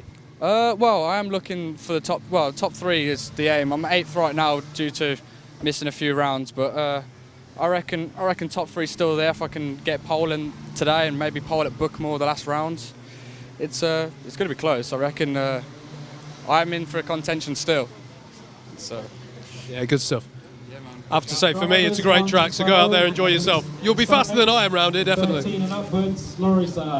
Mate, everyone's walking away from us like we're having Is everyone walking away? I think a lot of people have gone back through into there to get into their carts ready for the first that's probably session. a good shout. Do we want to so go maybe back we want to out go there? back in there. Let's go back into the dummy grid. That's probably, best idea. to be fair, that's the best. They can't run away there. We're They're just in going the back and forth. You can get a difference, I find, between the age groups of cadets and juniors. Yeah, it's very different. And also now you can see the differences between the two carts. Of course, you've just seen the cadets now go out. The smaller carts, these ones, a lot bigger. Willie, how are you finding your weekend at Clay? I love Clay. It's my spiritual home. Jensen Button's home circuit. I love it. And the sun's come out for us. Isn't that great? It has. It feels like a miracle sometimes when we're here in October, but yeah. I really agree. Have a good day, Howard. Thank you, Willie. So let's have a chat. See, it was a short one with Will. What happened? Yeah, he's busy. He's doing all the fancy stuff today. Work. What? We've got the number 42. I'm so well done. You've been volunteered for an interview. Who we got? Louis Falk. Okay, so you're are you second in the championship, aren't you? So if I ask you how your season's been, the answer is pretty good. But Anthony Amato's got a pretty impressive scoreline. So how are you thinking today? Is it just take it as it comes? Yeah, hopefully. I don't think he's here for this round, so just try and capitalise on that and do as much as possible. Yeah, so it's the big opportunity for you to try and get those points together, yeah? Yeah. Okay, so how's the experience around Clay? You been here before? No, first time at Clay. Okay, so this is going to be it. This is you going out there. Yeah. Nice. And do you have any much, maybe tell us a little bit, karting experience before coming into Club 100? Raced a lot of wheel to mill. Third season now, Club 100. Started the YDC on the first year. Yeah, just kept doing it since then. Last year, probably this year. So. Awesome stuff. Have fun out there. All the best. We're gonna move back a row here. Who we got, mate? Brady Pollock. Okay, and how's your season gone, Brady? First season, it's gone really well so far. I've had mixed results. I got third last week out at Will to Mill and a fifth, so solid, top fives. So yeah, I'm happy with it so far. Yeah. And is this your first time at Clay? Yes, first time. I've just been trying to prepare myself as much because obviously I didn't drive yet yesterday when they had the test session, so I've just been watching the videos and stuff. So yeah, looking forward to it. Be good. Now I've wondered this. I've got to say. So when you're preparing yourself, so a few years ago, I'm going to get technical about it for the viewers. A few years ago, they moved that you couldn't have helmet cameras anymore. Yeah. I always find I can't see the pedals now on these traces. So does that limit how useful it is? It does, kind of, but some videos, people have their GoPros tilted down a bit more so you can see more of the footwork, which helps a bit more. But then again, I think you just have to go out there and do it on instinct sometimes, which isn't too bad. Absolutely. Now, how do you find the Club 100 machinery to drive? Well, compared to normal rental karts, the brakes are a lot sharper and you can lock the rears a lot easier, but there's so much more grip on the tyres and just the speeds as well. It's just incredible. It's really fun. Yeah, awesome stuff. Have fun out there, man. Thanks for talking to us. How are we doing for time? I think that's about it on the 15 minutes, to be honest, mate. We think we're going to have the clock crammed a lot on of us. people in that 15 We have. minutes, Hopefully that's giving you a flavour of things here. I'm going to need to get my sunglasses out in a second. It's actually lovely really here nice. now. It's really nice and warm. But yeah, that's a little bit of the flavour of things around the paddock here at Clay Pigeon Raceway. It's a hive of activity. It is. We were treated, I think, to a fantastic set of races this morning in the Super Cadets and Super Lightweight Juniors. It was brilliant. So I guess we're hoping for more of the same. Yeah, more of that, please. All racers involved. I'm very much looking forward to it, but we'll switch back to us, I guess. Yes, we'll hand back to us. This is us handing over to us, probably in a few moments' time in the comms box.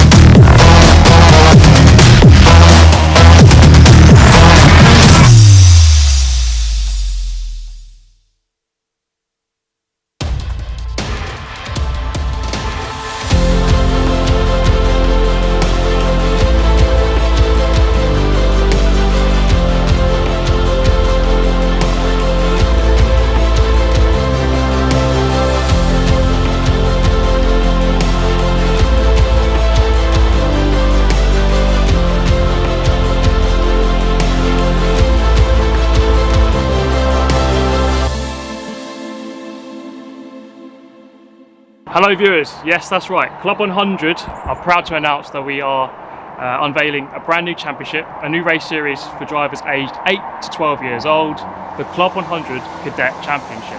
My name's Steve Brown, otherwise known as Super GT in the world of karting. I've been racing Club 100 for a good 13 years now, so I know a fair amount about it, but today I'm here to learn about the new championship.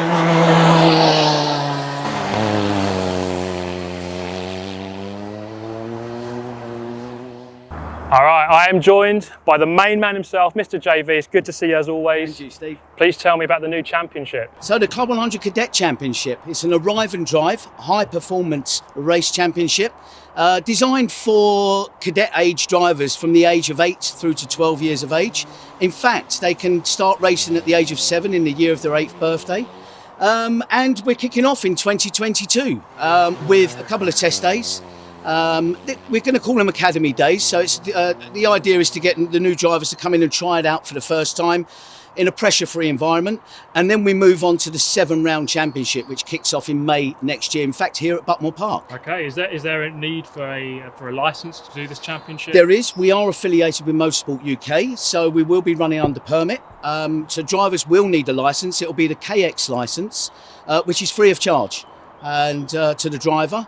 And and obviously what comes with that is all the bells and whistles. You know you're going to get a correctly run race meeting, should we say, with all the support infrastructure in place. And in terms of cost, what are we looking at? So we're looking at around about between £190 to £200 per race entry. But look, what you've got to remember is that's arrive and drive. So you're not paying for anything else. There are no hidden extras there. You're not paying for fuel, you're not paying for tyres, you're not paying for damage costs or anything like that. We bring it all to the track. The drivers just turn up and drive. So we've got the kart behind us here. Can you tell me more about it? Yeah, so it's a Birrell chassis. So the kart itself is a Birrell kart. And the powertrain we've chosen is the Rotax micro engine. So it follows the story through to our senior CLUB100 with the junior max that we use. So tell me, Steve, what do you think of the CLUB100 Cadet Championship? Well, I'm no longer 8 to 12 years old, unfortunately. But if I was, then I think I'd be pestering my parents to get me out in one of these karts for a year. I think it's just a good way to get into karting at an affordable and a fair level. So there we have it, guys. If you are aged 8 to 12 and want to get yourself into high performance karting without having to own the kart, get yourself over to club100.co.uk and register interest for the CLUB100 Cadet Championship. Good luck, mate.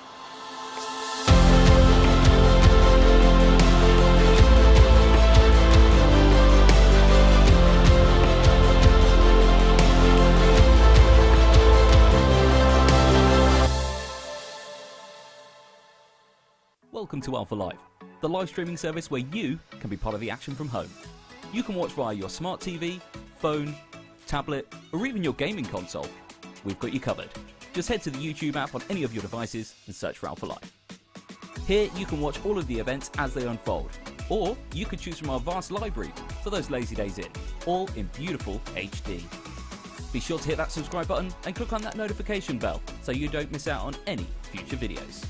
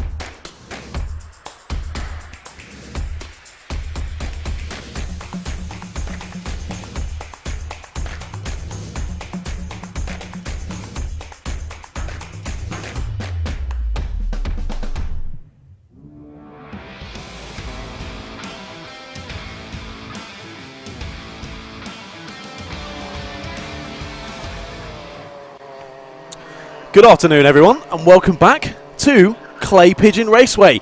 Once again, for round number 6 of our Cadet Club 100 Championship and round number 7 of our Junior Club 100 Championship. My name is John Ratcliffe, back on commentary for this afternoon, and joining me, as always, once again, is Mr. Howard Mitchell. Hello. Hello. Everybody. Welcome. Welcome, yes. I don't... So... Actually, there was a break on the stream, isn't it? We didn't really hand back to ourselves at the end of the paddock walk. We did. We did. It's fine. Hopefully, those of you on the stream have been enjoying those paddock walks. It was great.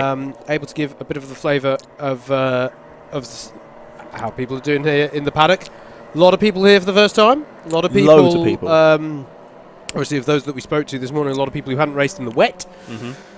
Now, though, not a concern. It's totally dry out there, so it's going to be interesting because the practice... I can feel that commentator's curse coming. I know. I can feel it. I know, but it has to be quite something this afternoon because this is really nice conditions. These are really nice conditions, I should say. And yeah, what that means is that these practice and qualifying sessions are going to be more representative to the drivers. And that means that they should have their eye in on the track a little bit more by the time we go racing. And we should hope there's probably, well, we would hopefully say that there's going to be fewer yellow flags than we saw earlier. We saw a lot of people chucking it off, but understandable, the conditions were horrific on, once again, for the 98,000th time, on slick tyres. Yeah. So it was pretty impressive. We had some great racing this morning. It was fantastic, and we think that is going to continue into the afternoon. Indeed. So it's going to be our this sounds harsh. It means... You get what I mean. Our non-super classes. That doesn't mean that they aren't superb racing drivers amongst them. It just means that we are heading into the cadets and the junior lightweights.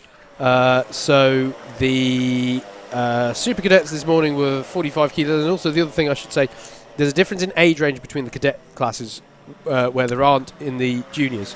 So all of our juniors are aged 13 to 18 years. It's just that the super lightweights have a minimum weight of 60 kilos. And the lightweights that we have this afternoon have a minimum weight of 70 kilos.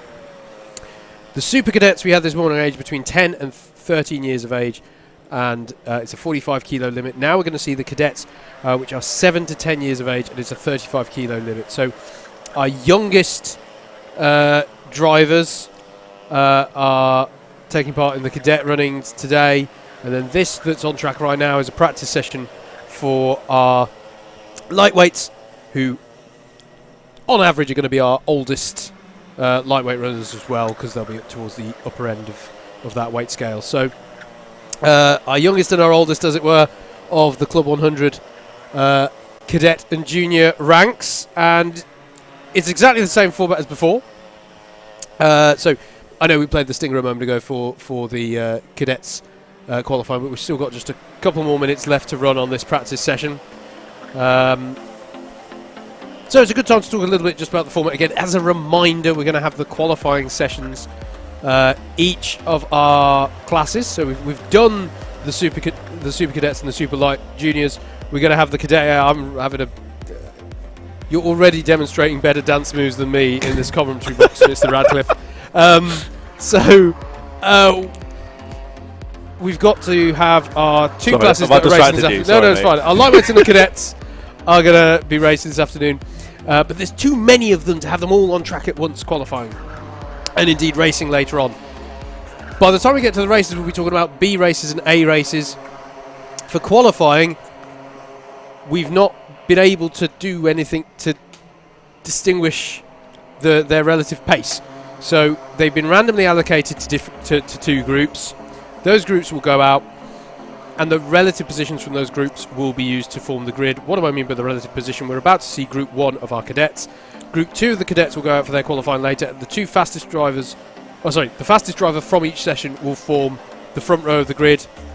The second fastest drivers from each session will form the second row, and so on and so forth.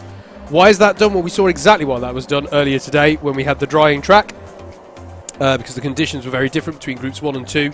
In our super cadets and super lightweight juniors, and what it meant was that it keeps it fair.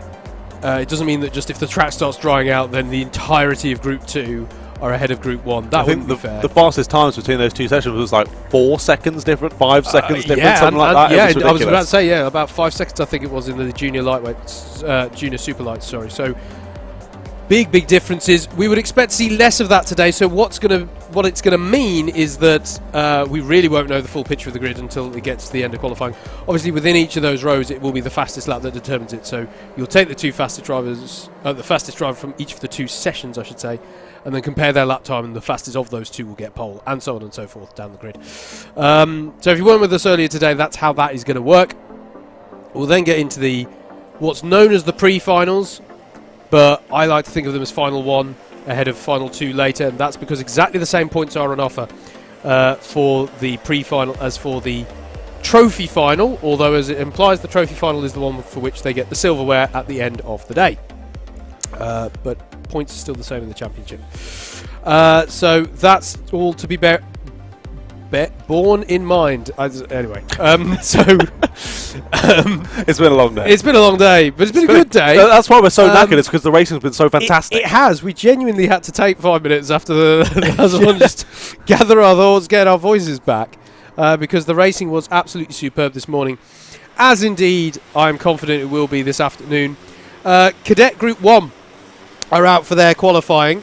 Out in this session is, I know I'm not going to read that screen because that screen's going to start moving around. Yes. let's get a screen that stays static. So out in this session is, thank you very much, sir, Sukmani Kira. Oh, you were ready to go. Would you like to take it? Mate, no, you go ahead. Sukmani Kira, Harry Bell, Jakub Michalski, Miles Burton, Wyatt McAllister, Noah Hobson, Oliver Sanderson, Harry Knight, Harley Higgins, Hendrix Bennett, Tom Grouloir, Anthony Chanecki, Edward Gillett, and Freddie Powell, Leo Edger, Archie Peach, Maximilian Braskov, Alfie Slattery, and Matthew Lederer are your drivers out in that one. If you're tuned in to support a particular driver within cadets, and you're going, I didn't hear the name, they're either not here today, or more likely they're part of Group 2 later on. Or you might, to be clear, this is a point that actually does need to be brought about. We talk about the Cadet Championship, and then the cadets have two subclasses. One is called Super Cadets, the other is just called Cadets. So it's the Cadets subclass within the Cadet field. So do just make sure that you weren't tuning in to support a Super Cadet as opposed to a Cadet, which could still have the umbrella term of Cadets, or Club 100 Cadets. I know that's a bit confusing, but my point is, just double check you've got the right subclass, and if you haven't, then good news. It's earlier on this stream. You can enjoy it at your leisure on the Alpha Live YouTube channel. And indeed, whilst we're talking about that, next weekend, it's the turn of the seniors. The Senior Sprints Championships and Endurance and Sprint 60, they'll all be in action at Wilton Mill. And on the Sunday of that, we will have all the race action streamed for you live here on Alpha Live with myself and Andrew Mather of Double Dash Motorsport Media providing the commentary there. Mr. John Ratcliffe to my right will be racing in his first ever Sprint Championship round after years of BUKC experience. You're making me sound so old, mate. Only 3. Well, that's the minimum years I can do a BUK. Actually, no, I did 4 because I got a lucky one because of COVID, so that was helpful. Yeah. Well, that does make you a seasoned. Yeah, I'm old now, but I don't BUKC-er. like it. I don't like it. It only feels like yesterday where I started BUKC. It's ridiculous. Well, but I'm sure you feel the same way. I do feel the same way. Are we seeing the DDMM Barnstormers at the Enduro? You are, Endurance yes. racing? Yes. We'll be there. We'll be there. Come on. So yeah. I'm only accepting a win from the DDMM Barnstormers. You're only accepting a win? Yes. Okay. And how long are you willing to wait? Hey, when we were in the lower class with them, that we had some. That was years ago, though. Anyway, how are they doing in this qualifying session? Well, McAllister's just gone fastest. Wyatt McAllister. Indeed. It was Sukmani Kira for a bit, but they've been dropped down to 4th now as Sukmani. Yep. And I'd expect her to put in maybe another lap that takes her back up there, because we know that she's a very rapid driver. She is. Got the British Kart Champs Vera Tools stickers all over the helmet as well for Sukmani Kira. Absolutely. And yeah, very quick. Very, very quick. joined the championship back at round 4 this year. So, oh gosh, was that PFI? That was PFI, wasn't it? I want to say that was PFI. And Wilton Mill. So, yeah, be interesting to see. But there's a lot of rapid drivers in this session, to be absolutely clear. So it'll be interesting to see. Just in terms of a championship perspective today, by the way, it's still super open within our cadets. Within the junior lights, the junior lightweights, there is a very impressive scoreline for championship leader Anthony Amato, but he's not here today. So I think it's possible. I think it's possible if everybody who was still in the hunt for that championship had an absolutely terrible day. I think there might be some. I still need to work that one out with the spreadsheet, but I think that's like Max Verstappen getting pole when he's sat in the pits. Yeah, it's but there's still people in the fight there that makes me think. No, yeah, I think you've all got to have a pretty yeah terrible day of the races. So did you know he wasn't here when you were telling me to go and find him in the paddock show? Anthony Amato. You were like, make sure, but let's go and chat with him if we can, because he could win. So but he's not actually here. I had clocked that. I'd then forgotten when I told you that. Really? Okay. I did, yeah. I spent a long time on this spreadsheet last night and looking at the entry lists. I did. But yeah.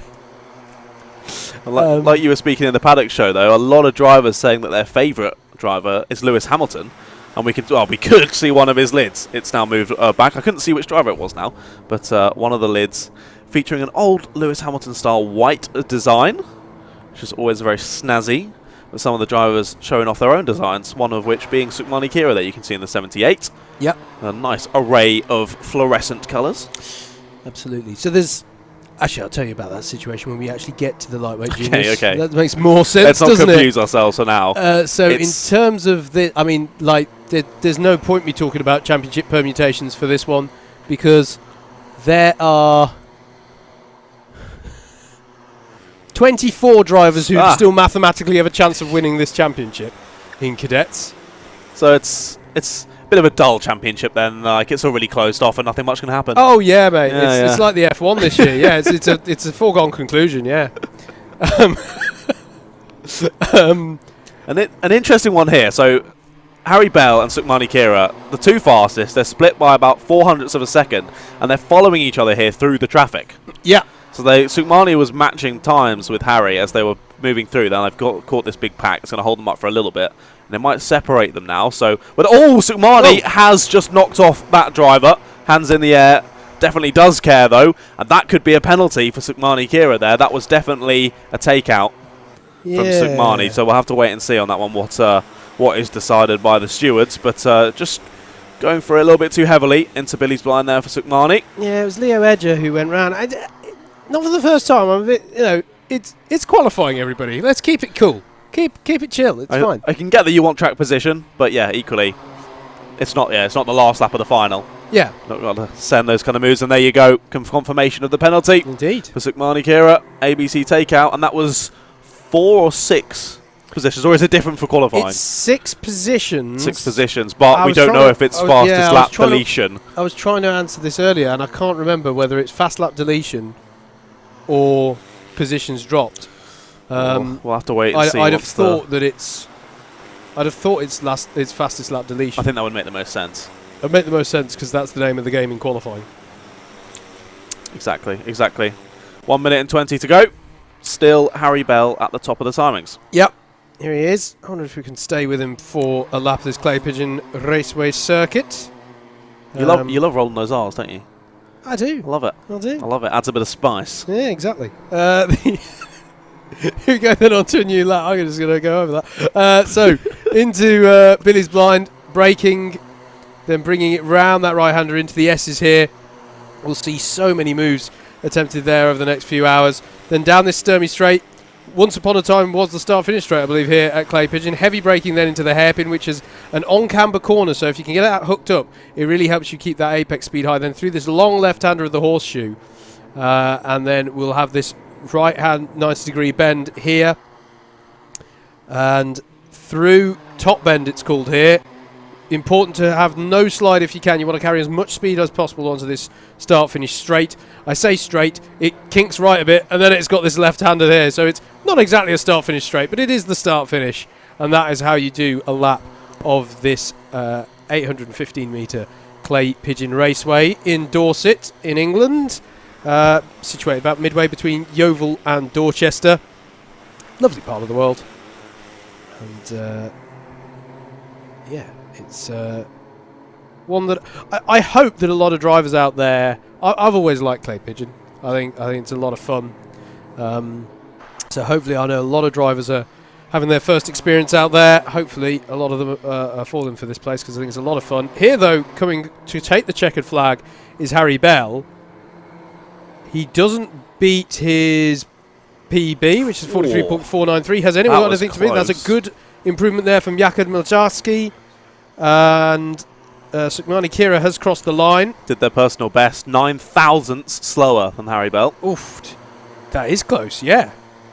Very, really close very there. close on the final lap there for Sukmani. However, Sukmani does have that penalty. Yeah, so going to be interesting to see how that comes out in the wash. If it is fastest lap, like you say, we now know that Sukmani's second fastest lap was still fast enough to be in that P2 spot. So if it is fastest lap, that shouldn't really have affected her too much. So we'll see. Well, was it though? Because didn't Jakub Milczarski improve just at the? Did, to be fair. Yeah, we'll have to see. But it's a good lap from Harry Bell as we look ahead now to Group 1 in our junior lightweights.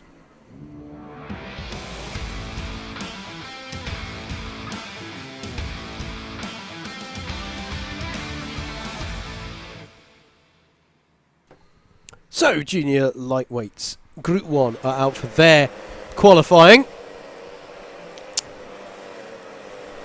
Do we have a we do have a list somewhere for who is out there? Yep. Got that here. Do you want to take that away? Oh, they're not there. Oh, they're not there? No, they're not there. It's doing that again. So we'll wait for the wait for it to come through on the timing, I think. There we go. I've got people here, but it is going to move around, so this is going to be interesting. We've got Louis Falk, Edward Gordon, Brady Pollock, Alex Jackson, Tom Smith Jr., Samuel Crump, Ryan Williams, Ben Foden, Bertie Bream, Charlie Humphreys, Alex Brooks, Christopher Wilkinson, Leo French, Gracis Muhaj, Joe Craddock, Edgar Armendariz, Bocanegra. Oh, and they're all moving around now. Joey DePreto, Asa Pinder, Rufus Marsden, William Henn, Alex Soper, I think I've already mentioned him, Harry Gibson, Matthew Cooper. I think that was everyone. Nathan Kahn, I might have missed. Alex Brooks, Leo French. I think I got everything. They all started moving, I couldn't keep up. That's understandable when they start putting the lap times in. Louis Falk immediately goes to the top, but of course only one lap completed, so I'm sure we'll see them jump around a little bit more. But once again, they are all randomly selected to be part of either Group 1 or Group 2. So once again, as Howard has stated, if you're looking to support some... Oh, that was over the sausage there on the exit for the 42. If you're looking for someone that is competing in the junior lightweights and you can't see them in this session, then they are probably in group number 2, which will be in just a couple of sessions' time. Absolutely. Just in terms of drivers who are mathematically in with a chance of winning this, Anthony Amato, who isn't here today, as I brilliantly remember at all times, is in the lead of this championship. But there are 4 other drivers who could mathematically do it at the moment. I have to say, all of this maths is provisional from me here in the box. So Jake Riches in the number 14, Louis Falk in the number 42, Ben Foden in the number 25, and George Hannay in the 34 can all still just about mathematically do this.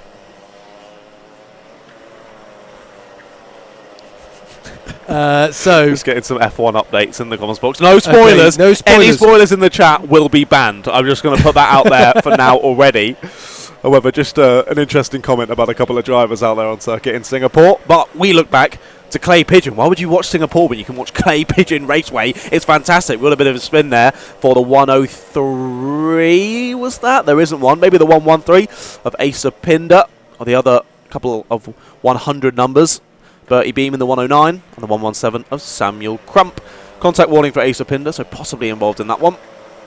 But we'll wait and see.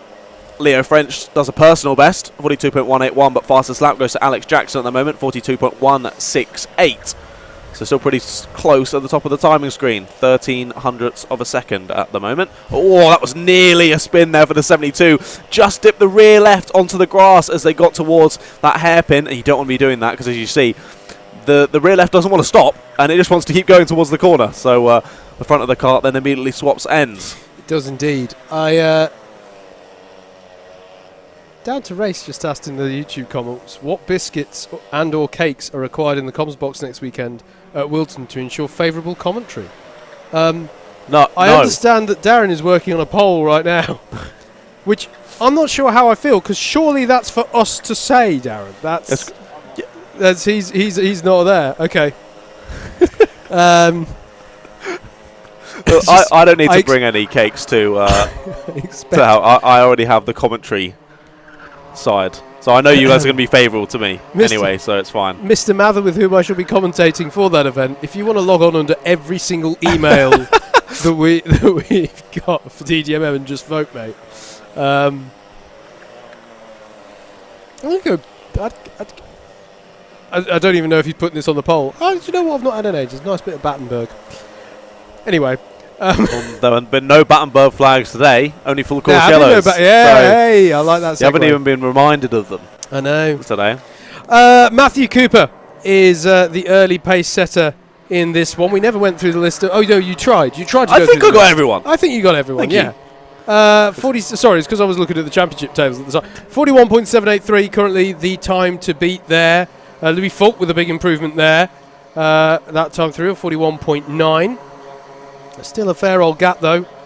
Nothing like the, 9 thousandths of a second that we saw between the top two in the previous session in the cadet. So still a bit of time here. You'll note, those who are familiar with them, this is the class that runs in the well-known and well-loved Club 100 Rotax Senior Karts. Well-loved. I mean, well-loved as in everyone loves them, not as in they're kept ship-shape in Bristol fashion. Don't worry about that. The JV's going to be knocking on the door in a minute. Yeah. I didn't mean it like that, John. Alex Jackson puts in a 41.437 to take himself onto provisional pole. And as we sort of said, as we alluded to earlier, it's going to be provision pole even at the end of it, because it could yet be bested in the Group 2 qualifying session later on. But yes, I should have just called them legendary, shouldn't I? The legendary Club 100 Rotax. Thinking about that. Well, you know. It's all right. We're commentators. We have to say words fast, and sometimes they come out we do, the wrong way or the wrong order. If I'm messing it up now, the racing could get interesting. But the Club 100 Cadet kart is the other piece of machinery you see being piloted here. That was new for this season and has allowed Club 100 to expand its offering to the younger age group, and I think it's been a fantastic addition to the roster of championships that they have. Bit of contact there down into the hairpin. We've seen Jackson, your current fastest, and the number 17 of Edward Gordon, in 5th place. Who's sporting it's a great Elio De Angelis style helmet for any F1 helmet connoisseurs. Yes, it's which people of a certain age look at and go John Lacey, but Mr. Mather pointed it out to me and he went, it's not what you will it's not the first person you'll think, it's the one before it in Formula 1 history who had that helmet design. Anyway, that was everyone listening is just going, who's Elio De Angelis? Anyone below the age of 25? It's fine. He was a good driver. Anyway, Alex Jackson on provisional pole. By 9 thousandths of a second at the moment. It is. It's exactly the same gap as with the previous session. It's a very good point. Here he is in the number 63. And that was Ben Foden just behind him in the number 25 as well. So recent improvements as well. Alex Brooks has just improved a fair few positions with a 42.156. Joe Craddock as well improving, 42.459 as there's a couple of minutes left to run on this session, which is being run under blissful sunshine, which I'll hold my hands up and say I wasn't expecting when I woke up this morning. No, not at all. I was expecting it to be chucking down all day, especially with the microclimate here. If it's raining around the circuit, then it's bucketing it down at the circuit. But it's lovely. Yeah, we've seen really thick fog here as well in the past.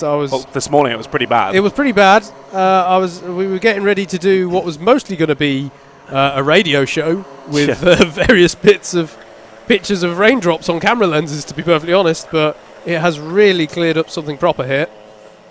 Which at least the camera men and women are very happy about. Yes, if not anyone and else. makes us feel less guilty in the comms box as well. I didn't feel guilty at all. I felt brilliant. No, I know, but you've got to say that. Never mind.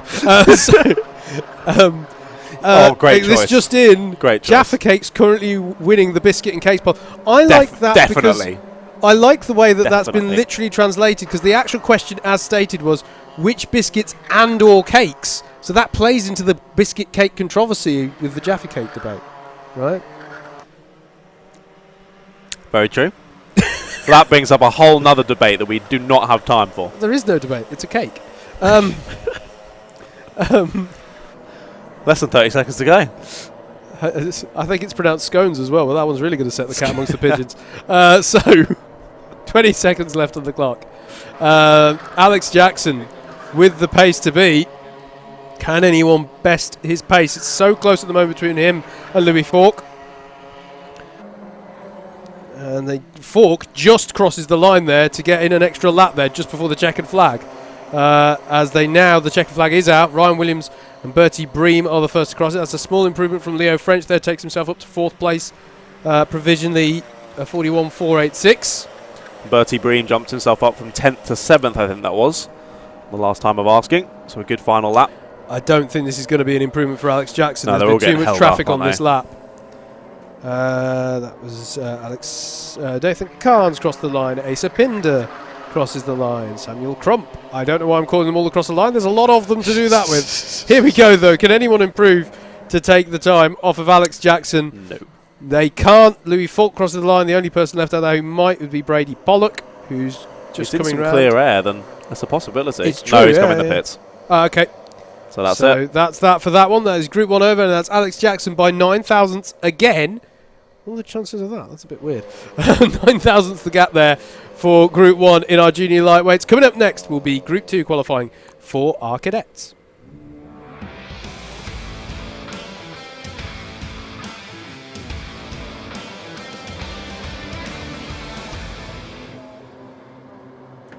We have names, Mr. Ratcliffe. Oh my goodness. Do you want to do it, or do we I'm not going to have to read down the live timing list as everyone moves around this time. You're not. Perfect. Shall I run through it? Go for it. All right, cool. Here we go then. Group 2. Group 2 qualifying for the cadets. Ilya Veliko is out there in the number 51. My voice has gone. Shall I take over from there? Yeah, I think you should. Nailing it. Ilya Veliko's out there. Jacob Underhill, Teddy Young, Rory Hamilton, Solomon Adeniji, Harrison Bishop, Adi Manu, Aurora Joel, Reese Cranston, Timmy Shahini, Max Lovell, Tabitha Meller, Jakob Schulk, Ewan Farrelly, Jack Horton, Louis Lovell, Ledger Demetrio, Margils Kovekshis, Tyler Mason Gray, and Fabian Gandhop are the drivers out there. I shouldn't laugh. It's just because we queued it up so much, mate. We even did a no after you. You handed it to me and I started reading the first. I was like, oh no. Oh no. I've just stolen it away and now I've ruined it. Yeah. How embarrassing. Well, there we are. So, as the drivers are out here, for some of them, this is, they'll have had practice and then this is it. They're qualifying ahead of racing. So, just to talk about the championship situation, I know I said a lot of people, I said there were 24 drivers who mathematically can do it. Ilya Veliko in the number 51 is your championship leader coming into today. 1,280 points currently on the board. That's that, as I say, though, is open wide at the moment. It's 130 points for the win. each of these, and as I said earlier, the points are even between the pre-finals and the trophy finals, or the first final and the second final, whatever you prefer to call them. It's Teddy Young with the early pace here, although that's just been beaten by Rory Hamilton. We've got a stationary driver there. They are beached on the curb on the inside, I think. I think so, yeah. And this goes back to what we were saying before, that, you know, it's... although it's less of a factor now that the wet conditions have gone away, but if drivers go into a spin, it's this thing of getting going again and the need to get out of the kart and recover your kart can be a bit of a... It's an odd feeling first time. Yeah, I do remember the first time I spun a Club 100 kart and had to get out of it, and you're covered by the yellows, as I say, but it's like... There's karts going at like 50 miles an hour right by me here, and I'm just walking around. Yeah. It's a bit odd. It takes some getting used to. As I say, it's all covered by yellow flags, and there are strict rules around keeping your car under control. But see, I think JB's response to that would be, well, don't spin out. I think that has been his response to me before. Yeah. That's a legitimate response. But yeah, like we were saying earlier, some of the drivers were finding it a little bit weird. We saw a few drivers spin out and get on the grass and just sit there and look around and wait for someone to come and retrieve them, because they're so used to team sport or drive and drive karting, where someone will run over and push you away from the wall. Here, no, you got to do it yourself. I do always remember the JV, like the going back again to the days of Club 100 TK, and when these karts didn't have clutches, you had to get bump started by a pusher cart. The advice was always give the pusher cart a thank you wave after they've done it. You'll need them at the next corner if you're that bad. Was his line to me. I'm like, yeah, fair play, yeah. And I did. Nice. You befriended the pusher cart driver quite a bit. Befriend. Probably not how they saw it. Wasted the time of, maybe. But yes. Well, the Hamilton name, surprisingly, has been very dominant today. We had a Hamilton in the morning, very dominant. We've got a Hamilton this afternoon, very dominant. Yes. I believe there is a familiar connection there. I believe it's brothers. Okay. So I wasn't sure. I was going to ask you the same question. I believe so. I was talking to Benji's dad, Alex, earlier on, and he mentioned that his brother was out in these sessions. So I'm going to put 2 and 2 together and hopefully make 4. Hopefully, yeah. Well, Benjamin Hamilton, we saw win both the pre-final and the final by over 10 seconds. I'm pretty sure both of them were. So yep. I think Rory's going to hope to replicate that this afternoon. Here's the number 51, your championship leader. No, sorry, the 51's behind the 28. I'm sorry, folks. 28 is Jacob Underhill, and then is the 51 of Ilya Veliko, your championship leader. And that's the 45 as well. That's Teddy Young, who was the early pace setter in this session. As speaking of pace setters, Max Lovell improves to a 43.368 to take himself onto provisional pole.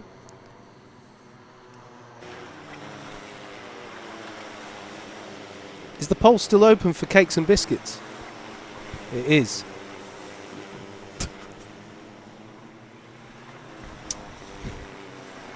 Until the end of qualifying. Okay. It's alright, I just realised that I can actually vote. And being it's for what's going to bribe me. Yeah, I was going to say, that's not very... I have to say, though, people don't realise, they don't want to bribe Andrew and me for favourable commentary next weekend at the seniors, because in the seniors, we will commentators curse you almost immediately. You've done that to me many times. In fact, I should be taking briberies for being as mean as possible on comms. You just never mention me, I might actually do quite well. I just saw Dante Dillon. Yes, Dante Dillon is out there kart testing in the cadet karts. Yeah. Go on, Dante. I wish we could see his laps as well. That would be interesting. It would be. It would be. Because Dante is incredibly quick. He is a very quick driver. I wonder how quick he is in a cadet kart. Very, I would assume. Will he still need weight to get to the minimum weight? There is no minimum weight. He's a kart tester. He doesn't have to compete. It's not like a set of rules he has to comply with. No. It's not like he has to match. He's not obliged to match himself to the weight of like a 10-year-old. It's not how it works. Oh, dearie me. Right, the number 50 of Adi Manu there is another driver to keep an eye on out there. And that's an interesting point, actually. What was that fastest lap time back in Group 1? I should double check that, because that will tell us who's on pole. And we're looking at Max Lovell as well, with the Italian, I'm going to assume that is, style lid. Very striking, very cool, and matches the rest of the colours of the suit. I like it. So it was a 43.493 from Harry Bell in the earlier session, so we've already beaten that. So Max Lovell is on provisional pole there, because that is a faster lap time. There's a few improvements out there at the moment. Jack Horton's just improved his personal best to a 44.403. Reece Cranston as well, 44.532, excuse me. So a few improves out there. Fabian Gandhock has just improved as well. There's 2 minutes left on the clock. Does have a ABC bump and pass, does Fabian. Oh, good point. Good point. So that fastest lap may get disregarded. This is the bit I'm not sure if it's helpful between Max Lovell and Adi Manu. Rory Hamilton has done another personal best, 1/100th of a second slower than Max Lovell's quickest time. So nearly 9,000ths. It's uncanny. Oh yeah, that's so it's close. Really weird. So we've got 1/100th between the top two, then a 10th between second and third, then 5,000ths between third and fourth. It's pretty close here in the cadet. Yeah, and it was close enough this morning in the superclass. Yeah. So yeah, I was just saying, I don't know if it works with Adi Manu and Max Lovell. They were going side by side there down the main straight a moment ago. We saw it's. I'm not sure. I'm not sure if that prevents either of them from. I don't know if they need cleaner air. But then again, when the margins are this tight, it has to be said, maybe a slipstream helps. I don't know. True, a slipstream does. I always find for me it's more of a mental thing to get into your own space and be able to focus on that lap rather than being like, oh, I'm so close to this person, I need to try and get out of their way or try and pass them at some point. You just don't focus on those lines and you make those little mistakes. Yeah, and the only other thing is if you're behind a driver you know is fast, you can somewhat calibrate your braking points off of them, but that can end in tears as well, because there might be a very good reason why they braked at that point. Yes, but sometimes you can sort of judge. I used to struggle with my braking point for the hairpin here. I remember my first year of racing in BUKC here, and there was a race that was very frustrating where I think it was a driver for Kingston University, and whenever I was behind them, I nailed the braking into the hairpin because I'd just brake a little later than when the cart starts coming back to me. The moment I got past them, I made a complete Horlicks of the braking point, and they would get past me again, and we just kept doing this for the whole race. So it's probably not a good idea to do it, but I don't know. That's how I was doing it in my first year of competition anyway. But we have the checkered flag out either way here. Can anyone beat the 43.368 set by Max Lovell? Here comes, that was the 81 of Ledger Demetriou. Rory Hamilton goes across, Jacob Underhill, and neither of them have improved. Max Lovell crosses the line and has also not improved. So Adi Manu is now the highest placed driver who has crossed the line and now has crossed the line. So I think, with that being said, I think we can say that Max Lovell is your pole sitter in your cadets for when we go racing. And it's not that long until we go racing, actually, because we've just now got one more group to go, which will be Group 2 in our lightweight juniors.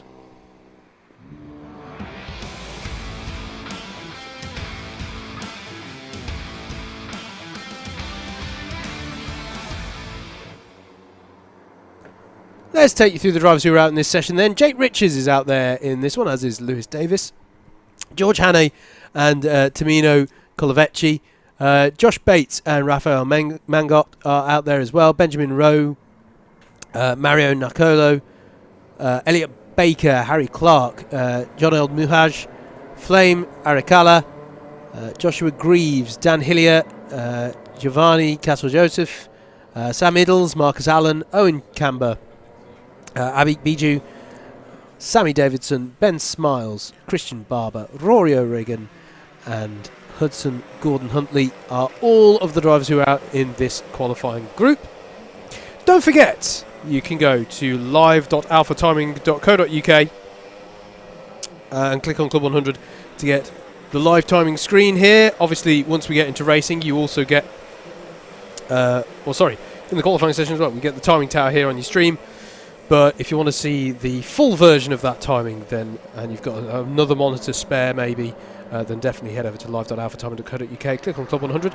And if you want to see confirmed results from any of the sessions, go to results.alphatiming.co.uk /Club 100, or click on Club 100, and you can get all of that there. That is to Alpha Timing, not Alpha Live. You're watching Alpha Live, you can get the timing at Alpha Timing. There you go. Very well explained.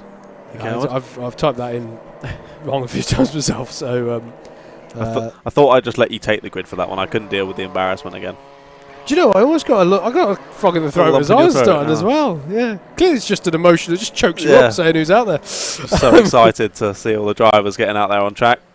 Yeah. Finally this afternoon, and they've got 10 minutes to try and put together a quick lap. Let's see who can do it then. We look at the number 10 of Raphael Mengot going down the inside. So it's Jake Riches who comes into today second in the championship, I want to say. I think when I spoke to Louis Falk earlier, I said he was second. By my maths, he comes in today third. But yeah, it's very tight anyway between them.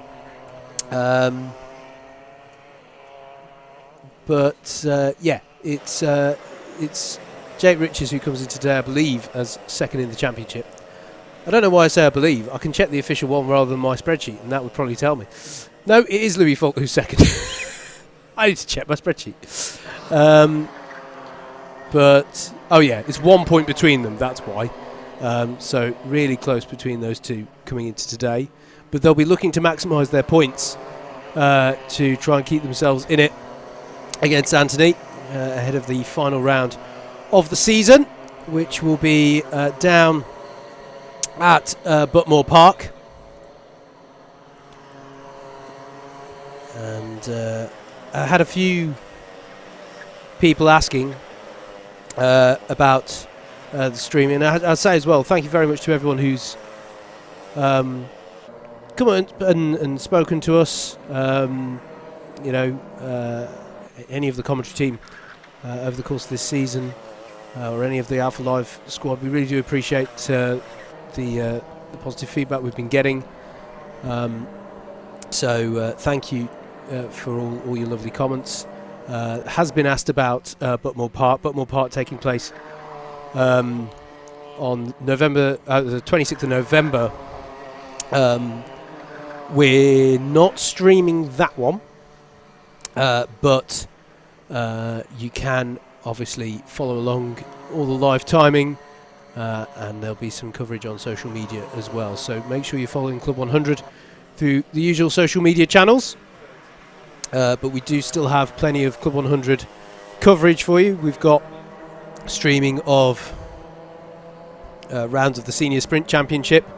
I've already mentioned Wilton Mill next weekend, but we're also got streaming at Ella Park and Butmore Park as well. So there is still plenty of Club 100 streamed action coming your way.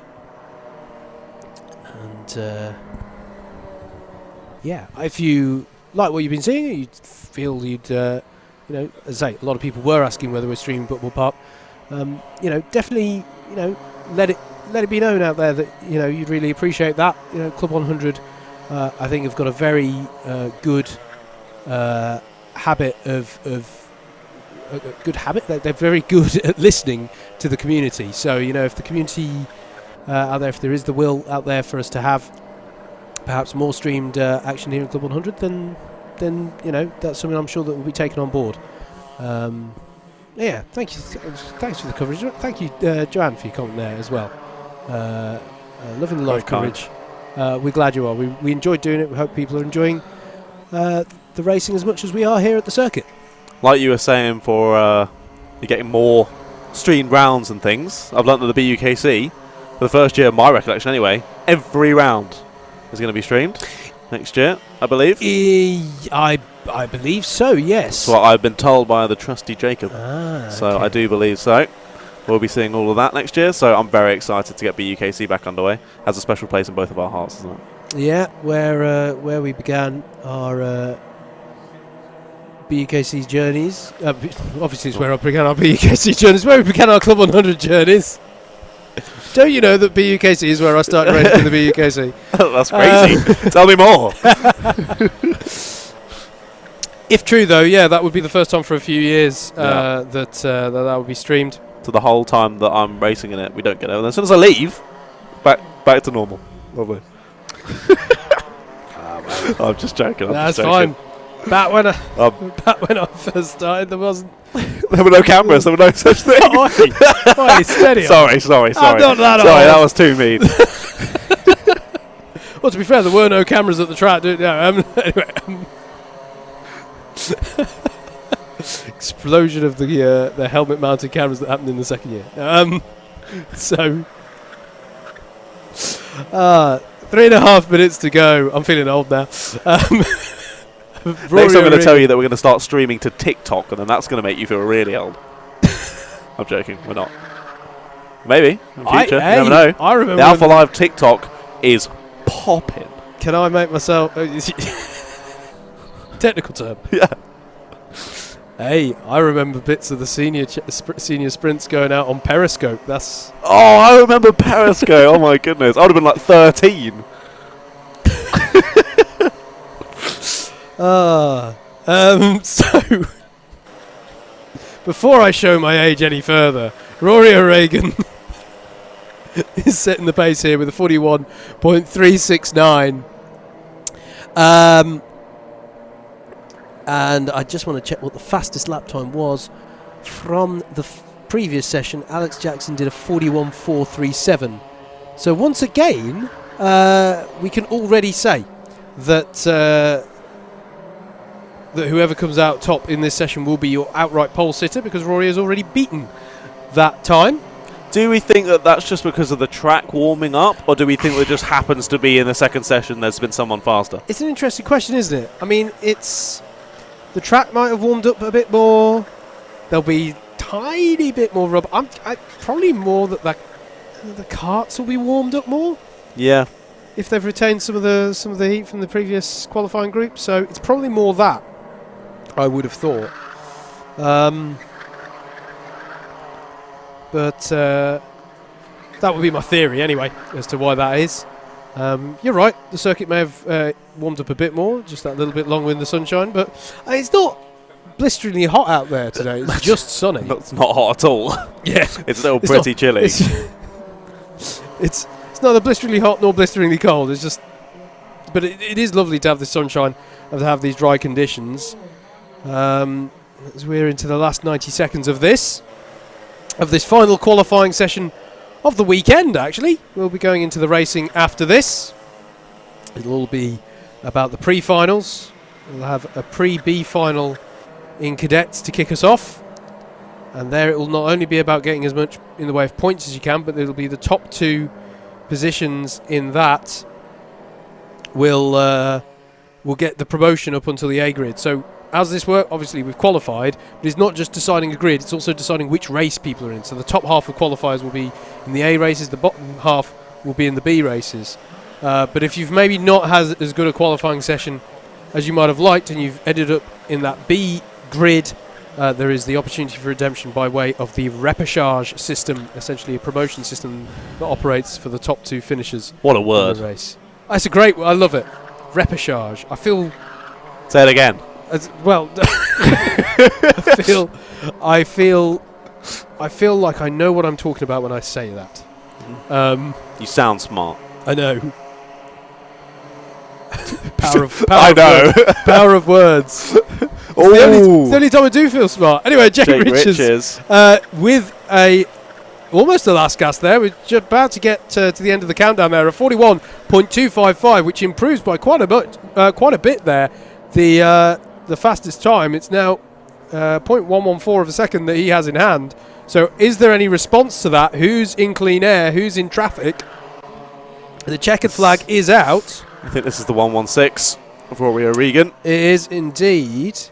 So can Rory beat Does a personal best, It's a but no. PB. It's a good effort, but Very still good by effort. 87 thousandths. It's Jake Riches for now. George Hannay hasn't crossed the line yet in third. Jake Riches crossing the line hasn't improved, but at the moment that doesn't matter. Because at the moment that's good enough. Across the line comes Lewis Davis, who improves to 6th just at the last moment then. And Josh Bates in the pitch. George Hannon is across the line but hasn't improved, so that is it for qualifying. And Jake Riches has taken pole. Bless you. That was... that came from nowhere, that sneeze. My goodness. They can't hear that on the stream, though. That was impressive that you got the line out and then sneeze. That was amazing. Taken pole position there from Jake Riches. A good lap time there. That's 41.255. And Roy O'Regan, though, it was close. It wasn't 9 thousandths or 10 thousandths of a second. It was nearly 900ths, though, so we're going to still call that as... Still, yeah. George Haney, Christian Barber and Tamino Colavecchi round out your top 5 finishers, and thus that will be in the top 10 of the grid, because they will now be all paired up. That's already been done, though, for a cadet, so already here at Clay Pigeon Raceway we can look ahead to our first race of the afternoon's session of running. It's going to be our pre-B final in our cadets.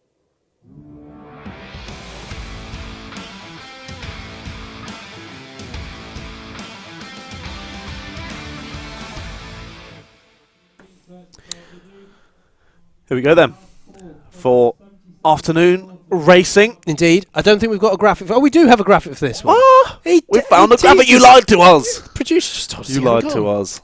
Go for it, mate. Okay, here we go then. The Cadet Pre-B Final.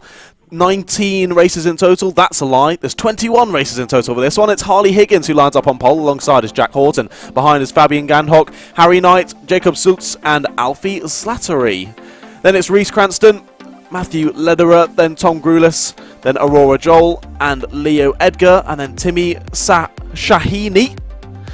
Then it's Margaris Kovekis, then Edward Gillett, Ewan Farrelly, Anthony Sarnecki, then Leisure Dimitriou and Arnie Peach.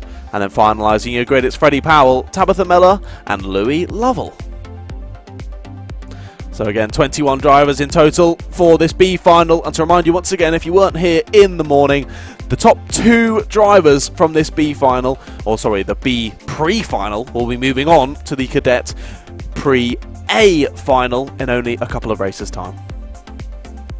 Absolutely, absolutely. So I should say as well, I'm going to quickly do a shout out as well, because as well as leaving a lovely comment about the coverage, Joanne also has just sent in a bit of a clarification on how to pronounce her daughter's name in the lightweights. Just a shout out there. Please, if we are mispronouncing any names, I will say, because we've got a lot of names that we've got to learn in this championship. If we are ever doing that, we really appreciate when people do that. So thank you very much for telling us that, Joanne Iricola. I hope I'm now saying that correctly. And please bear with us. You know, there's a lot of names. We want to get them right. So we have very British tongues. So there is that, yes, as well. Not British as well. Yeah, I certainly find it a little bit difficult. Yeah. So we often do a weird anglicisation of names. So if we are ever doing it wrong, then please do correct us. We want you to, as the commentators. Never feel bad about that. Just come and let us know. So we're getting ready for racing to get underway here. Jaffa Cakes. And in exciting news here, Jaffa Cakes have won. Yes. For what to what to bribe us with. How did Rich T even get any votes? How did Rich T get more than mini rolls? That's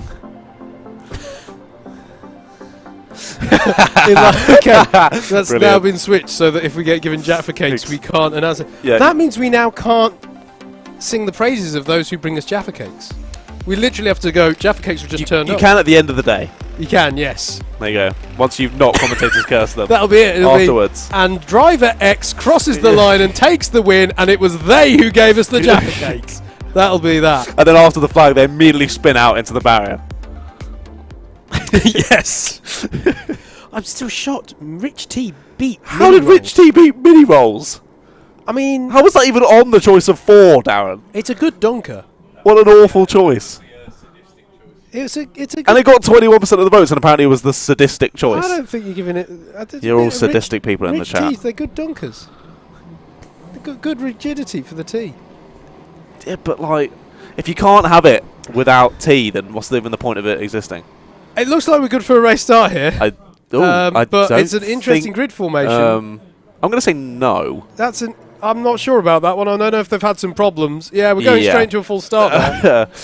I'm not quite sure what was happening there because I saw the pace kart driver doing the sort of easy, go easy gesture, and I'm like, no, that's not a grid formation. Well, it was a grid formation. It was a formation, yes. Yeah, unless we've started the world's first hybrid of synchronized swimming and motorsport, in which case we have suddenly become immensely ill-qualified to commentate. Like we weren't already.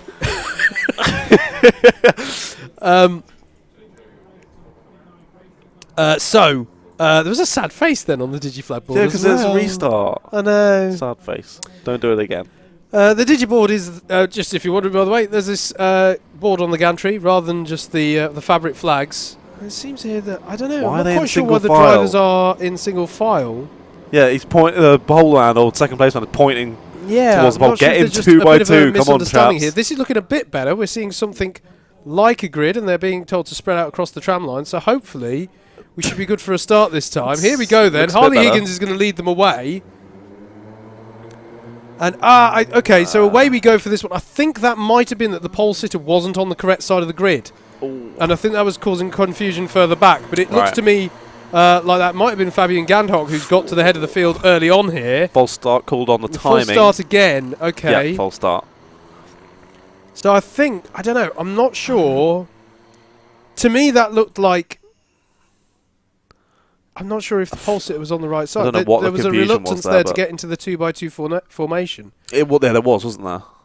So that was, a bit of an odd one. I'm not sure what that confusion was, but hopefully the guys and girls can get it sorted out this time around. Third time lucky. 2 minutes been taken off the clock, though, you can see there. Clock's gone to 10 minutes. So we'll see how this one goes. All right, here we go then. Oh, no, they're going round again, it looks like. Yeah, they're going to sort this out. Oh, 49 of Fabian Gandhock nearly took the full road. Oh, and another driver nearly does as well. There we go. We're getting the hang of it now. Right, so this time, I mean, this is looking more convincing. It's 2 by 2 this time. It is 2 by 2. That's good to see. Who have we got then? Harley Higgins in the 23, Jack Horton in the 77. I mean, let's be clear. This is what it's all about, right? Learning your craft, experience. Getting used to rolling up. It's not the easiest thing to get used to, actually. I've got to say, it's very, you've got to spot the right driver in front of you. So here we go then. Away for our cadets for their pre-B final. The top two of this will get a spot on the pre-A final grid. Harley Higgins leads them away, and that's a great start for Jack Horton to go down the inside into Billy's blind. It's quite wide there for Alfie Slattery, I can see, but he manages to keep his car on the grey stuff just about as they all work their way through the S's for the first time. I'm delighted to say that looked to be nice and clean for my money. As it is, a look there. Oh, he spun at 75, but he gets knocked back around. And then collects another car. Oh, that was a bit of a hit. That was a heart-in-the-mouth moment there for Matthew Lederer in the number 75 there. Got almost, one might say, some friendly corrections to turn the car in the right direction. And then someone put it back round again. Yeah, I hope he's all right after that, because that was a bit of a nasty knock there. But I think everyone's been able to carry on off of that one. Bit of an unusual one there. It is, though, Jack Horton who leads at the end of lap number 1, with Fabian Gandhock, the driver who's managed to slot into second place. Slattery looks to be up to third, I think, if I saw correctly anyway. Oh, no, it's just been re-overtaken now by the 49, so that's Gandhock back into third place as we got the 15 out at the wall. That's at the final corner. Yeah, that's Anthony Czarnecki who's in the wall there. Billy's blind. Head in his hands. Not so happy about that start. Yeah. They'll still get another final later on today, so no need to worry too much, but still frustrating end already. Only a minute and a half gone of this final. Already, it has to be said, that's a good that's wide gap that Jack Horton's got. Yeah, that is wide indeed. That's going to give Harley Higgins an opportunity potentially. If anything, though, actually, that's Alfie Slattery who's got better drive down the straight at the moment. And they stay as they were going through Billy's blind. Good start, though, here for Horton. Almost a gap of a second after a couple of laps. So not too shabby a gap to have in hand in the early phases of this one. Will this cause a battle to open up for second place? Fabian Gandhock currently in that second place in the number 49. And actually, that's a good lap from Fabian there. I think he's reeled that in slightly again back to Jack. Indeed he has, by quite a margin there. So I think this is actually game on for the lead of this race. Certainly a breakaway pack of 5 at the front of this one. You can see Harry Knight as well just off the back of this pack as well. Quite a calm start after a bit of confusion over the grid. It's been a very calm start by and large for the race. Anthony Czarnecki, we mentioned, had an incident, and that is Leo Edger, who's had some kind of issue there in the 35. So perhaps one to forget for Leo. He'll be hoping for better later on in the B final race. This is your battle for the lead though. Jack Horton, who leads them onto that 500. That's an amazing move there from Harley Higgins. That was from way back there. And he's just managed to tuck underneath both Gandhock and under Horton. And suddenly the number 23 is back into the lead of this race. He saw the 49 was going to follow through there. That's Gandhock through up to P2. If he's going to challenge for the lead now, goes to it around the outside of the 23. Has he got the watt to continue round though? No, it's going to knocked out wide, but so was P4 there. I think that might have been Slattery. We'll wait to confirm as they come round into this camera shot with our numbers, but I think it may have possibly been... No, I think I could see Slattery there, so it might have been Cranston or possibly Higgins. Definitely wasn't Cranston. It was Slattery. No, Slattery's come over the... It was Slattery, there we go, finally, updated with the timing. So yeah, indeed, getting knocked out wide there through the middle section of the circuit, but that's just what can happen as the drivers come through that long, sweeping left-hander. Yeah, I think Edward Gillette as well may have had an issue on that last lap, dropped a few positions down, 7 positions down as well. So we've got a few drivers out there who will be hoping for better things later on in the day. I was about to say... past half distance. We're not just past half distance because the race was reduced to 10 minutes after the starting issues. All that does is put more pressure on the drivers once the race begins because there's less time to make up those positions. And that is change for the lead, confirmed. I'm not sure if we caught that on the cameras, but Gandhock by on Horton. Just as Horton sets the fastest lap of the race as well. So yeah, unusual. That is unusual. But anyway, 49 of Gandhock to the front. Puts Horton behind him. A little bit wide, though, off of the hairpin. But again, that's going to mean the 77 has to go for a wide line. A little bit of a tap through this middle section of the circuit. But still stays line astern for now anyway. Has a little think about it down the inside, but thinks better of it this time around, does Horton. And they're going to fly down back towards the start-finish line. The 23 of Higgins behind is going slightly defensive on Cranston for P3. Yeah, he's feeling the pressure, isn't he? But they need to, if anything, there's a tucking underneath here from Jack Horton. He wants to go for the lead here. They're still side-by-side into the chicane, though, and they were warned about this in the driver's briefing from JV, and they've both gone off wide. Both gone off wide there, and he's coming back across the track as well. He's got to be careful there to get his foot on the brake to stop his kart rolling back across, and that is disaster there. It was for Jack Horton there. Fabian Gandhock has managed to keep going, but I'm not sure how favourably that's going to be looked on from race control, because that is specifically what they were warned about. Do not be going side by side through that chicane because it will end in tears, and that it has done for Jack Horton. That really scared me there with Horton coming I know, back yeah, straight. You couldn't tell the distance from our camera angle, so I wasn't sure if he was coming on in front of these guys or behind. So it was a little bit of a nervous one, but managed to avoid any further contact. Absolutely. That's why it is so crucial when you go into a spin that you put your foot on the brake. Because it stops your kart from rolling back, as the number 63 of Harry Knight has a look at Harley Higgins but can't quite make it stick, and that might leave him exposed to the number 19 of Rhys Cranston now, although Cranston will have to hang it round the outside, and I don't think he's got the overspeed to do that for now. So they stay as they are for now, but this is what it's all about, trying to find those moments where you can put the nose of your car in and start to open up the door for a move. He's now pretty equidistant, these four now. And they're still for the lead of the race. The top two go through to the Pre-A Final. And that's wide there from Knight, and that is going to allow Reece Cranston to have a go, and he does get the job done by the S's. That's a bit more how it's done. And I have to say as well, you know, I don't just mean that's how it's done by Reece, I mean that is heads-up driving from Harry as well to know that it can end in tears if you go side by side. So it's far better, to be honest, to concede the position and, you know, from the point of view of your race, live to fight another corner, basically. Exactly. And keep it going. And if he didn't just know that generally, he literally saw it 2 laps ago. So you'd hope he would remember that. It's like, do you know what? It's the Singapore Grand Prix this weekend. There used to be the Turn 8. Singapore Sling. The Singapore Sling, which was a very similar idea. Brilliant corner. But I'm trying to think when they changed that. It was a few years ago they changed that. But it used to be a great chicane. But it used to be, don't go through it side by side. It's going to end in tears. As indeed it did sometimes. And probably a broken back through that Singapore yeah, Sling. because nasty curb for an F1 driver to go through, definitely. Really nasty. Oh, bit of a opposite lot moment there for Fabian Gadholt, though. Is that going to give any opportunity? You can tell that Higgins can sense.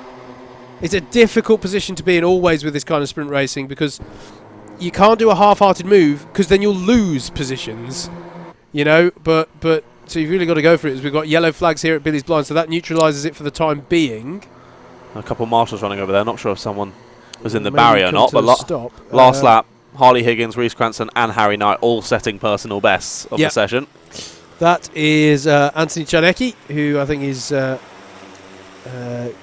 was going to say getting out of the way for them, but they are going to have to go around a little bit longer there. Czarnecki breaks up the leaders. With, I think it was one of the drivers we saw having an issue down at Billy's Blind corner earlier on in the race, so he's one who'll be looking to... Now, just to be clear here, he's not obliged to get out of the way. No. There is no blue flag rule here, so he doesn't have to get out of the way.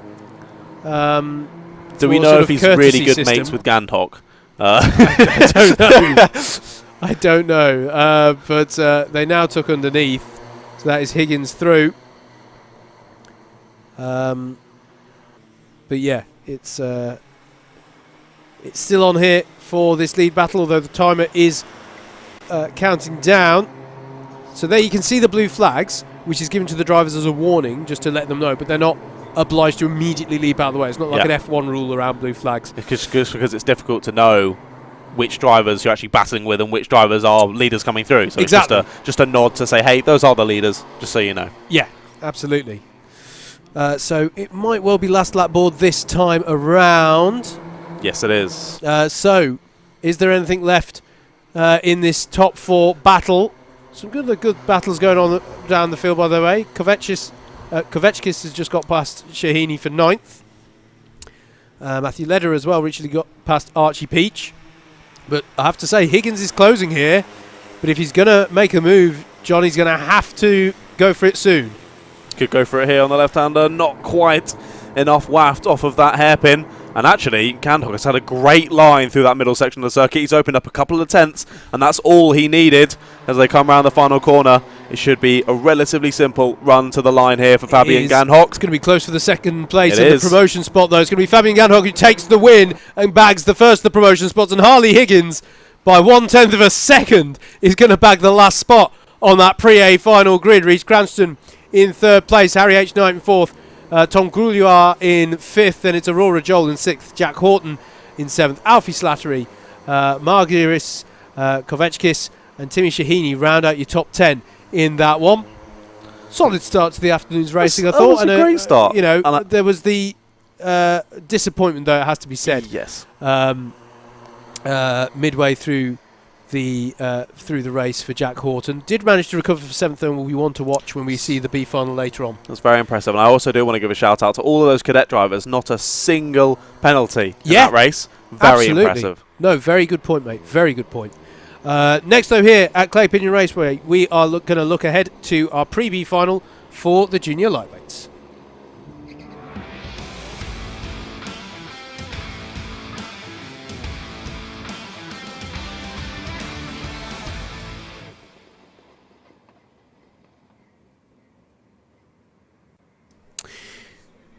Here at the circuit, we're just trying to get hold of a grid, actually, for this one.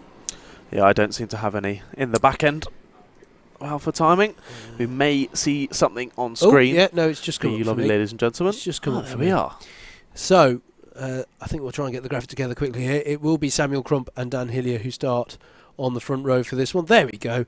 Joey DePrato and Mario Nicolo, on row 2. Then it'll be Joe Craddock and Hudson Gordon-Huntley.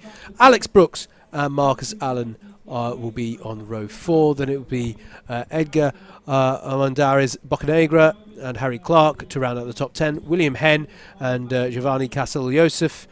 Charlie Humphreys and Elliot Baker will be on row 7. Row 8 is Gracie Muhaj and Flame Iricola.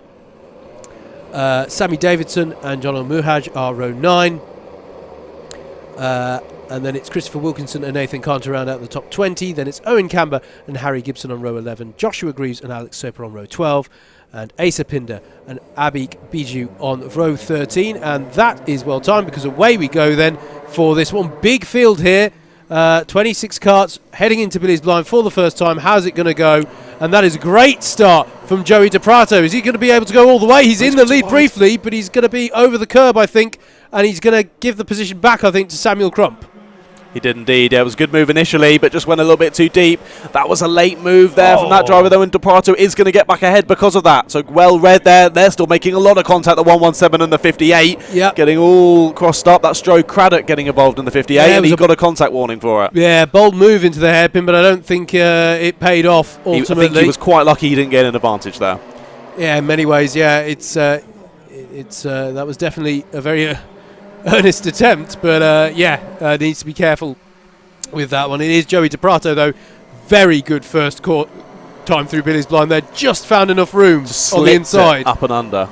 There's almost a pass on the grass almost with 2 wheels over the line, but no, it was great judgment there from the number 67 to take the lead of this one. That's the 72 and the 11 going alongside. That's Armendariz Bocanegra and Dan Hillier fighting over 7th place as they come through the top part of the circuit, through the right-hander there and into Top Bend is this final corner, which is one of the few kart tracks in the UK where the final corner is not called paddock. And they come round to start another lap. That is the 41 and the 72. Still battling away, so that's another battle between Bocanegra and another driver, this time William Henn. And I think that's gone the way of Armendariz Bocanegra. Late on the brakes there for the 64 down into the hairpin, but manages to keep it together. That's Mario Nicolo holding the slide. So we look back forward.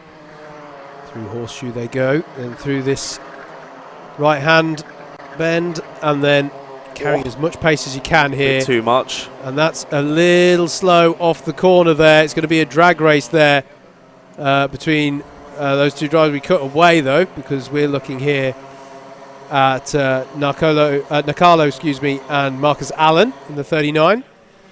It was Bocanegra who was wide off the last corner there, who got the bad exit and was overtaken, I think, by Harry Clark at the end of the straight there. So that's what can happen. You just take a little bit too much speed on the entry, you lose your run out of the corner and all the way down that front straight. Yeah, absolutely.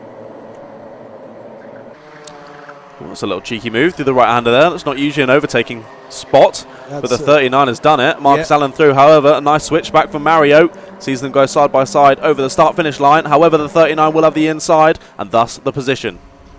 Yeah, I think that was just the fact that Marcus Allen was able, because he was on the outside, he could take the wider run out of the top bend corner and carry more speed onto that straight ultimately, which allowed him to win the drag race that ensued. Another demonstration, I have to say, of Clay Pigeon just being really good for these little, dogfights. We've already spoken today about how the hairpin then leads into the horseshoe, so whoever was on the outside for the hairpin had the inside for the horseshoe. It really is a good place to do. It's not the easiest place to overtake, but there are opportunities, and it is a great place to have a battle lap after lap. It really is really a good good for that. As we watch Allen and Nicolo continue to battle. You look back ahead to the 117. That's Crump still piling on the pressure to DePrato. Yeah, absolutely. This is definitely not over yet from the perspective of who could take the overall win with it. And looked for it at the 65 of Brooks on Craddock. Thought better of it though. Craddock goes a little bit wide on exit though. And that isn't Craddock, that's Allen, sorry. So Allen's gotten past Brooks, my apologies. So Allen up to P4. It was Brooks trying to fight back but couldn't do anything about it. The 39 of Allen is so tall. Yes. He is so tall. Yes, I think he is. That's just impressive. Sorry, that's I good, just though. had to say it. That's good. You can spot the apex nicely, though.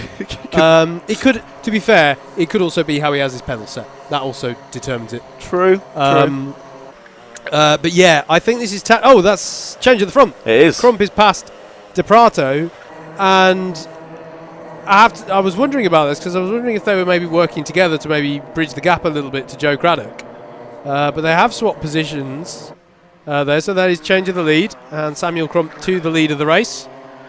Crump believes he should be the one leading the train forward away from Craddock. Yep. And he's already built out a couple of tenths, so maybe he was correct. Yeah, absolutely. Fastest lap of the race currently with Marcus Allen, a 41.933. Clearly the wind resistance not being a problem for him. Putting in nice fastest laps, and he's chasing down these front three. The only driver, not quite the only driver in the 41s. There's one other driver of William Henn, indeed, in 6th position in the 41 kart. Also in the 41 second mark.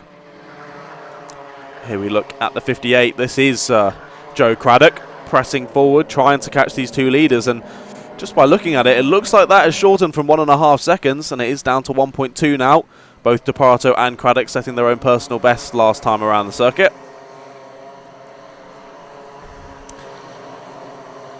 Changes further down the order. Hudson Gordon-Huntley has just got up into 11th. That's getting past Edgar Armendariz Bocanegra and Flame Aracola.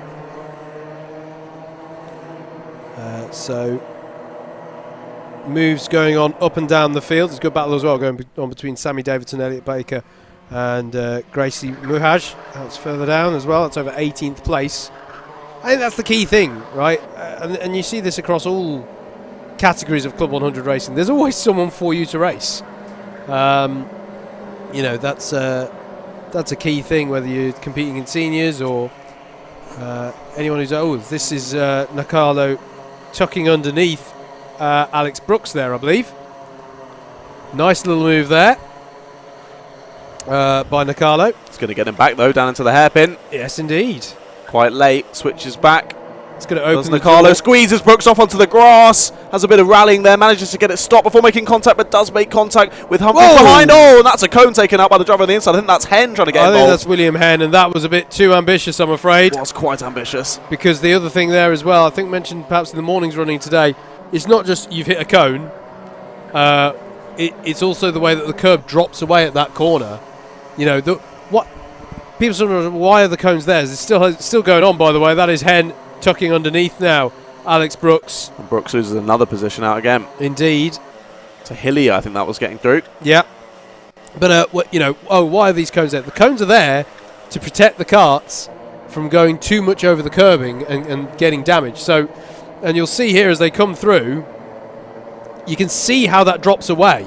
The second apex of Horseshoe isn't an apex to hit. No. Because your kart will just dip down. And you can scrape the bottom of the kart on that quite easily. So that's why the cone is there, to keep these karts race ready. JV winces every time he thinks about it. Oh yes, I'm not surprised. I wince every time I see someone do it. It's not the most comfortable thing to do, as we said. No, it's that noise that you hear when you do it. It is, yeah. I will say though, I thought it was very good from Alex Brooks, who did get pushed wide there onto the grass, came back on and still managed to brake and stop. There was a little bit of contact, but it wasn't like out of control re-entry there. So that was an important point, I think.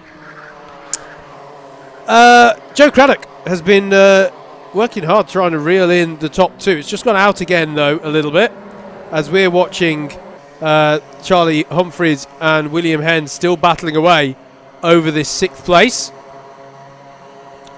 Indeed, across the line, Joey De Prato went fastest, but immediately stolen away by Marcus Allen in 4th place. Yep. So fastest lap goes back to him. Look back to the 35 here. This is Humphreys defending from Hen. 6th place still. Oh, there was a slow moon drive in the background there. I'm not sure if it was someone a lap down, but we'll double check that on the timing. Nicalo trying to get a break on these two whilst they're battling away. Little look there from William Hen into the last corner, but it's a tough place to make a move stick because you're going to compromise yourself down this long straight here. Didn't seem to deter him too much, to be fair. Hudson Gordon Huntley has just got up past Alex Brooks and Harry Clark on that last lap, as there's a penalty for bump and pass for the number 55 of Christopher Wilkinson. So that'll be 4 positions added to wherever he finishes in the order. And yeah, Gracie Muhaj, I think, has had some issue out there. Because that's 4 places lost for the driver of the number 29. Indeed, slightly further back in the order. We start a new lap of Clay Pigeon Raceway. We look back here to the 58 and the 39. Marcus Allen and the 39 has been chasing down Joe Craddock for a number of laps now, and now he's almost right on the rear bumper. There are your 2 leaders in the 117 and the 67. And there's now a penalty for Gracie Muhaj. Has had a restart off the grass, so clearly has had an incident and then restarted from the grass, so then has got a penalty for their troubles as well. So the day goes from bad to worse for Muhaj. Here's the 35 and the 41 going at it. That's Humphreys through on Hen, and Hen clips the cone on the outside. More squeezed into it by the 35, but equally went for the gap there. That gap closed and ended up clattering the cone, so probably going to be another cone penalty, that. Yeah, indeed, and that might give the opportunity for Nicalo to get back in on this, as we're heading towards the closing stage of this one. Samuel Crump leading by just a second over Joey DePrato, and they in turn are 2.4 seconds up on Joe Craddock, who's now got Marcus Allen though for close company, so we should keep an eye on the 58 and the 39 having their battle over 3rd place and what will effectively be pole position in the B final later. That's I just saw there number 55 of Christopher Wilkinson. Got a penalty hanging over him, and cone penalties have been confirmed. I don't think we've seen them on screen, but Sammy Davidson and William Hen have both had a cone penalty. Allen's been able to get past Craddock here just as they've started the last lap. Allen is through up into P3. There we go. Crump has now built a nice gap over DePrato in the lead, so looking like the top 4 should probably stay as they are during this last lap. Yeah, absolutely. I don't think DePrato's got enough pace over Samuel Crump to challenge here, but indeed, as you say, good move by Marcus Allen to get himself up into that 3rd place. Here though is Samuel Crump. He's going to come through here to take the win in the B final and bag himself a spot on the pre-B final zone, bag himself a spot on the pre-A final grid. Joey DePrato will join him there, and then it's Marcus Allen in 3rd, Joe Craddock in 4th, Charlie Humphreys in 5th, and at the last there, Mario Nicalo does get by on William Hen for 6th place. Then it's Hudson Gordon Huntley, and Dan Hillier and Alex Brooks to round out your top 10 there. And that is your pre-B final done for junior lightweights. Maybe one of the calmer races that we've seen so far. I have to say though, we're still seeing much fewer penalties than we saw this morning, which is fantastic to see. And so as we wind things down there for our junior lightweights, and we'll look to see Samuel Crump and Joe DePrato later on in the pre-A final. Next up, it's going to be our pre-A final for our cadets.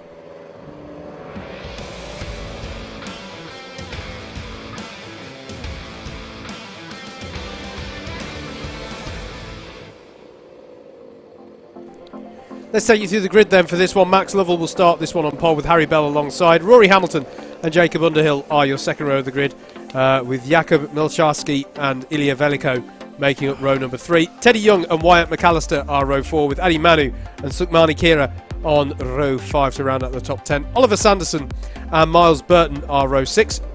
It'll be Harrison Bishop and Maximilian Braskov, Tyler Mason Gray and Hendrix Bennett, Noah Hobson and Solomon Adeniji, and they will be joined by your top 2 finishers from the pre-B final, which will be Fabian Gandhock and Harley Higgins. That's how they line up then for this pre-A final in your cadets for Club 100 cadets and juniors. This is round 6 of the cadets, and round 7 of your juniors here at Clay Pigeon Raceway in Dorset. Myself, Howard Mitchell, and John Ratcliffe in the comms position for you for this Alpha live stream. We do hope you're enjoying the coverage. Do please keep your comments coming in if you're here to support a particular driver, as we look good for the off here in our cadets. And away we go. Max Lovell in the number 42 leads them away with Harry Bell in the 39 into Billy's blind for the first time, and they're both going to go wide. Got one off in the background and there's as well. someone gone there, and it's a full start called already there. Yeah, it doesn't surprise me. I'm not sure the Clark some people haven't seen too happy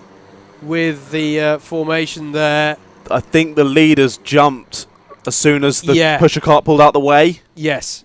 Rather than waiting for the lights to go green. I think that was the issue there, because it meant that then the guys at the back got kind of left for dead. Yeah, absolutely. So full start flag is shown. That is the full start flag in karting. I always think of it is the chevron. I always like to think of it as you were at green flag. You are going down from green flag to yellow flag conditions again. That's how I always thought of it anyway. I don't know if that works for anyone else, but that's how I see it. Sad face. Sad face as well. Hopefully it's going to be a happy face this time. Slow down, slow down. Here we go then. And away we go. And I'm not sure they're happy with that one either. No. I think that may well be a full start. Yeah. On the timing. I think Nicky Richardson wasn't too Come happy on, guys. with that. Bell and Lovell at the front need to just slow down the pack. Keep it half pace until you see that green light. Yeah. And then you're good to go. Yeah. It's just another sad face. Yeah, indeed. It's just another thing the cadets they just look need at Nicky to Richardson. get this right. With his sunglasses on. What a shot of a beautiful man. It's a good look. He makes that work a lot better than I would. Any look for Nicky Richardson is a good look. How he throws those Club 100 carts around is mesmerising. It is. Right then, let's see if we can get this right this time. Come on, guys and gals. Let's get this started. Third time of asking. Are we going to lose a little bit of time on the clock because of that? Yeah, it's already been taken from 12 down to 10. Has it? So I think they'll leave it at 10 for this one. Then if it went again, they take it down further. Okay. Yep. Keep it slow. Keep it slow. Tends to be done. Okay, let's see how we do then this time. Max Lovell in the 42, Harry Bell in the 39. I think they're happy with that one. And away we go towards Billy's blind. The number 17 of Rory Hamilton looking racy here as they head through Billy's blind, but it is going to remain Max Lovell at the head of the field. Can they all get through the S's cleanly? Yes, they can. That was exit stage left. Driver off to driver's left there. And that's unusual. We're hearing that's the 34 who went off, which would make it Miles Burton. So thankfully Miles came to a stop before making any contact with the barriers there. I was a bit nervous that they might fly off towards the barriers there, but luckily all okay. I didn't see if they were helped round at all, or whether simply it was just a big kick of oversteer and just sent it round. But Hamilton is all over the rear bumper of Lovell here, tries it round the outside of the first corner. Can he keep his nose in? Down towards Billy Spine. He does go for it down the inside. He's got all sides on them, and Hamilton's round! Hamilton is round at the first corner, and he's going to drop all the way to the back of the pack. Yeah, that's going to be gutting for him, and we've got the 28 going over the grass as well. That's Jacob Underhill going across the 46 off in the background as well, McAllister. Yeah, indeed. That is Wyatt McAllister. Oh, dearie me. It's a bit of a scruffy one this so far. Harry Bell then, I believe, inherits the race lead after all of that. And, that's gutting as well for Rory Hamilton. To have spun like that and have them all going by. He was very late on the brakes. It was an amazing move, but just tried to get that kart turned in as to not hit the driver on the outside, and the kart just did not want to do it. I have to say, that just going back to the Miles Burton incident briefly, I did have an incident here once a few years ago where someone spun and coming out the S's on the first lap, and everyone went either side. I steered to the left and tried to turn right to straighten myself up again, basically, to go back down the straight. But my left wheels were on the grass, and that just sent me into spin. And it looked very similar to that incident. Something like that, yeah. So it might have just been that you got spooked by someone slowing down. That was a brilliant move. That was lovely. By Ilya Veliko past Max Lovell there through Horseshoe. Brilliant stuff from the championship leader coming into today. And the number 51 is up into second place. So that was lovely. We've got this breakaway group of 5 now at the front of this. Harry Bell, Ilya Veliko, Max Lovell in the 42, Sukmani Kira in the 78, and the 45 of Teddy Young. And that's Ilya Veliko trying to tuck underneath Harry Bell as well. And Harry Bell concedes. That is crucial. That's how you get home at the end of the day, it has to be said. So heads up driving there from Harry Bell. And he can now think about maybe getting back. And there is a look from Sukmani Kira as well on Max Lovell, but she can't quite make it work.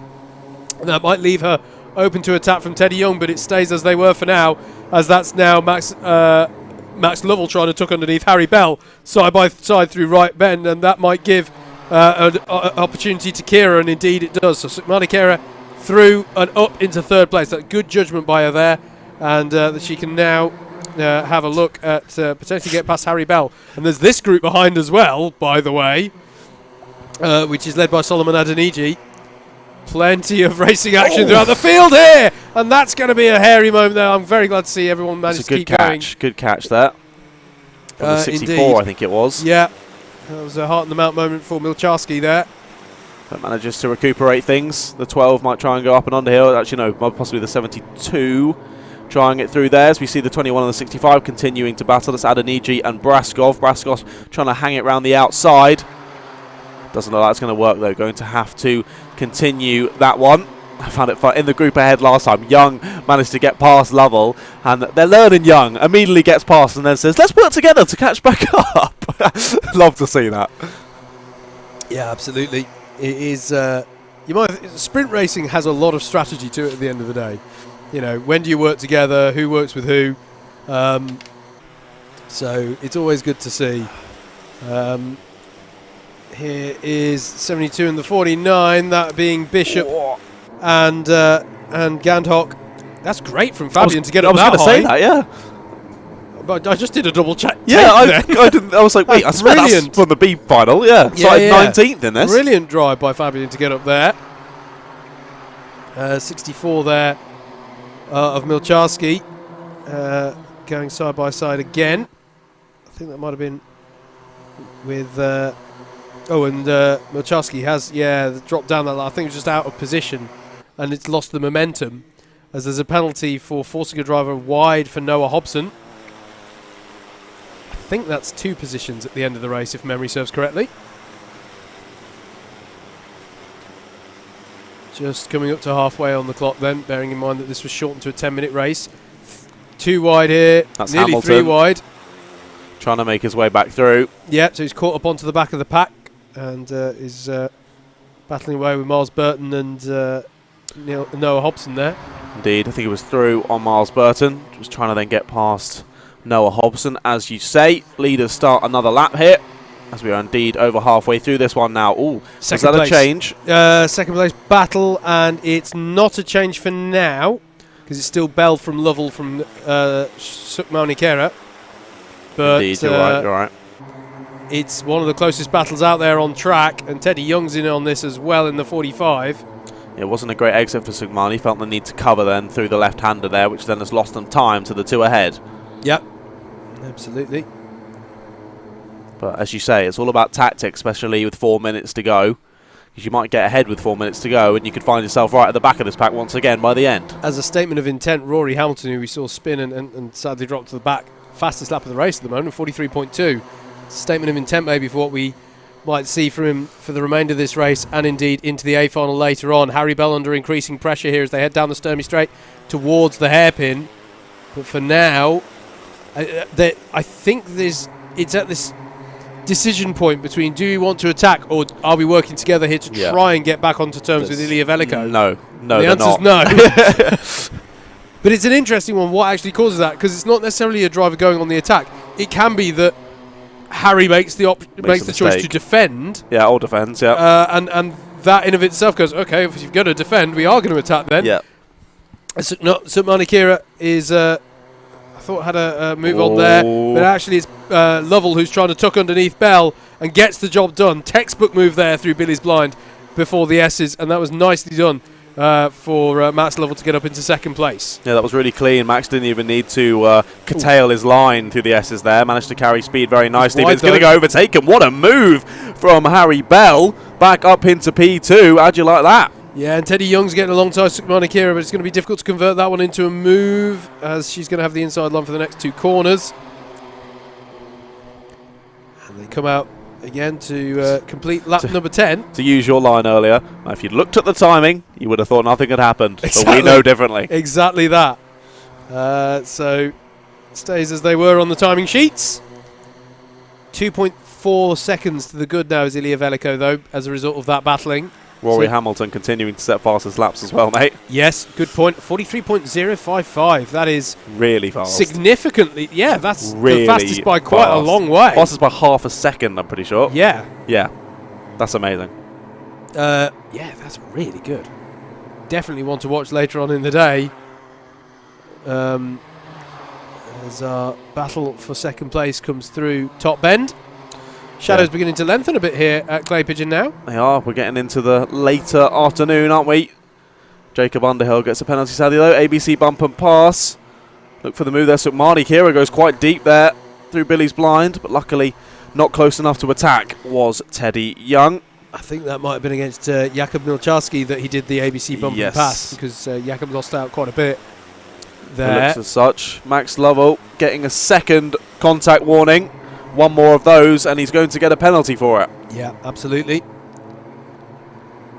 They need to be careful here. He's got to pick his moment correctly to get by effectively, but also cleanly.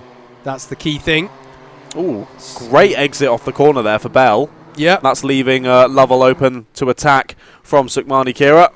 Not close enough to go for it into Billy's blind. I reckon it's going to very much be a theme, that, of getting through cleanly when we get the British Universities Karting Championship going again in a few weeks' time, because it's very much about getting through cleanly in that championship, as side by side go Bell and Lovell again.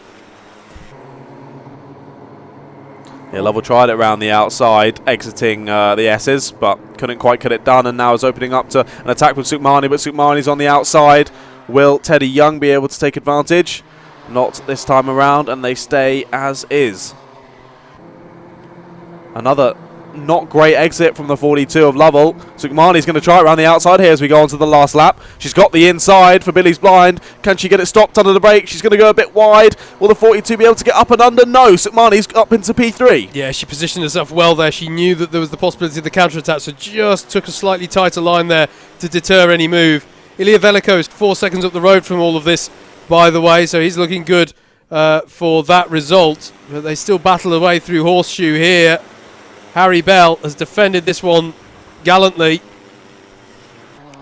But here is Ilya Veliko, who's going to come round the final corner now and take the win in the Pre-A final in the cadets.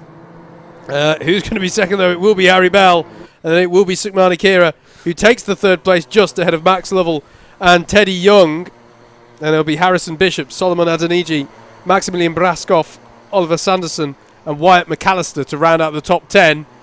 That one, I thought, you know, for these young drivers, on the whole, some very mature driving. I was going to use that exact word. That was a very mature race, wasn't it? I agree.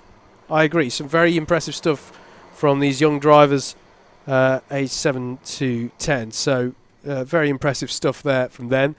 Next up, here at Clay Pigeon Raceway, is going to be your Pre-A final in the junior lightweights.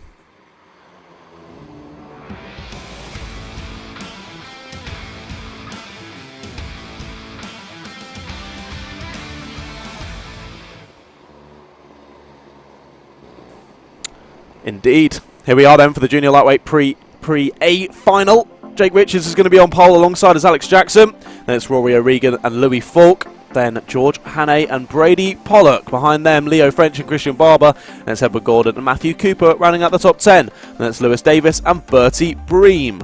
Behind them, it's Benjamin Rowe and Tamino Colavecchi. Then it's Ryan Williams and Josh Bates. Then Ben Fodem and Rafael Mengo. Then Sam Iddles and Tom Smith Jr. Following them, Rufus Marsden and Ben Smiles. They round out the 22 karts on the grid, but we will have 24. As of course, we've got 2 drivers who will have been promoted from our pre-B final just slightly earlier on today. So I can confirm that was Samuel Crump and Joey DePrato, lining up 23rd and 24th respectively.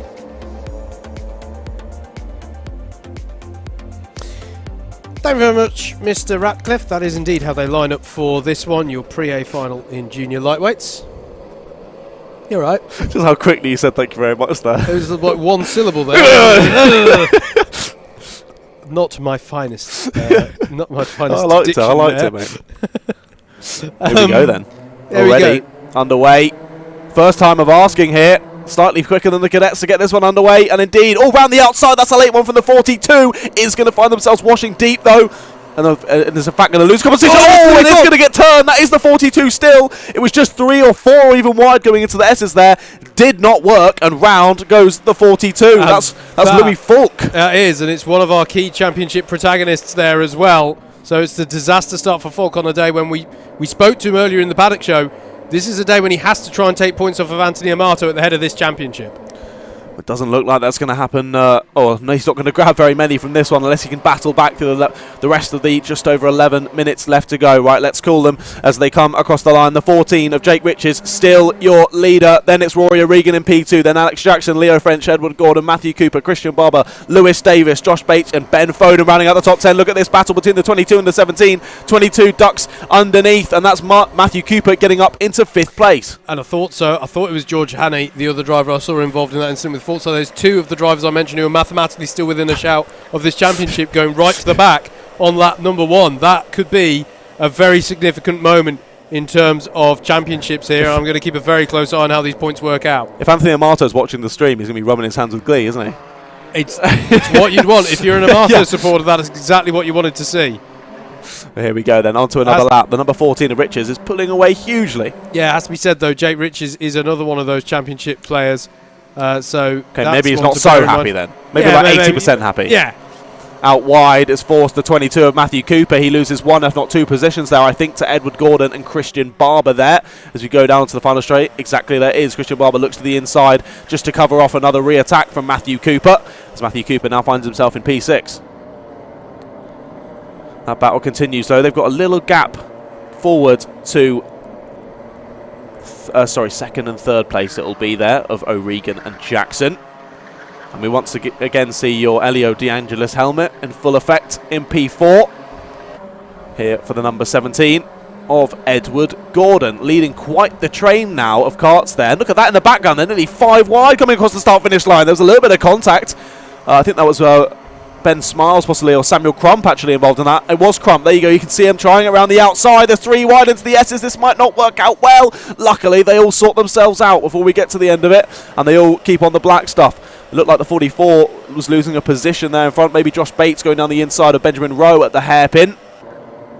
And more battling continue there as they exit as well. 67 of Joey DePrato's moving up nicely. I think he's up into 14th or 13th now as we come to the end of another lap. 9 minutes just over left to go in this one. But a nice lead being built out by Jake Riches at the front. Nearly 1.5 seconds now as we look back once again to Gordon leading this battle. Foden just behind. Yeah, good battles going on here in the early stages. Is the spreadsheet blowing your mind a little bit, mate? It's interesting. I'll maybe get onto this later on in the day. I think that's Foden. He's just got past Gordon there for P5. Yep. Good move there by Ben Foden. Penalty as well. Coming in, ABC bump and pass for Josh Bates there in P9 at the moment.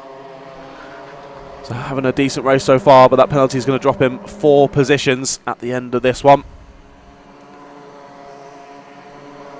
Starting another lap. Fastest lap at the moment, 41.566 for Christian Barber, currently in P4. And look, you can see that gap between our leader and second place. So look at that. P4 now goes to P3, your fastest man on the circuit. Christian Barber makes the move stick, and oh no, I think that was Jackson out. Jackson in the 63 is out. Alex Jackson, the kart, says I don't want to go any further, and he has to pull off after the hairpin. What a disaster. And that's gutting for Jackson there to have the issue there. That's from so high up. He was on for some good points there. So disappointment from him. He'll be looking for better things later on in the A Final. Here is Ben Foden though, leading the battle for 4th place through the S's. Number 17 of Edward Gordon still staying with him, as is Lewis Davis as well in the number 20. through Horseshoe Corner they go here. Oh, and that's a moment of Davis with 2 wheels on the grass. And that, I think, was just a moment of, well, yeah, it's awkward if you have the overspeed coming out the horseshoe, but there's no particular reason why Gordon would have been aware that that kart was there. So it's always about, you know, there's if you're the driver in front there, you're looking ahead at the right-hander that's coming. You're not really thinking someone's going to try around my outside. So a bit of a hairy moment there for Lewis Davison. It's allowed Matthew Cooper to get by now for 6th place. You can see now the 22 ahead of the number 20. And now had been re-overtaken, but now gets back past again, does the 22. Cooper back through in the 44s, trying it around the outside. That's Benjamin Rowe. Yep. Can't quite get it done, and now might get re-overtaken by Davis. Tries it around the outside there again. But this time manages to keep all 4 wheels on the black stuff. But like you were saying about that overspeed, it is a bit annoying when you've got an overspeed. You know you've got a nice exit. You don't want to lift off to avoid the incident because you're like, well, I've worked so hard for that overspeed. Yes. Yeah, exactly. But sometimes it just has to be done. Oh, the 44, little kick of oversteer there. Out wide they go, and Davis retakes the position. That's Benjamin Rowe down to P9. Davis back up into P8. Yes, indeed. 2 seconds to the good is Jake Riches. Yeah, he's made a nice little gap, hasn't he? This battle continues, though. Look at this. 44's retrying it. Benjamin Rowe trying to squeeze back past Davis there through the middle section of the circuit. Doesn't quite work out that time. I will say something from a championship perspective, and just in case I haven't said it enough times yet today, this is all provisional. It's my unofficial spreadsheet in the box. It is not official alpha timing results as the battle continues between Cooper and Davis here. Great move. And Davis is by Cooper ultimately there. Nice move there through Billy's blind and into the S's. I think that by dint of the fact that they've all made it into the A final, I think it's now not possible for Ben Foden or George Hannay to win the championship. Because the fact that Jake Riches and Louis Falk, their fellow competitors, qualified into the A's means that they needed those two to have a particularly bad day, i.e. be down in the B finals. Right. So I think by dint of the fact that they're all in this race, it's taken the championship already down to a 3-horse race between Amato, Riches and Falk. Indeed. Unofficial statement, Unofficial as I say. statement. That is just going off of my spreadsheet. Now we've had a change on the last lap, a change of position. P2, Christian Barber has managed to get through on Rory O'Regan for P2, possibly being helped out by Will Taylor in the chat saying Christian Barber, the GOAT. Well, clearly is the GOAT. Up to P2 and pressing on forward. However, a 2.6 second gap to the leader of Jake Riches now. I think that's probably a bit too much to be able to reclaim in 4.5 minutes. Yeah, it's good stuff though here from the 119. And just gets re-overtaken. Again. I thought that just as I looked up, I was like, those have flipped back around again. Penalty for Rufus Marsden. ABC bump and pass. That'll be 4 positions added to wherever he finishes his race. And side by side again goes Barber and O'Regan. That's going to be tight as you like through the hairpin. But O'Regan's going to have the inside line for the horseshoe. And it stays as they were. And again, for the first time today, timesheets will show nothing happened that lap. No. You know, we know differently. Fastest lap of the race is currently with Josh Bates, the number 52 in 6th place.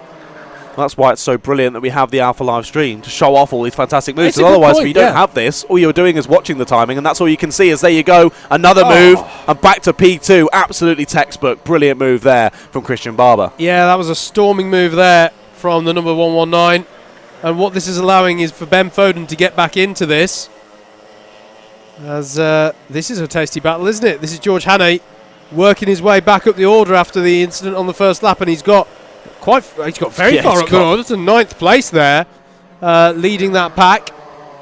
We look back to this battle for a second, though, as you say, Ben Foden is right involved with it now, and Edward Gordon and Josh Bates just waiting in the wings as well. Josh Bates now with the fastest lap, a 41.428. And he goes even faster that last lap, 41.372. So watch out for those two in the background, as they could be pressing on towards this top 3 battle. Yeah, absolutely. Particularly if the fighting begins between these 3. Look out for that one as Ben Foden is going to try around the outside of O'Regan. That's brave. I have seen that done. If you can keep the pace and hang in there on the curb on the outside, you open up the door into horseshoe. But it takes something, and that is contact with the curb there for O'Regan, or contact with the cone. Now that can be a cone warning. There's always a fine line. I've sometimes in cone warnings, if you just clip the cone and it wobbles. It's a bit clumsy there for the 116 of O'Regan. It might go overtaken around the outside here. Foden goes for it. He's going to have the inside here down into Billy's blind. Gets it. Can he hold it tight though on exit though? It can go up and under the 116. Does go up and under. Are they alongside enough? Squeezes him off and has to take to the grass. Does Foden. He's going to rejoin here. Keeps it flat out. Keeps it straight. And he's frustrated with that. And he's now Italian apparently with his frustration hand signals. But he keeps the position. He keeps the position. I don't know about that. I don't know. I'm not quite sure how about to read that. I get the frustration, but I feel like maybe you should give that back. I mean, it's definitely gaining an advantage. I mean, definitely. I mean, but there's a penalty for Rory O'Regan for hitting the sausage, and a penalty issue for contact. So I think it was judged by race control. It's difficult for us to tell from the camera angle, but I think it was judged that yes, Ben was sort of nerfed off effectively there at the S's. So that's been how race control is judged. And just for good measure, O'Regan went over the sausage curb, which is a surefire way of, you know. Behind them, though, that's Edward Gordon going back past Josh Bates. So that one must have changed whilst we were discussing the previous. There's too many battles to focus on. There are.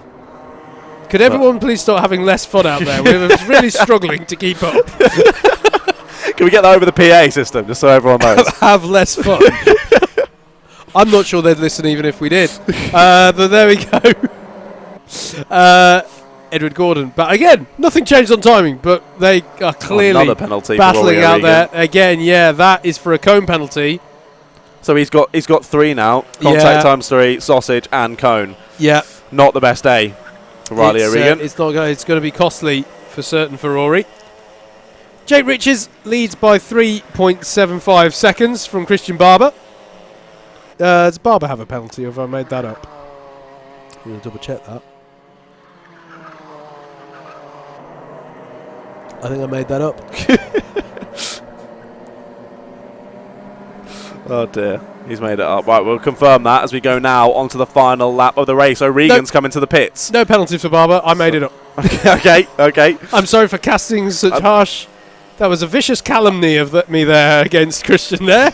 I can only assume because of the 3 penalties that O'Regan's got a black flag there, and that's why he's coming to the pit lane. Yeah, quite for possibly. the last lap. This man, though, has done everything he needs to do, as Jake Riches, and he's going to bring this one round to a nice controlled finish, I think. Yeah, very impressive race from Jake Riches. Fantastic. Held the pace lovely. Nearly a 4-second gap out front as we come to the end of the race, but that's it. Jake Riches is going to take the win here in the Junior Lightweight Pre-A Final. Punches the air. He's happy about that one, and he very much should be. Maximum points for him from that race. Christian Barber ends up in P2. A great race through for him as well. Then it was Ben Foden and Josh Bates and Edward Gordon and Lewis Davis. There's the 34 of George Hannay coming across the line. Then next we're going to see Benjamin Rowe. Then it's Matthew Cooper. And it's Leo French. Just gets into the top 10 at the end there. There was a group of 4 there separated by about a second, I think, between all 4 of them. So very impressive and very close there from all the drivers. But another very mature race. Yeah, I think the standard of driving on the whole has been a little bit better in the afternoon session. We heard John Viger of CLUB100 giving his usual speech. I say his usual speech. He was taking particular note. He was like, there were just 1 or 2 many bump and pass penalties this morning, drive, so keep it clean. They've very much done that. Absolutely. Next, though, here at Clay Pigeon, we're past our first set of finals. We're now going into the second set, and that is going to kick off with Cadet B Final here at Clay Pigeon.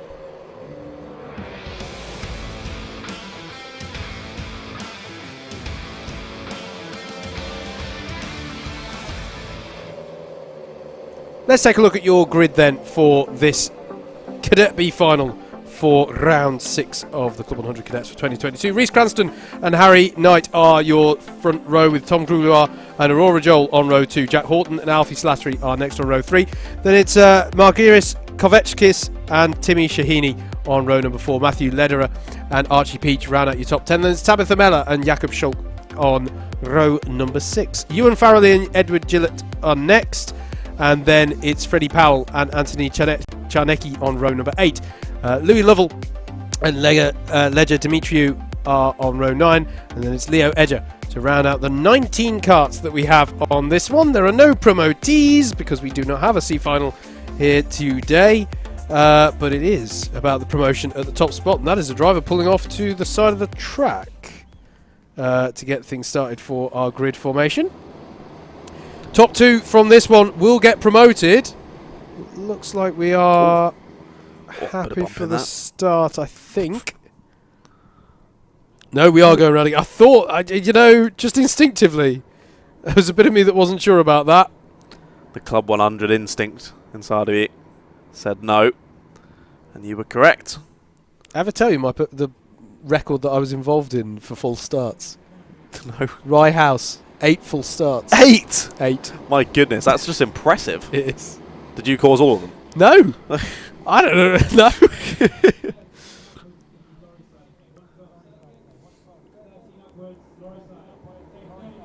Right then, here we go. Reece Cranston and Harry Knight lead them away for our B final. And that, look at that from the 48. Whoa. That's way too hard on the brakes, and that's round. And that was 0-0 stuff there for Tom Grouillard.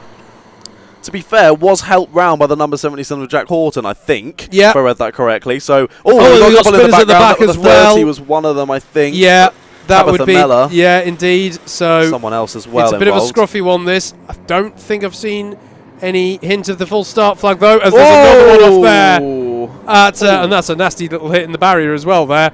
And you can see the frustration from the driver. We will check on timing who's been involved here. Jack Horton has picked up a penalty for a takeout. Was helped round at the first corner. Indeed. But everyone was just a little bit too late on the brakes, weren't they, into that first corner? Tried a little bit too hard. And a couple paying the price here. We got the 33 versus the 71 into Billy's blind. The 71's going to go very wide there. Might end up on the grass on the exit. Does end up on the grass and into the barrier for the 71. Right, so drivers who've had an issue there out there are Jakob Schulk, Tabitha Mellor, Tom Grouillard, and Majiris Kovechkis all had issues on that first lap. And that was Alfie Slattery that we saw pirouetting there after Billy's blind. So also dropping down to the back of the pack for Alfie.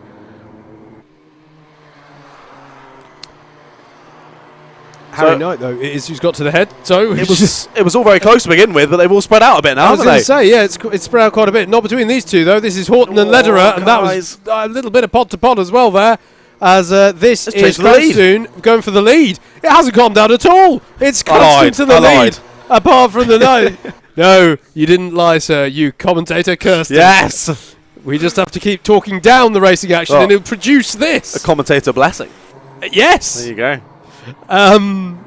Cranston then to the lead in the number 19.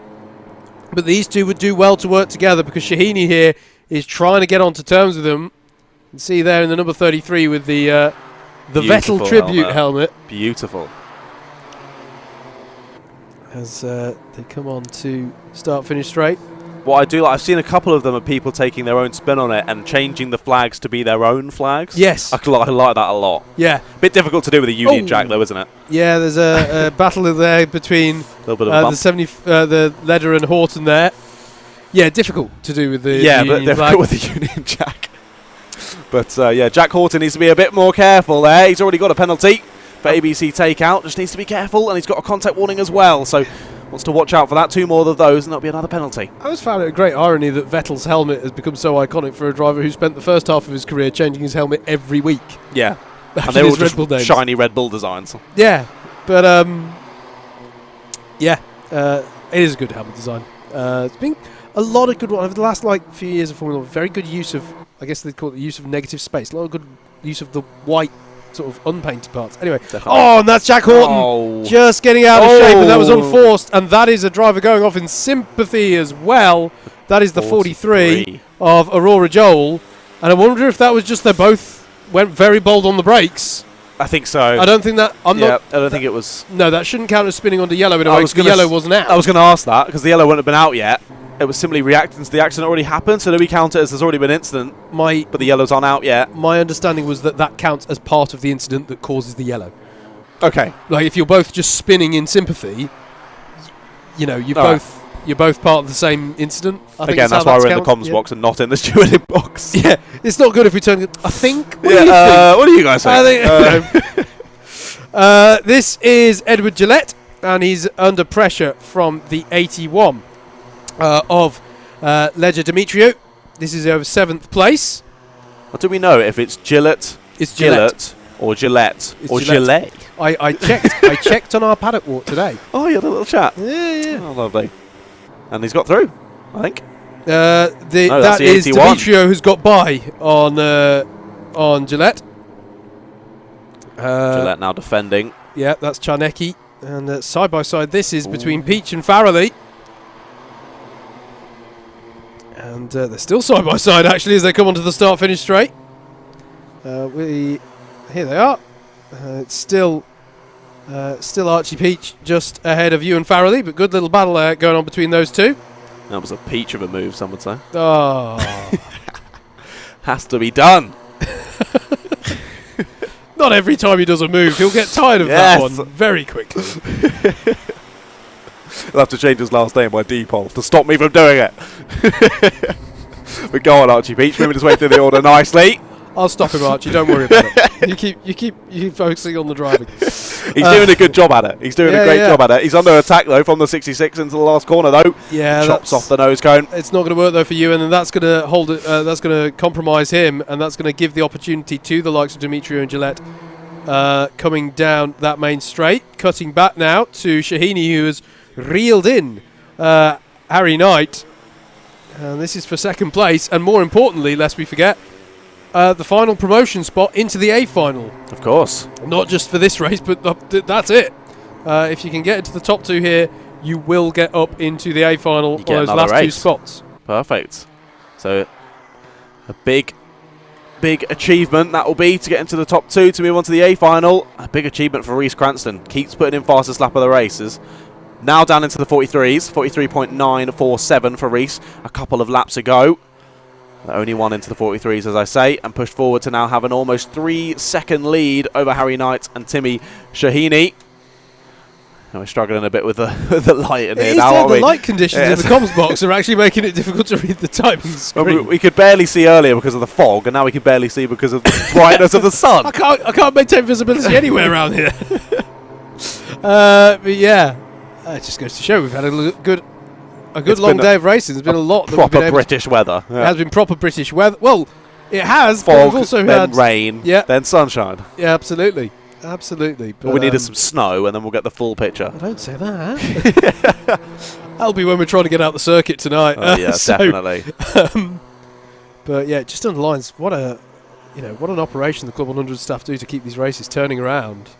Really, really good stuff. Still, this battle going on between Archie Peach and I think Leo Edger may have had an issue out there, by the way. He's dropping down the order, I'm sorry to report.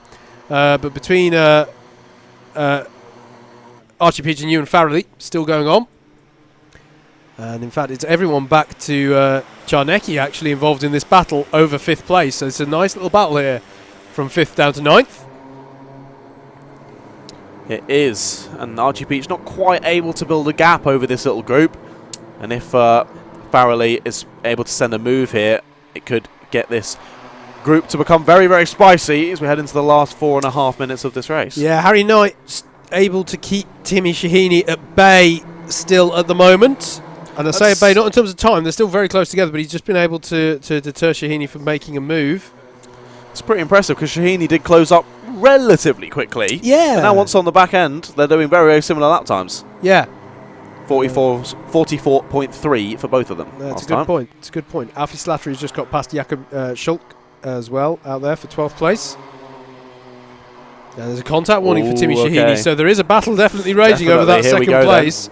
This is the two of them, the 63 and the 33.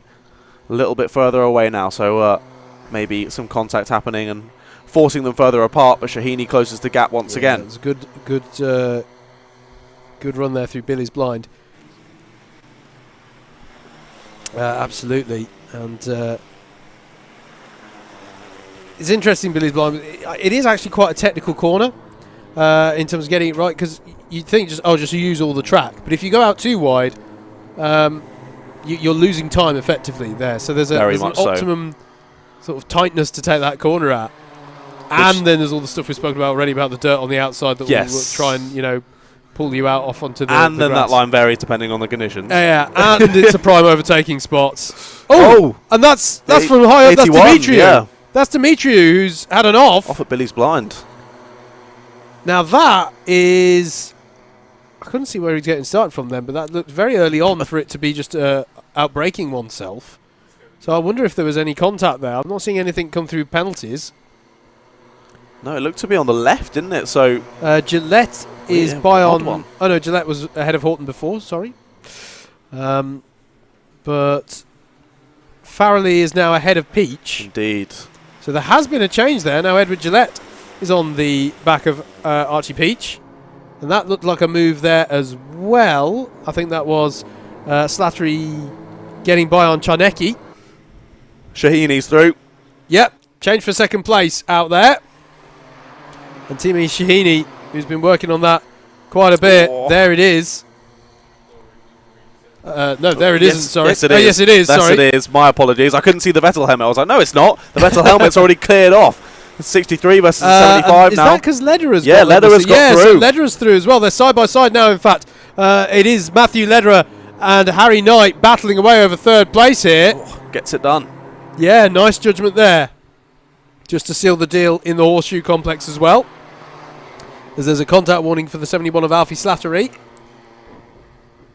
Reece Cranston, though, still leads this one by 5.4 seconds. Really haven't mentioned him that much. But he's comfortably at the moment on course to get that promotion onto the back of the Cadet A Final grid. Very much so. Still the only driver to drop into the 43s.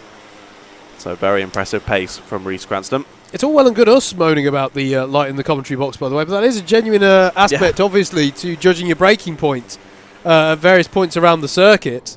Some drivers with a tinted visor and some with a clear visor. So that is going to make a difference. It is. If you've had a clear visor, and maybe you had a clear visor on, I don't know, maybe you saw the conditions this morning and just put the clear visor on, being the natural thing to do. Definitely having the sun in your eyes is a legitimate thing. And actually, thinking about it, it's just as they're turning through the left-hand kink of the start-finish straight. So there are easier, and it's right in their eyes now. There, you can see it. So there are easier ones. There's the move from Lederer on Shahini. This is for the final promotion spot into the A Final, and that was a huge move from Matthew Lederer in the number 75 kart. Not even Shahini saw that one coming, I don't think. That was a deep braking for certain into Billy's blind. They both ended up almost off the circuit, didn't they? There wasn't any contact, at least from what we saw. And this Shahini's trying to get it back. Yeah, and this is going to be the battle to watch, I think, on the final lap. Reece Cranston is about to cross the timing line to start the final lap of the race. But the question is, who's going to be joining him on the back of that A Final grid?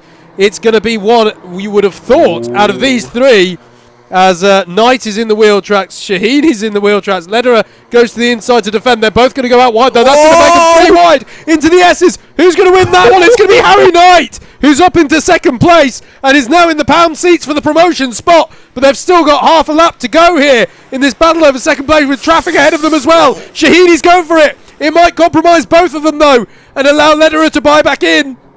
Cranston's going to be coming round to take the win in this one.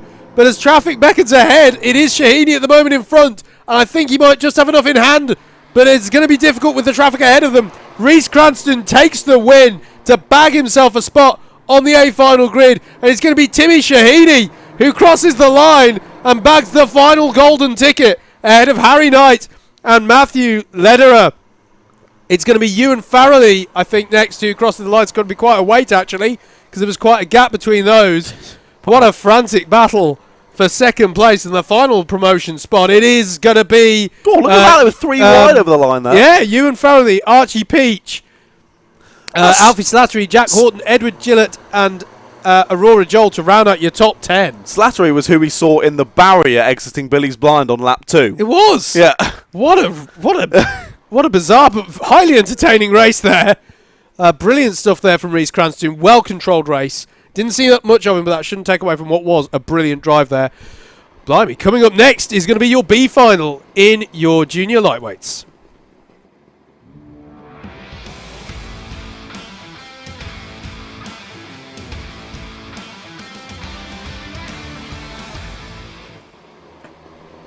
Indeed, here we go then. Junior lightweight B final. Marcus Allen lines up on pole alongside it's Joe Craddock. Behind them, Charlie Humphreys and Hudson Gordon Huntley. And it's Dan Hillier and William Henn. Behind them, Alex Brooks and Mario Nacalo. Then Harry Clark, Flame Ericala. Then Edgar Armendariz Bocanegra. Then it's Yonald Mahai, Sammy Davidson, Elliot Baker, Nathan Khan and Alex Soper. Then it's Asa Pinder, Giovanni Cassell-Joseph, then Abkeek Bijou, then Joshua Greaves and Owen Camber. Then it's Christopher Wilkinson, Harry Gibson and Gracie Muha. Rounds out 24 drivers on the grid for this Junior Lightweight B Final, and once again the top 2 will be moving on to the A Final slightly later on today. Absolutely. I can't see the screen again. It's annoying how the old Earth and Sun thing move in relation to each other. Away. You do realise you just gave our producer a heart attack when you said you couldn't see the screen. He thought Sorry, the stream PC had died. But yes, it is a hazard for us. It's a hazard for the drivers, as I say. Sun in their eyes as we're in the dying light here. More of an annoyance for us. More of an annoyance for us. Well, luckily we're not going at 50, 60 miles an hour in here. Oh, we're not, no. So that is a plus point. Marcus Allen then in the 39. The 51 is Joe Craddock alongside. Who's going to bag the final 2 points? The final 2 positions, excuse me, to get them up into the A Final. Away we go for this one.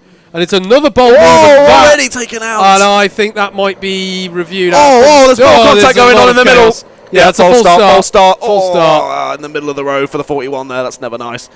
Yeah, that was a bit of a scruffy one. Yeah, it all just turned into a game of... To be fair to Joe Craddock, that was a fantastic start. It was a great start. Ahead and then moved over to the apex to defend, took the perfect line and got ahead. So he's going to be well annoyed about that start because that was perfect. Yeah, it was great. It was good. It's true. I think for me that was maybe just Dan Hillier, just a little late on the brakes, caused a bit of contact loading, and then as soon as one person spins, everyone's trying to get out of the way, causes more incidents, and all hell broke loose. Yeah. As we've got someone else off as well there. That's down at the hairpin, I think. No, it's not. There's no Branson at the hairpin. That must be Billy's blind. It is, yeah. Yes, that's the 39. Trying to get out from it. Of course, our pole sitter, Marcus Allen. I say, yeah, it's Hillier's braking. It can very much be loading as well. There can be. There's so many cars that we can't see out of the shot as well. Yeah, exactly, and you just don't know because it can look like it's someone misjudging braking. But what could be happening is they're pressing the brake pedal, but they've got the motive force of like 20 carts pushing them behind them. At which point the brake tends to lose the battle. Yes. I find so. No, it's a good point actually, mate. Yeah, it's hard to judge exactly where the fault lies with some of these sometimes, but a full start has been called nonetheless. And we will try that one again. And as you say, Joe Craddock will have it all to do. I've had that happen a couple of times where you're going into a first corner like that and you're heavy on the brake and it's just doing nothing because you've got 5 people behind you. Yeah. Just trying to plough their way through. We are good for the start. Yeah. Away we go then, again. And the 39's not in position. Marcus Allen is not in that pack at the front. It is definitely the 35 leading the way as we go through. That is a full start again. Yeah, we're missing our... I think there was a bit of confusion there. Yeah. So I think that was one of those situations where the front 2 drivers go, I haven't got pole. Have you pole? I wasn't pole. Do we go? That's why you just shush. You don't say anything. Just go, I'm somehow here and I like it. So they've taken down to 9 minutes now on this race time. So I can see the sad face on the gantry. Sad face. It's a good point. If this is the thing, it's your responsibility to find your position in these rolling starts. If you've done your best to find the right position, you've found the right position. If the race starts, no point going, I shouldn't be here. Yeah. Like, it's the other driver's responsibility to get themselves in the right position. Exactly. That's always the thing to bear in mind. Right, we're going to try this again. That's better. I can see a Marcus Allen this time. The 39 is your pole sitter. Away we go. Hopefully this time we can keep this one clean and to standard as they head into Billy's blind. And it's still side by side for the lead, and it's still a good start from Joe Craddock. Come what may, and that's brilliant round the outside to get himself up into an early lead here for the 58 of Joe Craddock. He's going to keep it tight into the hairpin. I don't think he needs to actually because he's got a little bit in hand over the chasing pack behind because our pole sitter of Marcus Allen is under a lot of pressure there from Charlie Humphreys from the number 35, but they've managed to close Joe back in the latter portion of this lap. Much cleaner, I have to say, on that first lap. But it is now just down to 9 minutes that these drivers have to switch their positions, which I suppose is a benefit if you're in the top 2 positions, because that's less time in which someone can deny you of those promotion spots. Very true, yeah. Joe Craddock won't feel so hard done by about that initial false start. Now he's retaken the lead here. It must be to 10 minutes, actually, because that's hitting Yes. 9 minutes just about now, so it was only the 2 minutes they docked from the race. Looks like Christopher Wilkinson may have had some issues out there, though, I'm afraid to say. He's not crossed the timing line to finish this. He just does so now, so he's had an issue. Look at this, side by side between Humphries and Gordon Huntley there. Oh, Gordon Huntley trying to keep his nose in there. Just going to have to squeeze him out at the apex. And he has squeezed him out all the way onto the grass, it looks like. I think that was who he was battling with. Or possibly was someone just further behind. We'll confirm that when they come over the start-finish line of who drops down the order there. But finding your way onto the wet grass, it was never ideal. William Henn, I think it was William Henn. You must be right. In the 41, who's managed to recover and immediately get into a 3-wide battle into the S's, as you do. And someone's having to go rallycross there. And can he rejoin nice and securely? Yes, he can. That was the 65 having to take to the grass there of Alex Brooks. Down the inside goes Gordon Huntley once again. And through he goes. A few drivers onto the grass. That's not going to work. Oh, dearie me. And it's just getting a little bit scruffy there. And I'll tell you what, we were lucky that it was only the one driver who came to a stop there. William Henn, penalty. Not sure if that was for that. I think that was slightly further down, wasn't it, in the 41? Or was it? No, he is very much William involved Henn in is this the battle. 41. So he is very much involved in this battle. So possibly for that. Dan Hillier gets a penalty as well. ABC takeout. Yeah, and it was Marcus so that's Allen. for that. Oh, someone's gone very wide there at Billy's blind. In the blue race suit and blue helmet. Drops down 2 or 3 positions there to the middle of that pack. So that would be near in the bottom of the top 10. Yeah, he could just be a little bit cleaner out there at the moment for my money. Charlie Humphries gets himself a penalty as well. Restart off the grass for the number 35. So, yeah, not ideal race start for the drivers here in the Junior Lightweight B Final. But just starting to, well, relatively calm down to what it was for those first few laps. But this battle at the front continues. Still led by the 120, but maybe not for long. Here comes the 11 of Hillier. Up the inside he goes and through in the S's, up to P2. And points forward as well. Let's work together now. I've overtaken you. But instead gets a little bit of bump in the backside there and tries to squeeze his way through.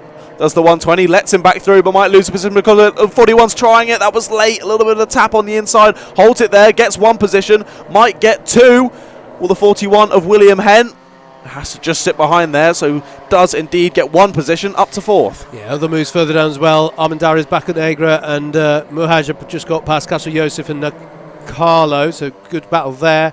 And Flame Aricola has just got by on Alex Brooks. Although, say that, there's been an issue out there for Nakalo and Aricola. They're both dropping down the order. So I'm afraid to say I think those two have had some kind of incident out there. Keeping an eye on the penalties maybe here, because there's a fair few dropping back. Yeah, straight to the back of the field, I'm afraid.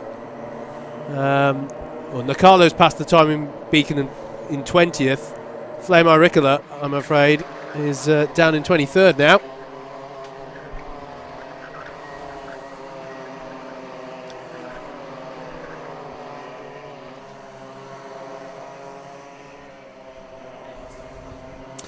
So, we have 5.5 minutes left on the clock here.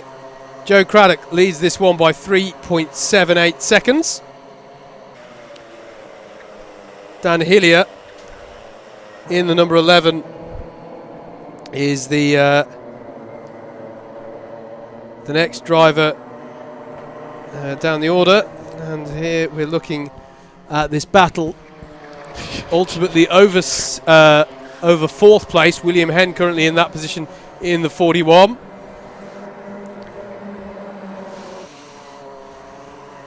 You can tell that I'm a journalist, not an engineer. I tried to sort our light problem and failed miserably. So we're just going to have to turn the screen and deal with it for now. But yeah, you can see a lot of the drivers squinting as they go through Billy's blind, just trying to see where the track even goes here. But this battle very much continuing for 2nd place. with Hillier still leading us in P2, I should say, as Craddock has now got a nice 4-second gap at the front.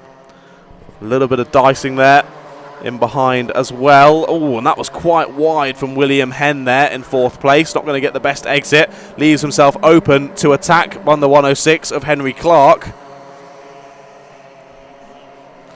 But no, Henry Clark can't quite get his way through that and has to stick behind in 5th for now. Another penalty for Charlie Humphreys, this time for an overtake under yellow for Charlie. And he's up to 18th now, but getting one of those overtakes done under the yellow flags. Can't be doing that. No, absolutely. We're going to go with that for the lighting solution in the comms box for the time being. See how we get on with that. I think you've done a good job there. Much better than my attempt.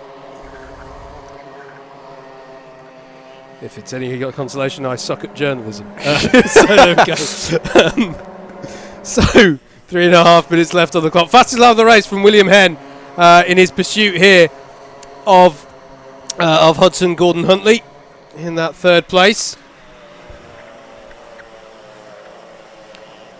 As frenetic racing going on here over that final spot that will get you into the B final. Dan Hillier currently sits in the pound seats in that number 11 kart with driver with the black helmet and the blue race suit. Who is going to back? Once again, we see the driver who's going to win the A final at the moment, at least, with a comfortable lead, and then this battle that has to go on for the final promotion spot. It's interesting how that's been the way it's played out in both of our B finals. Indeed it has. William Henn up to 3rd place on that last lap. Also sets the fastest lap of the race, a 41.961. One of only 2 drivers into the 41s. Alongside him, Harry Clark, I should say, in 5th place. And there we see a couple of drivers battling. That's Henn versus Hillier, I think. And that just gets him back there. It's the... struggling to even see the numbers now with the light.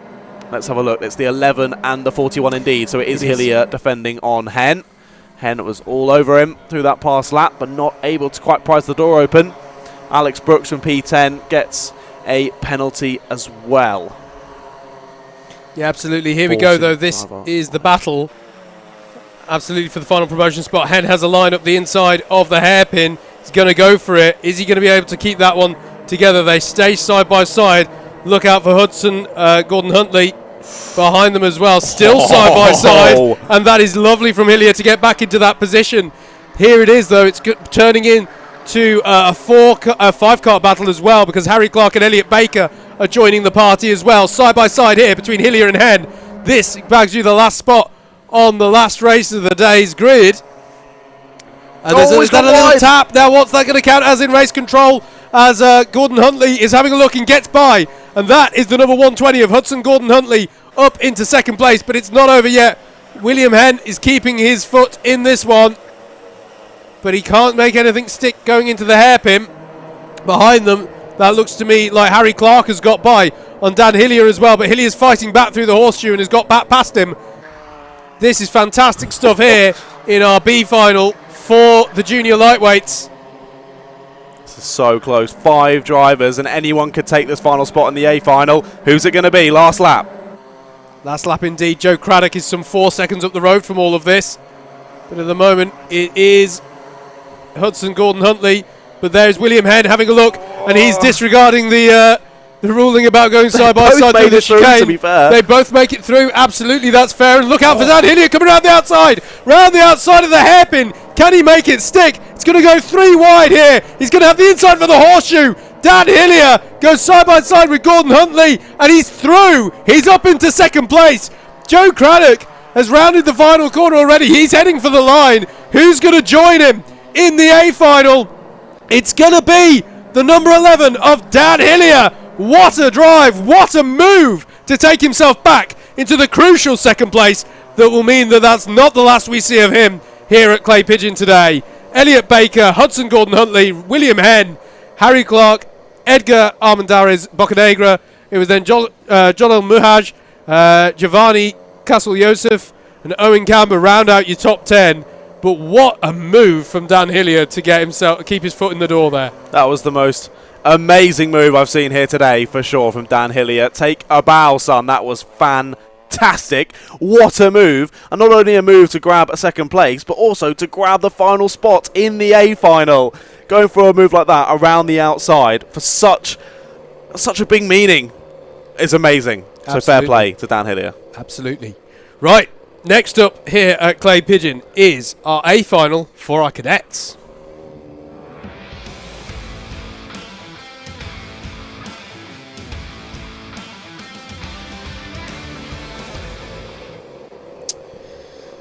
Let's take you through the grid then for this A Final in the cadets. Ilya Veliko will start this one from pole with Harry Bell alongside. Then it'll be Sukmani Kira and Max Lovell on row 2. Teddy Young and Harrison Bishop on row number 3.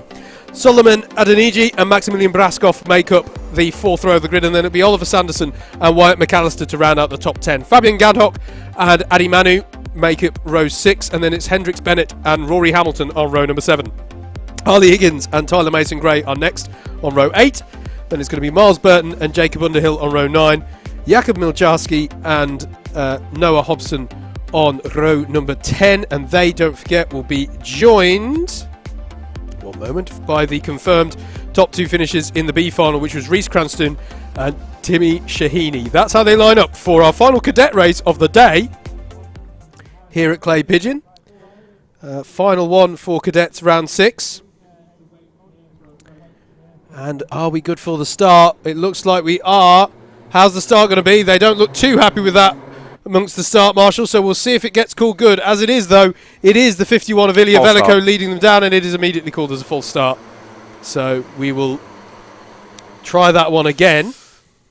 It's the same of going full throttle before the lights go green. Yeah, it is, and it's and drive going 39 takes to the grass there. Yeah. Yeah, it's that. It's keeping out. It's keeping in the tram lines. It's not. Yeah, it's just something that these young drivers need to improve upon. I think maybe just review that one a little bit after the event, and yeah, know better for next time. As is the nature of this series, allowing these younger drivers to get involved in Club 100 machinery. Club 100, of course, Motorsport UK.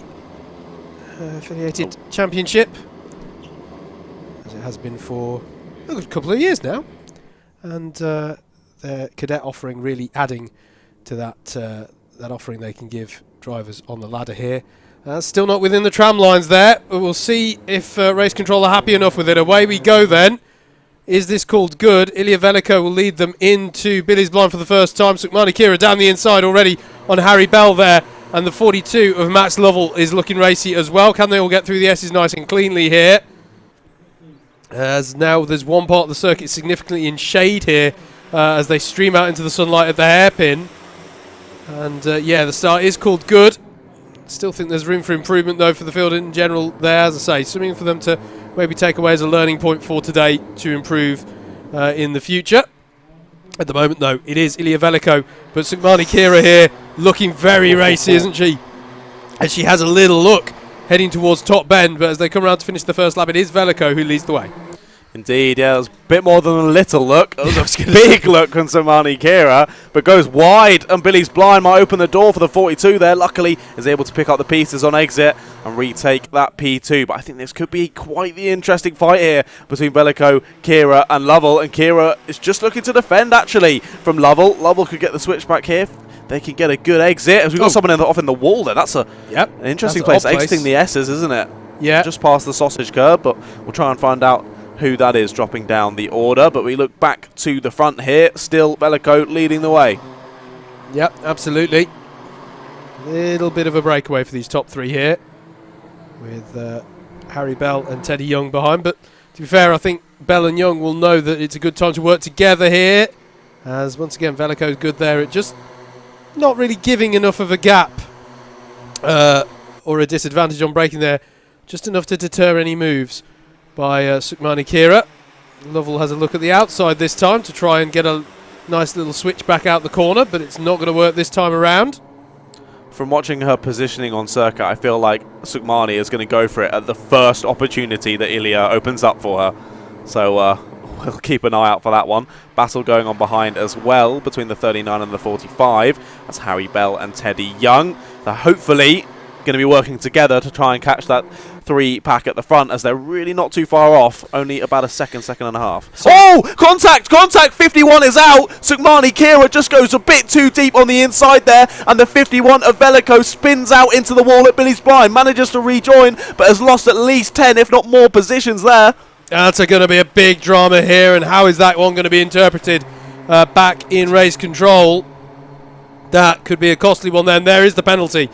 Advantage by contact, take out. That is a 6th place penalty to be applied to Sukmani Kira come the end of the race, and that's disappointing because I think in some ways we were denied a very good fight there. I don't want to say I called it, but I did say she would go for it the first opportunity. You that did. Opportunity arose. She dived down the inside, but just a little bit too late. Couldn't get it turned in, and the contact happened. Yeah. Just unlucky there for Sukmani, but we're still going to enjoy this battle on track for what is first position, but sadly, Sukmani Kira will not be up there at the top by the end of this race. Yeah, no, to be absolutely clear, no malice in it. No, not at all. Just misjudgment between two drivers right on the limit of racing there. Going to be an interesting one, though, to see how high can Velico get back up the order. Here is the fight back right there with Velico. So keep an eye on that one.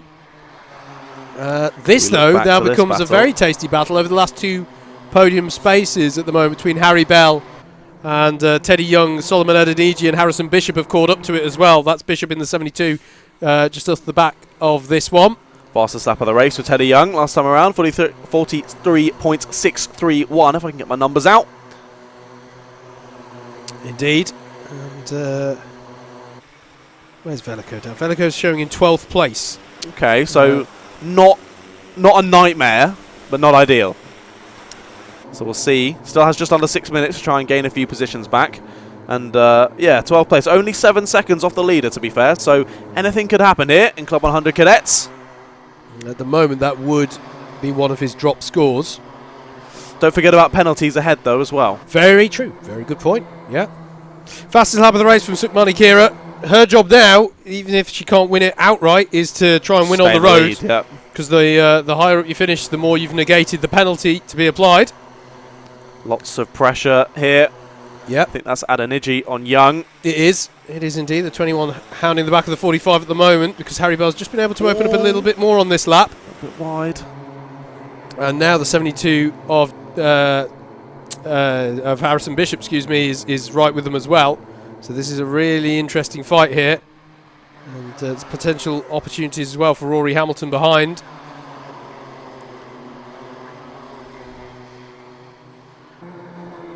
Sukmani Kira, of course, as I say, hasn't done the full championship, so isn't really like a major factor at the sharp end of the championship.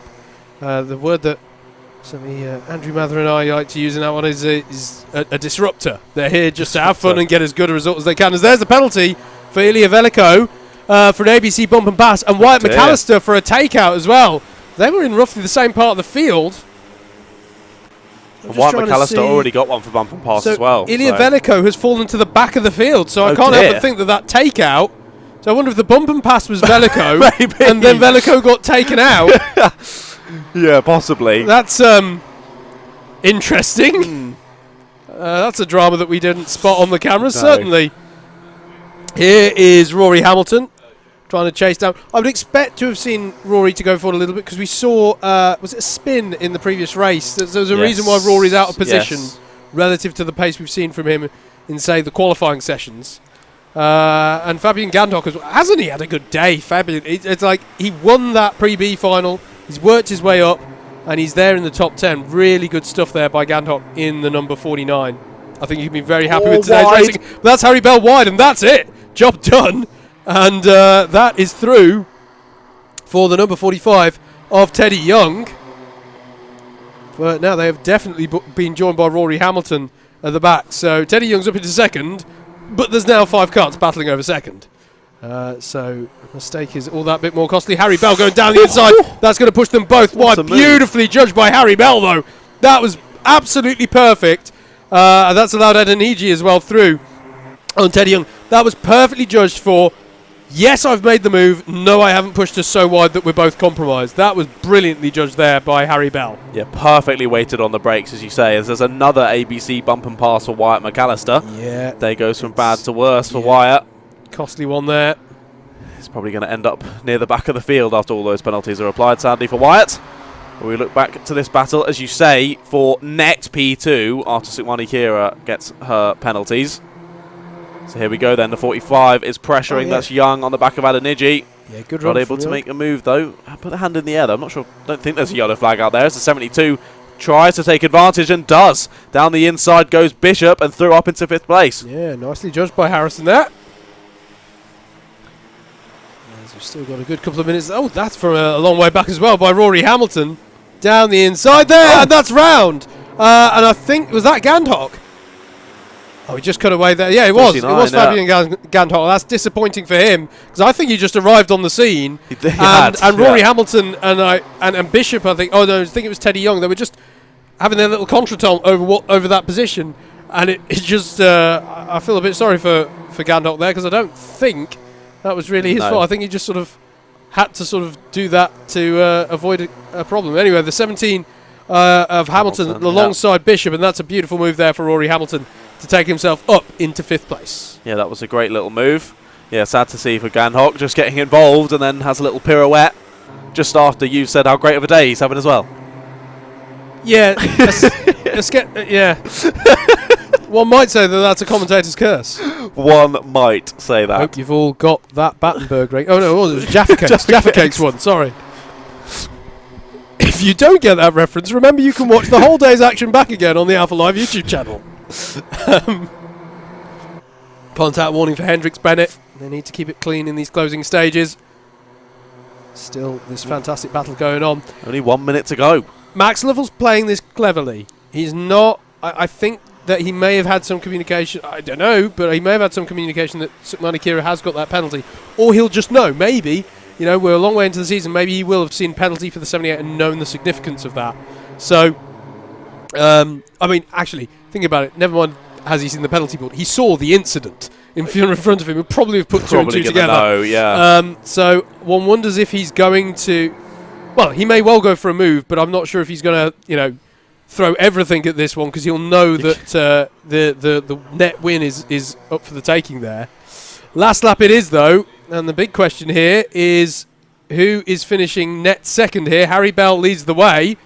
Sukmani Kira goes defensive. She still wants to win this one on the road. Remember, it's still valuable to her to do so because it minimises the impact of the penalty, and it's, you know, it's bragging rights of crossing the line first as well. She's positioning her car well there. Here's the battle over net second place. Currently going the well of Bell and Adeniji. Adeniji's tucking underneath though. They're going to be side by side heading towards the last two corners. Here comes Hamilton. It's going to be Kira across the line on the road, but Max Lovell will take a brilliant win in the cadets at Clay Pigeon. Who's going to join him on the podium though? That is indeed brilliantly judged by Rory Hamilton. It's going to be Harry Bell in second place once all things have been worked out with the penalties, and Rory Hamilton to round out the podium there for round 6 of the cadets for Club 100 2022. Solomon Adeniji, I think it's going to be a case of what might have been, obviously, in terms of the podium, but very good racing there in that one. I think he can walk away here. A very proud young man there. Harrison Bishop next in 6th, and it was Teddy Young, Fabian Gandhock, still able to hold a good position there, I'm happy to say, after a fantastic day's racing and a little bit of a disappointment in the spin there. Then it was Jacob Underhill, Reese Cranston. That's good from Reese from the back of the grid after the B final up to the top 10 there.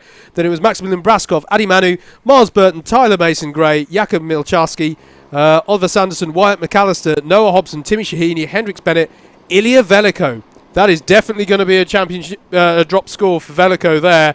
And then Harley Higgins rounds out your 22 finishers of that one. Well, we've got a little bit of time if we want to talk about that one because there's the practice laps for our A final. Well, that last lap move by Hamilton was impressive. As you say, Adeniji raced brilliantly throughout that race. Yeah. But you could see, got a nice exit. Had to go for the inside for the left, which turned to the outside for the right. Just lost the momentum, and Hamilton read it perfectly. Immediately down the inside, block pass through the corner. Job done up to P3. Absolutely. I'm sorry to say we've only got one more race left of the day, and that's coming right up here next on your Alpha live stream. It is the Junior Lightweight A Final.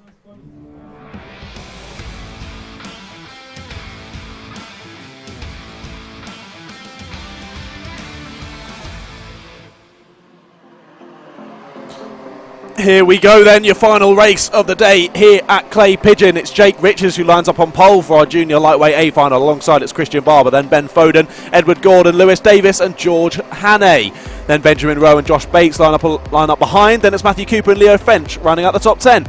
Then Raphael Mango and Sam Iddles are behind them. Then it's Joey DePrato and Brady Pollock, followed by Bertie Bream, Tom Smith Jr., Ryan Williams and Samuel Crump. Then Louis Falk and Ben Smiles round out the top 20. Then it's Alex Jackson and Romeo Regan. Then Tamino Colavecchi and Rufus Marsden. And behind them is no one. Except for the two who were promoted in the B Final. That was perfect for me. Everyone except... I left everyone hanging on that. It is nobody unless those somebodies are Joe Craddock and Hudson Gordon-Huntley, who are your confirmed promotees. I hadn't forgotten them. I was just leaving some suspense, Howard. Yes. Suspense. Look, we're in the entertainment business, all right?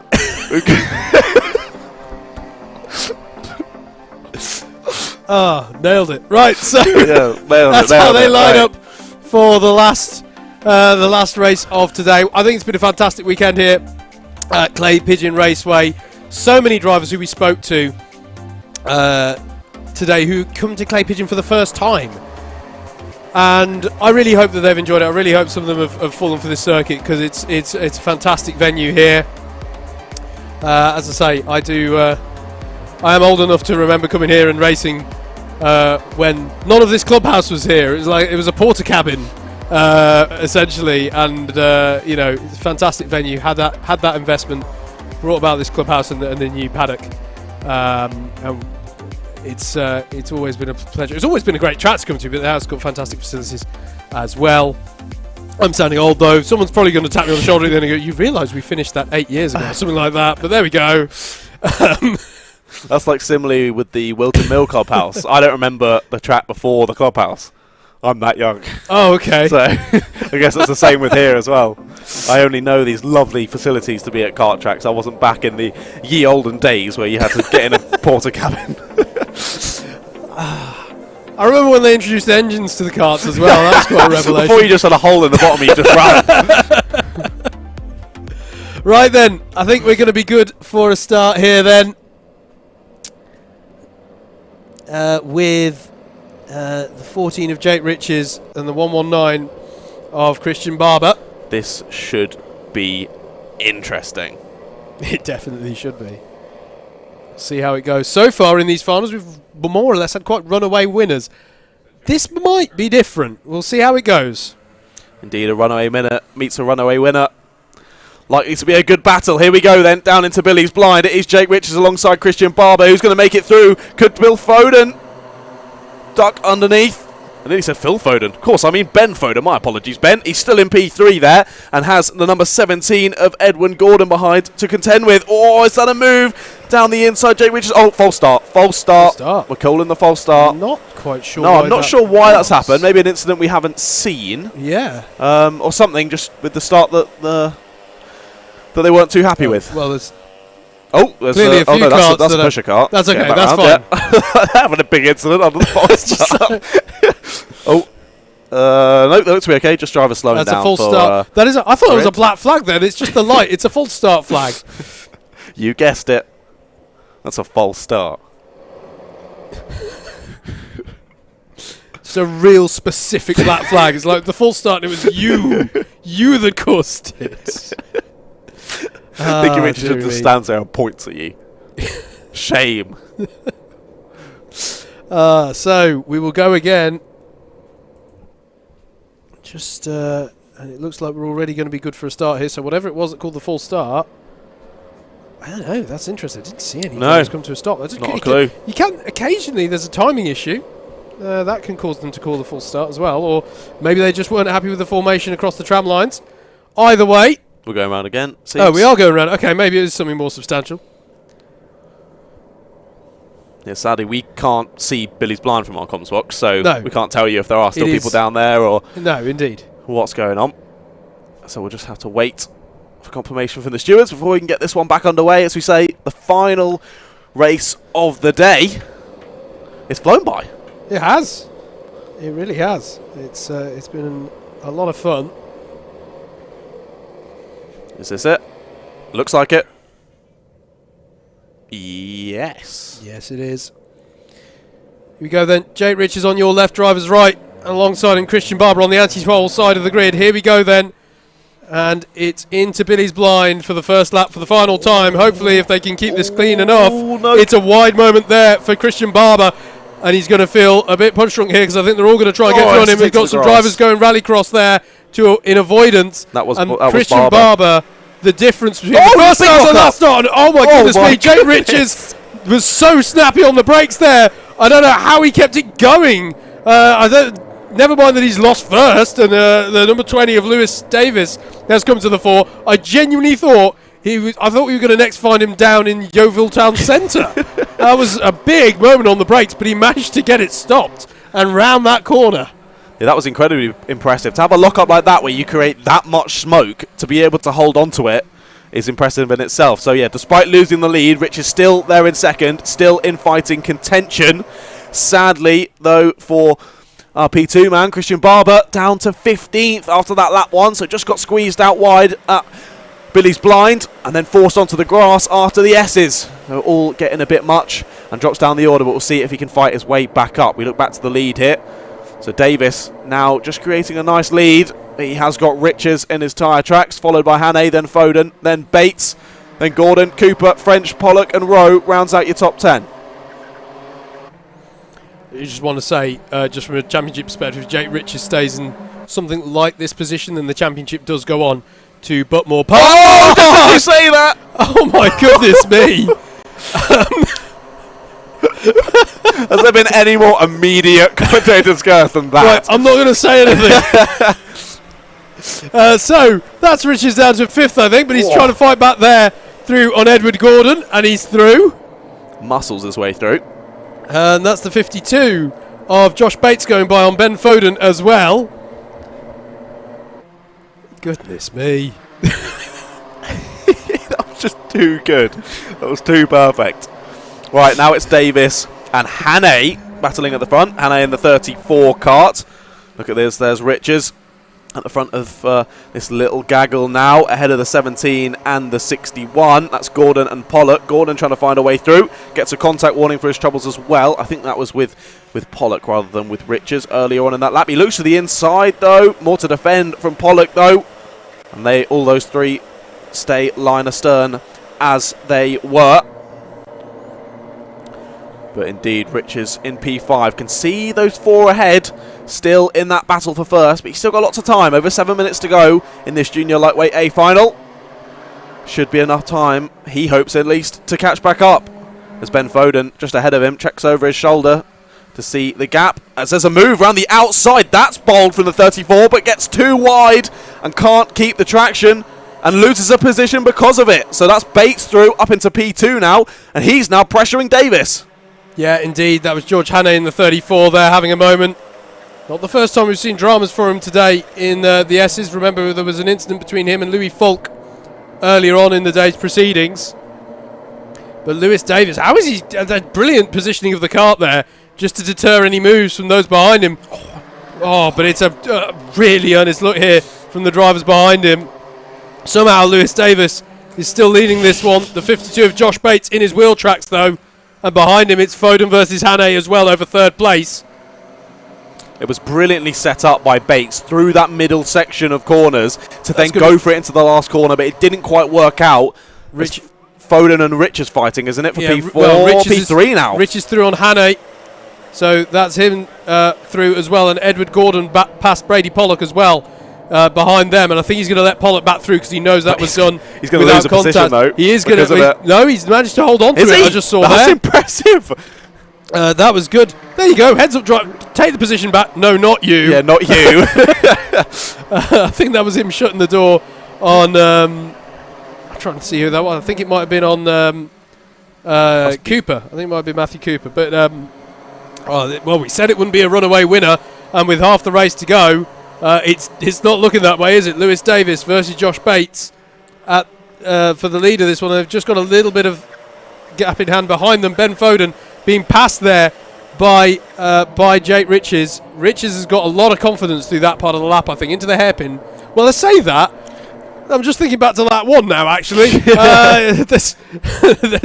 He seems to have a lot of confidence now into the hairpin. But these top two, I think, are trying to work together, maybe just to bridge a gap. But I think that the pack behind them now is wise to that, and they realise that they've got to work together here to keep their foot in the door of fighting over podium spots rather than mid-top 10. Yeah, you saw initially when Bates got behind Davis, he went for the move. Davis then had to defend from it. And then as they came down the start-finish straight, Davis gave the point ahead and Bates gave the thumbs up. So, right, let's work together. We've still got a few minutes of this. And when it gets to maybe more like 60 seconds left, we'll start breaking formation. Yeah, absolutely. All wide, though, for Bates off the corner there. That's going to lose him a couple of tenths. And Riches getting ever closer. Yeah, absolutely. You'll get away with that, Will Bates. It's not essential that you hit the apex on that second part of the worst ever. But, yeah, Riches, look at this. Just slowly drawing them back in. To be fair, though, Louis Falk. Lewis or Louis? Louis Falk? Louis Falk? Louis Falk, I believe. Louis Falk in P8. 41.343. Fastest lap of the race. Now, right on the back of this pack. That's all okay. It was a little bit more defensive there into the hairpin for the number 20, Davis. And look at this, Riches. That gap has closed. Yeah, absolutely. He can taste the win now. He is so close, within touching distance. As they head into the final corner. Brady Pollock with a contact warning. It is getting a bit spicy in this battle here from 1st to 7th. The top three slightly breaking away from Foden and Hannay there in 4th and 5th, and then another slight breakaway back to Pollock, Gordon and Falk. Benjamin Rowe gets a penalty, ABC bump and pass for himself, down in 15th at the moment. Quick check over the shoulder from Davis. Late on the brakes once again from Riches. Thought that was going to leave him deep and leave him open from an attack from Foden, but not this time around. Manages to just about stay ahead, but once again was getting very squirrely on the brakes there. Chopping at the wheel ever so slightly, but hold on to it nicely. Hannay looked for it down the inside there into the final corner, but didn't work. Gets a bad exit because of it, and that's allowing for Pollock to attack. He's going to be on the outside round this corner, but he should be going for it down the inside. Into Billy's blind, he does. He's late on the brakes. He's got it. Uses a little bit of contact on the inside. Perfectly side pod to side pod, and he moves his way through up to 5th place. Yeah, beautiful move there. Loved that. It's fantastic to see how these drivers, many of them who hadn't raced clay pigeon before today, as there's a nice little move there as well. That's Leo French versus Matthew Cooper through the hairpin. They're battling over 10th place. As the shadows lengthen here, these drivers, I think it's fair to say they're broadly they're bedded in now to clay pigeon. They certainly seem to have got the knack for this, as we're seeing from these fantastic battles. Once again, the lead battle goes into Billy's blind. It's going to be wide for Davis, and that's the opportunity for Josh Bates. He's going to slide on by into the S's, and that was a lovely move for the lead there. But it's opened the door for Jake Riches as well. Half in attack, half in defence. Davis goes back to the inside at the hairpin, but he's going to be compromised off the corner as a result. But it's going to take a holding it all the way around the outside for Riches. He's going to try and tuck back underneath. He just manages to avoid the cone, but he's not going to be able to do anything with that through the top right-hand bend there. And it's going to stay with him in 3rd place. And Lewis Davis in 2nd, but change for the lead confirmed across the line. It will be Josh Bates to the head of the field. Indeed, yeah, the gloves are off now. Now Bates has gone for it, taken the lead with a minute and a half to go. Luckily, the group behind is battling just as hard. Look, to the outside goes Foden, and down the inside. Is that Hannay getting through? It is indeed. Up to 4th place. They're going to be side by side as they exit the corner, though. Within that pack, Rory O'Regan, was it? No, he's further down the order. It's Rory who got a penalty on that last lap. I thought it was indeed, of course, Brady Pollock who's in this battle. In 7th place, got a ABC bump and pass penalty. Look at this, 2x2 through the middle section of the circuit. Who's going to end out ahead? Hannay has very much taken 4th place. Now up to 5th. Oh, a bit of contact there, and wide goes Falk. Or is it Foden? It was Foden, sorry, in the 25 that goes wide. Falk makes his way through. and so does Pollock, and so does Gordon. Down the inside there for the 17. That's Gordon making his way through on Pollock up to P6. It's all happening now as we work into the last 30 seconds of this race. This will be the penultimate lap. Defensive goes to 20 of Davis on Riches. Battling behind as well between Hannay and Falk. Yeah, and Falk's played into this one brilliantly towards the end here. Keeping himself in with a shot. I want to say keeping himself within a shot here of the championship. It will go on to Butmore Park as it currently stands. And I think it will be between Amato, Falk and Riches for this one. Here we go though, on to the last lap. Who's going to take this one? Josh Bates has just got a little bit in hand. And it's between Lewis Davis and Jake Riches, I think, for the second place and third place in this race. Going defensive there is Davis. Josh Bates, I think, just has to control this one now. Is there an opportunity, though, for Riches? Or are they going to hold themselves? Does opportunity present itself for Hannay as well? Josh Bates is going to round the final corner. And there's the dive! Oh, no! Contact between Riches and Davis. Davis is off. And one would have thought that's going to be a penalty there. It's going to be Josh Bates with the win. And then it's going to be across the line. Oh my goodness me. It's Riches by 7,000ths of a second from Falk. And you've got to wonder if there's going to be a penalty forthcoming as well for Jake Riches there. But what we can say is that it's Josh Bates who takes the win for round 7 in the junior lightweights for Club 100. Jake Riches second on the road. Louis Falk, and we've got a driver off at top bend, I'm being told as well there. So I don't know if there was another move. That was heavily in the barrier. Going on there, yeah. We have got a driver off. We're being told that, Leo French has gone off. You can see that he's not crossed the time beacon to collect that checkered flag graphic on the left-hand side.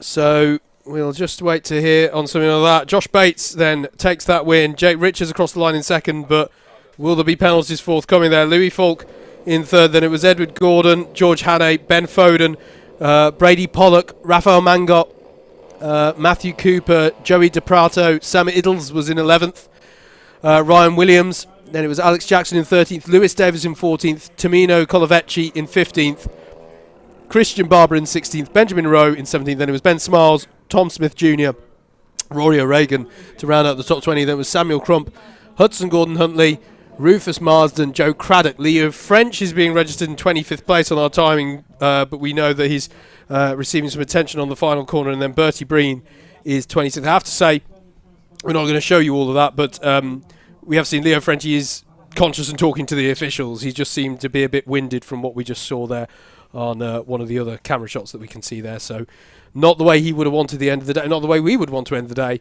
but hopefully all right there for him. And he is getting all of the necessary attention there up at top bend, the final corner. So, as I say, he seemed a bit winded from just the shot that I caught on the production screen there. We won't focus on that, obviously, but hopefully all okay there for Leo. That does, though, not in the manner that we'd like to. I mean, congratulations to Josh Bates there for that win. But what have we got to say about that last race? What a final race of the day. Yeah. That was mega. It was, they were working together nicely during the opening portion of the race. But then the gloves came off with about 3 minutes to go and all hell broke loose, not only in that leading battle, but also the battle behind. And then it was chaos on that last lap, wasn't it? Yeah. Absolutely. Brilliant chaos. Yes, and it does round off what has been a fantastic day's racing here at Clay Pigeon. So when are we next in action? The next Club 100 action that you can catch is the seniors sprints. That will be streamed next weekend, a week today. Here on the Alpha Live channel, so 9th of October, that'll be there. There's also racing action on the 8th, not streamed, but the Endurance and the SP60s as well. So make sure you're subscribed to Alpha Live to Indeed. not miss any of that action next Sunday and going forward, because we have motorsport stuff pretty much every week now on Alpha Live, multiple every week. We do indeed. Every round of the seniors from now till the end of the championship is streamed. We've also got BUKC qualifiers coming up. I want to say that's the weekend of the 19th and the 20th of November. Sounds right. The 26th of November is when this championship is next in action. That is at Butmore Park. Follow that all on your social media streams and the live timing, of course, live.alphatime.co.uk and click on Club 100. That segues nicely into me giving a thanks to all the Club 100 team. It is our last broadcast of this specific category of Club 100 this year, so massive thanks to John Viger and all of the team at Club 100. I'd say that adding in the cadets as well on top of what was the Young Drivers Championship, now known as the Juniors, has been a mammoth success. It's been a fantastic addition, I think, to Club 100. So fair play to JV and the team. Quick shout out to those who've made the stream possible. Darren Hassan, who's been the producer alongside us, and then our camera crew of Joe Sassoon, Laura Glover, Jake Grubb, and Jack Mitchell. I've been Howard Mitchell of Double Dash Motorsport Media. I'll have my partner in crime, Andrew Mather, alongside next weekend at Wilton Mill. Do check us out at double-mm.com. And on various social media streams there, Mr. Ratcliffe as well. It's been a pleasure to have you alongside us, sir. It's been great to be here. I very much enjoyed round 1 and 2 of the respective championships at Butmore Park. This was just as good, if not better. We had differing conditions throughout the morning, which produced some brilliant racing. And then this afternoon, I think the word that we used to sum up a lot of the racing was very mature, wasn't it? Yeah. It was fantastic. Really thought out tactical moves to make sure that people got as high as they could up the order. So a brilliant day, and I can't wait to, whether it be commentate or whether we watch that final round later on this year. Absolutely. Been an absolute pleasure to call it alongside you, sir. Thank you, of course, to everyone here at Clay Pigeon as well. It's been fantastic for you to have us once again. And thank you all to you, all viewers, for supporting us as well. We hope you've enjoyed it. And don't forget, you can watch any of it back on the Alpha Live YouTube channel. That's it then. That's everything from us here at Clay Pigeon Raceway. Until you next catch some of the Club 100 action here on Alpha Live, do take care. Thanks very much, everybody. Goodbye.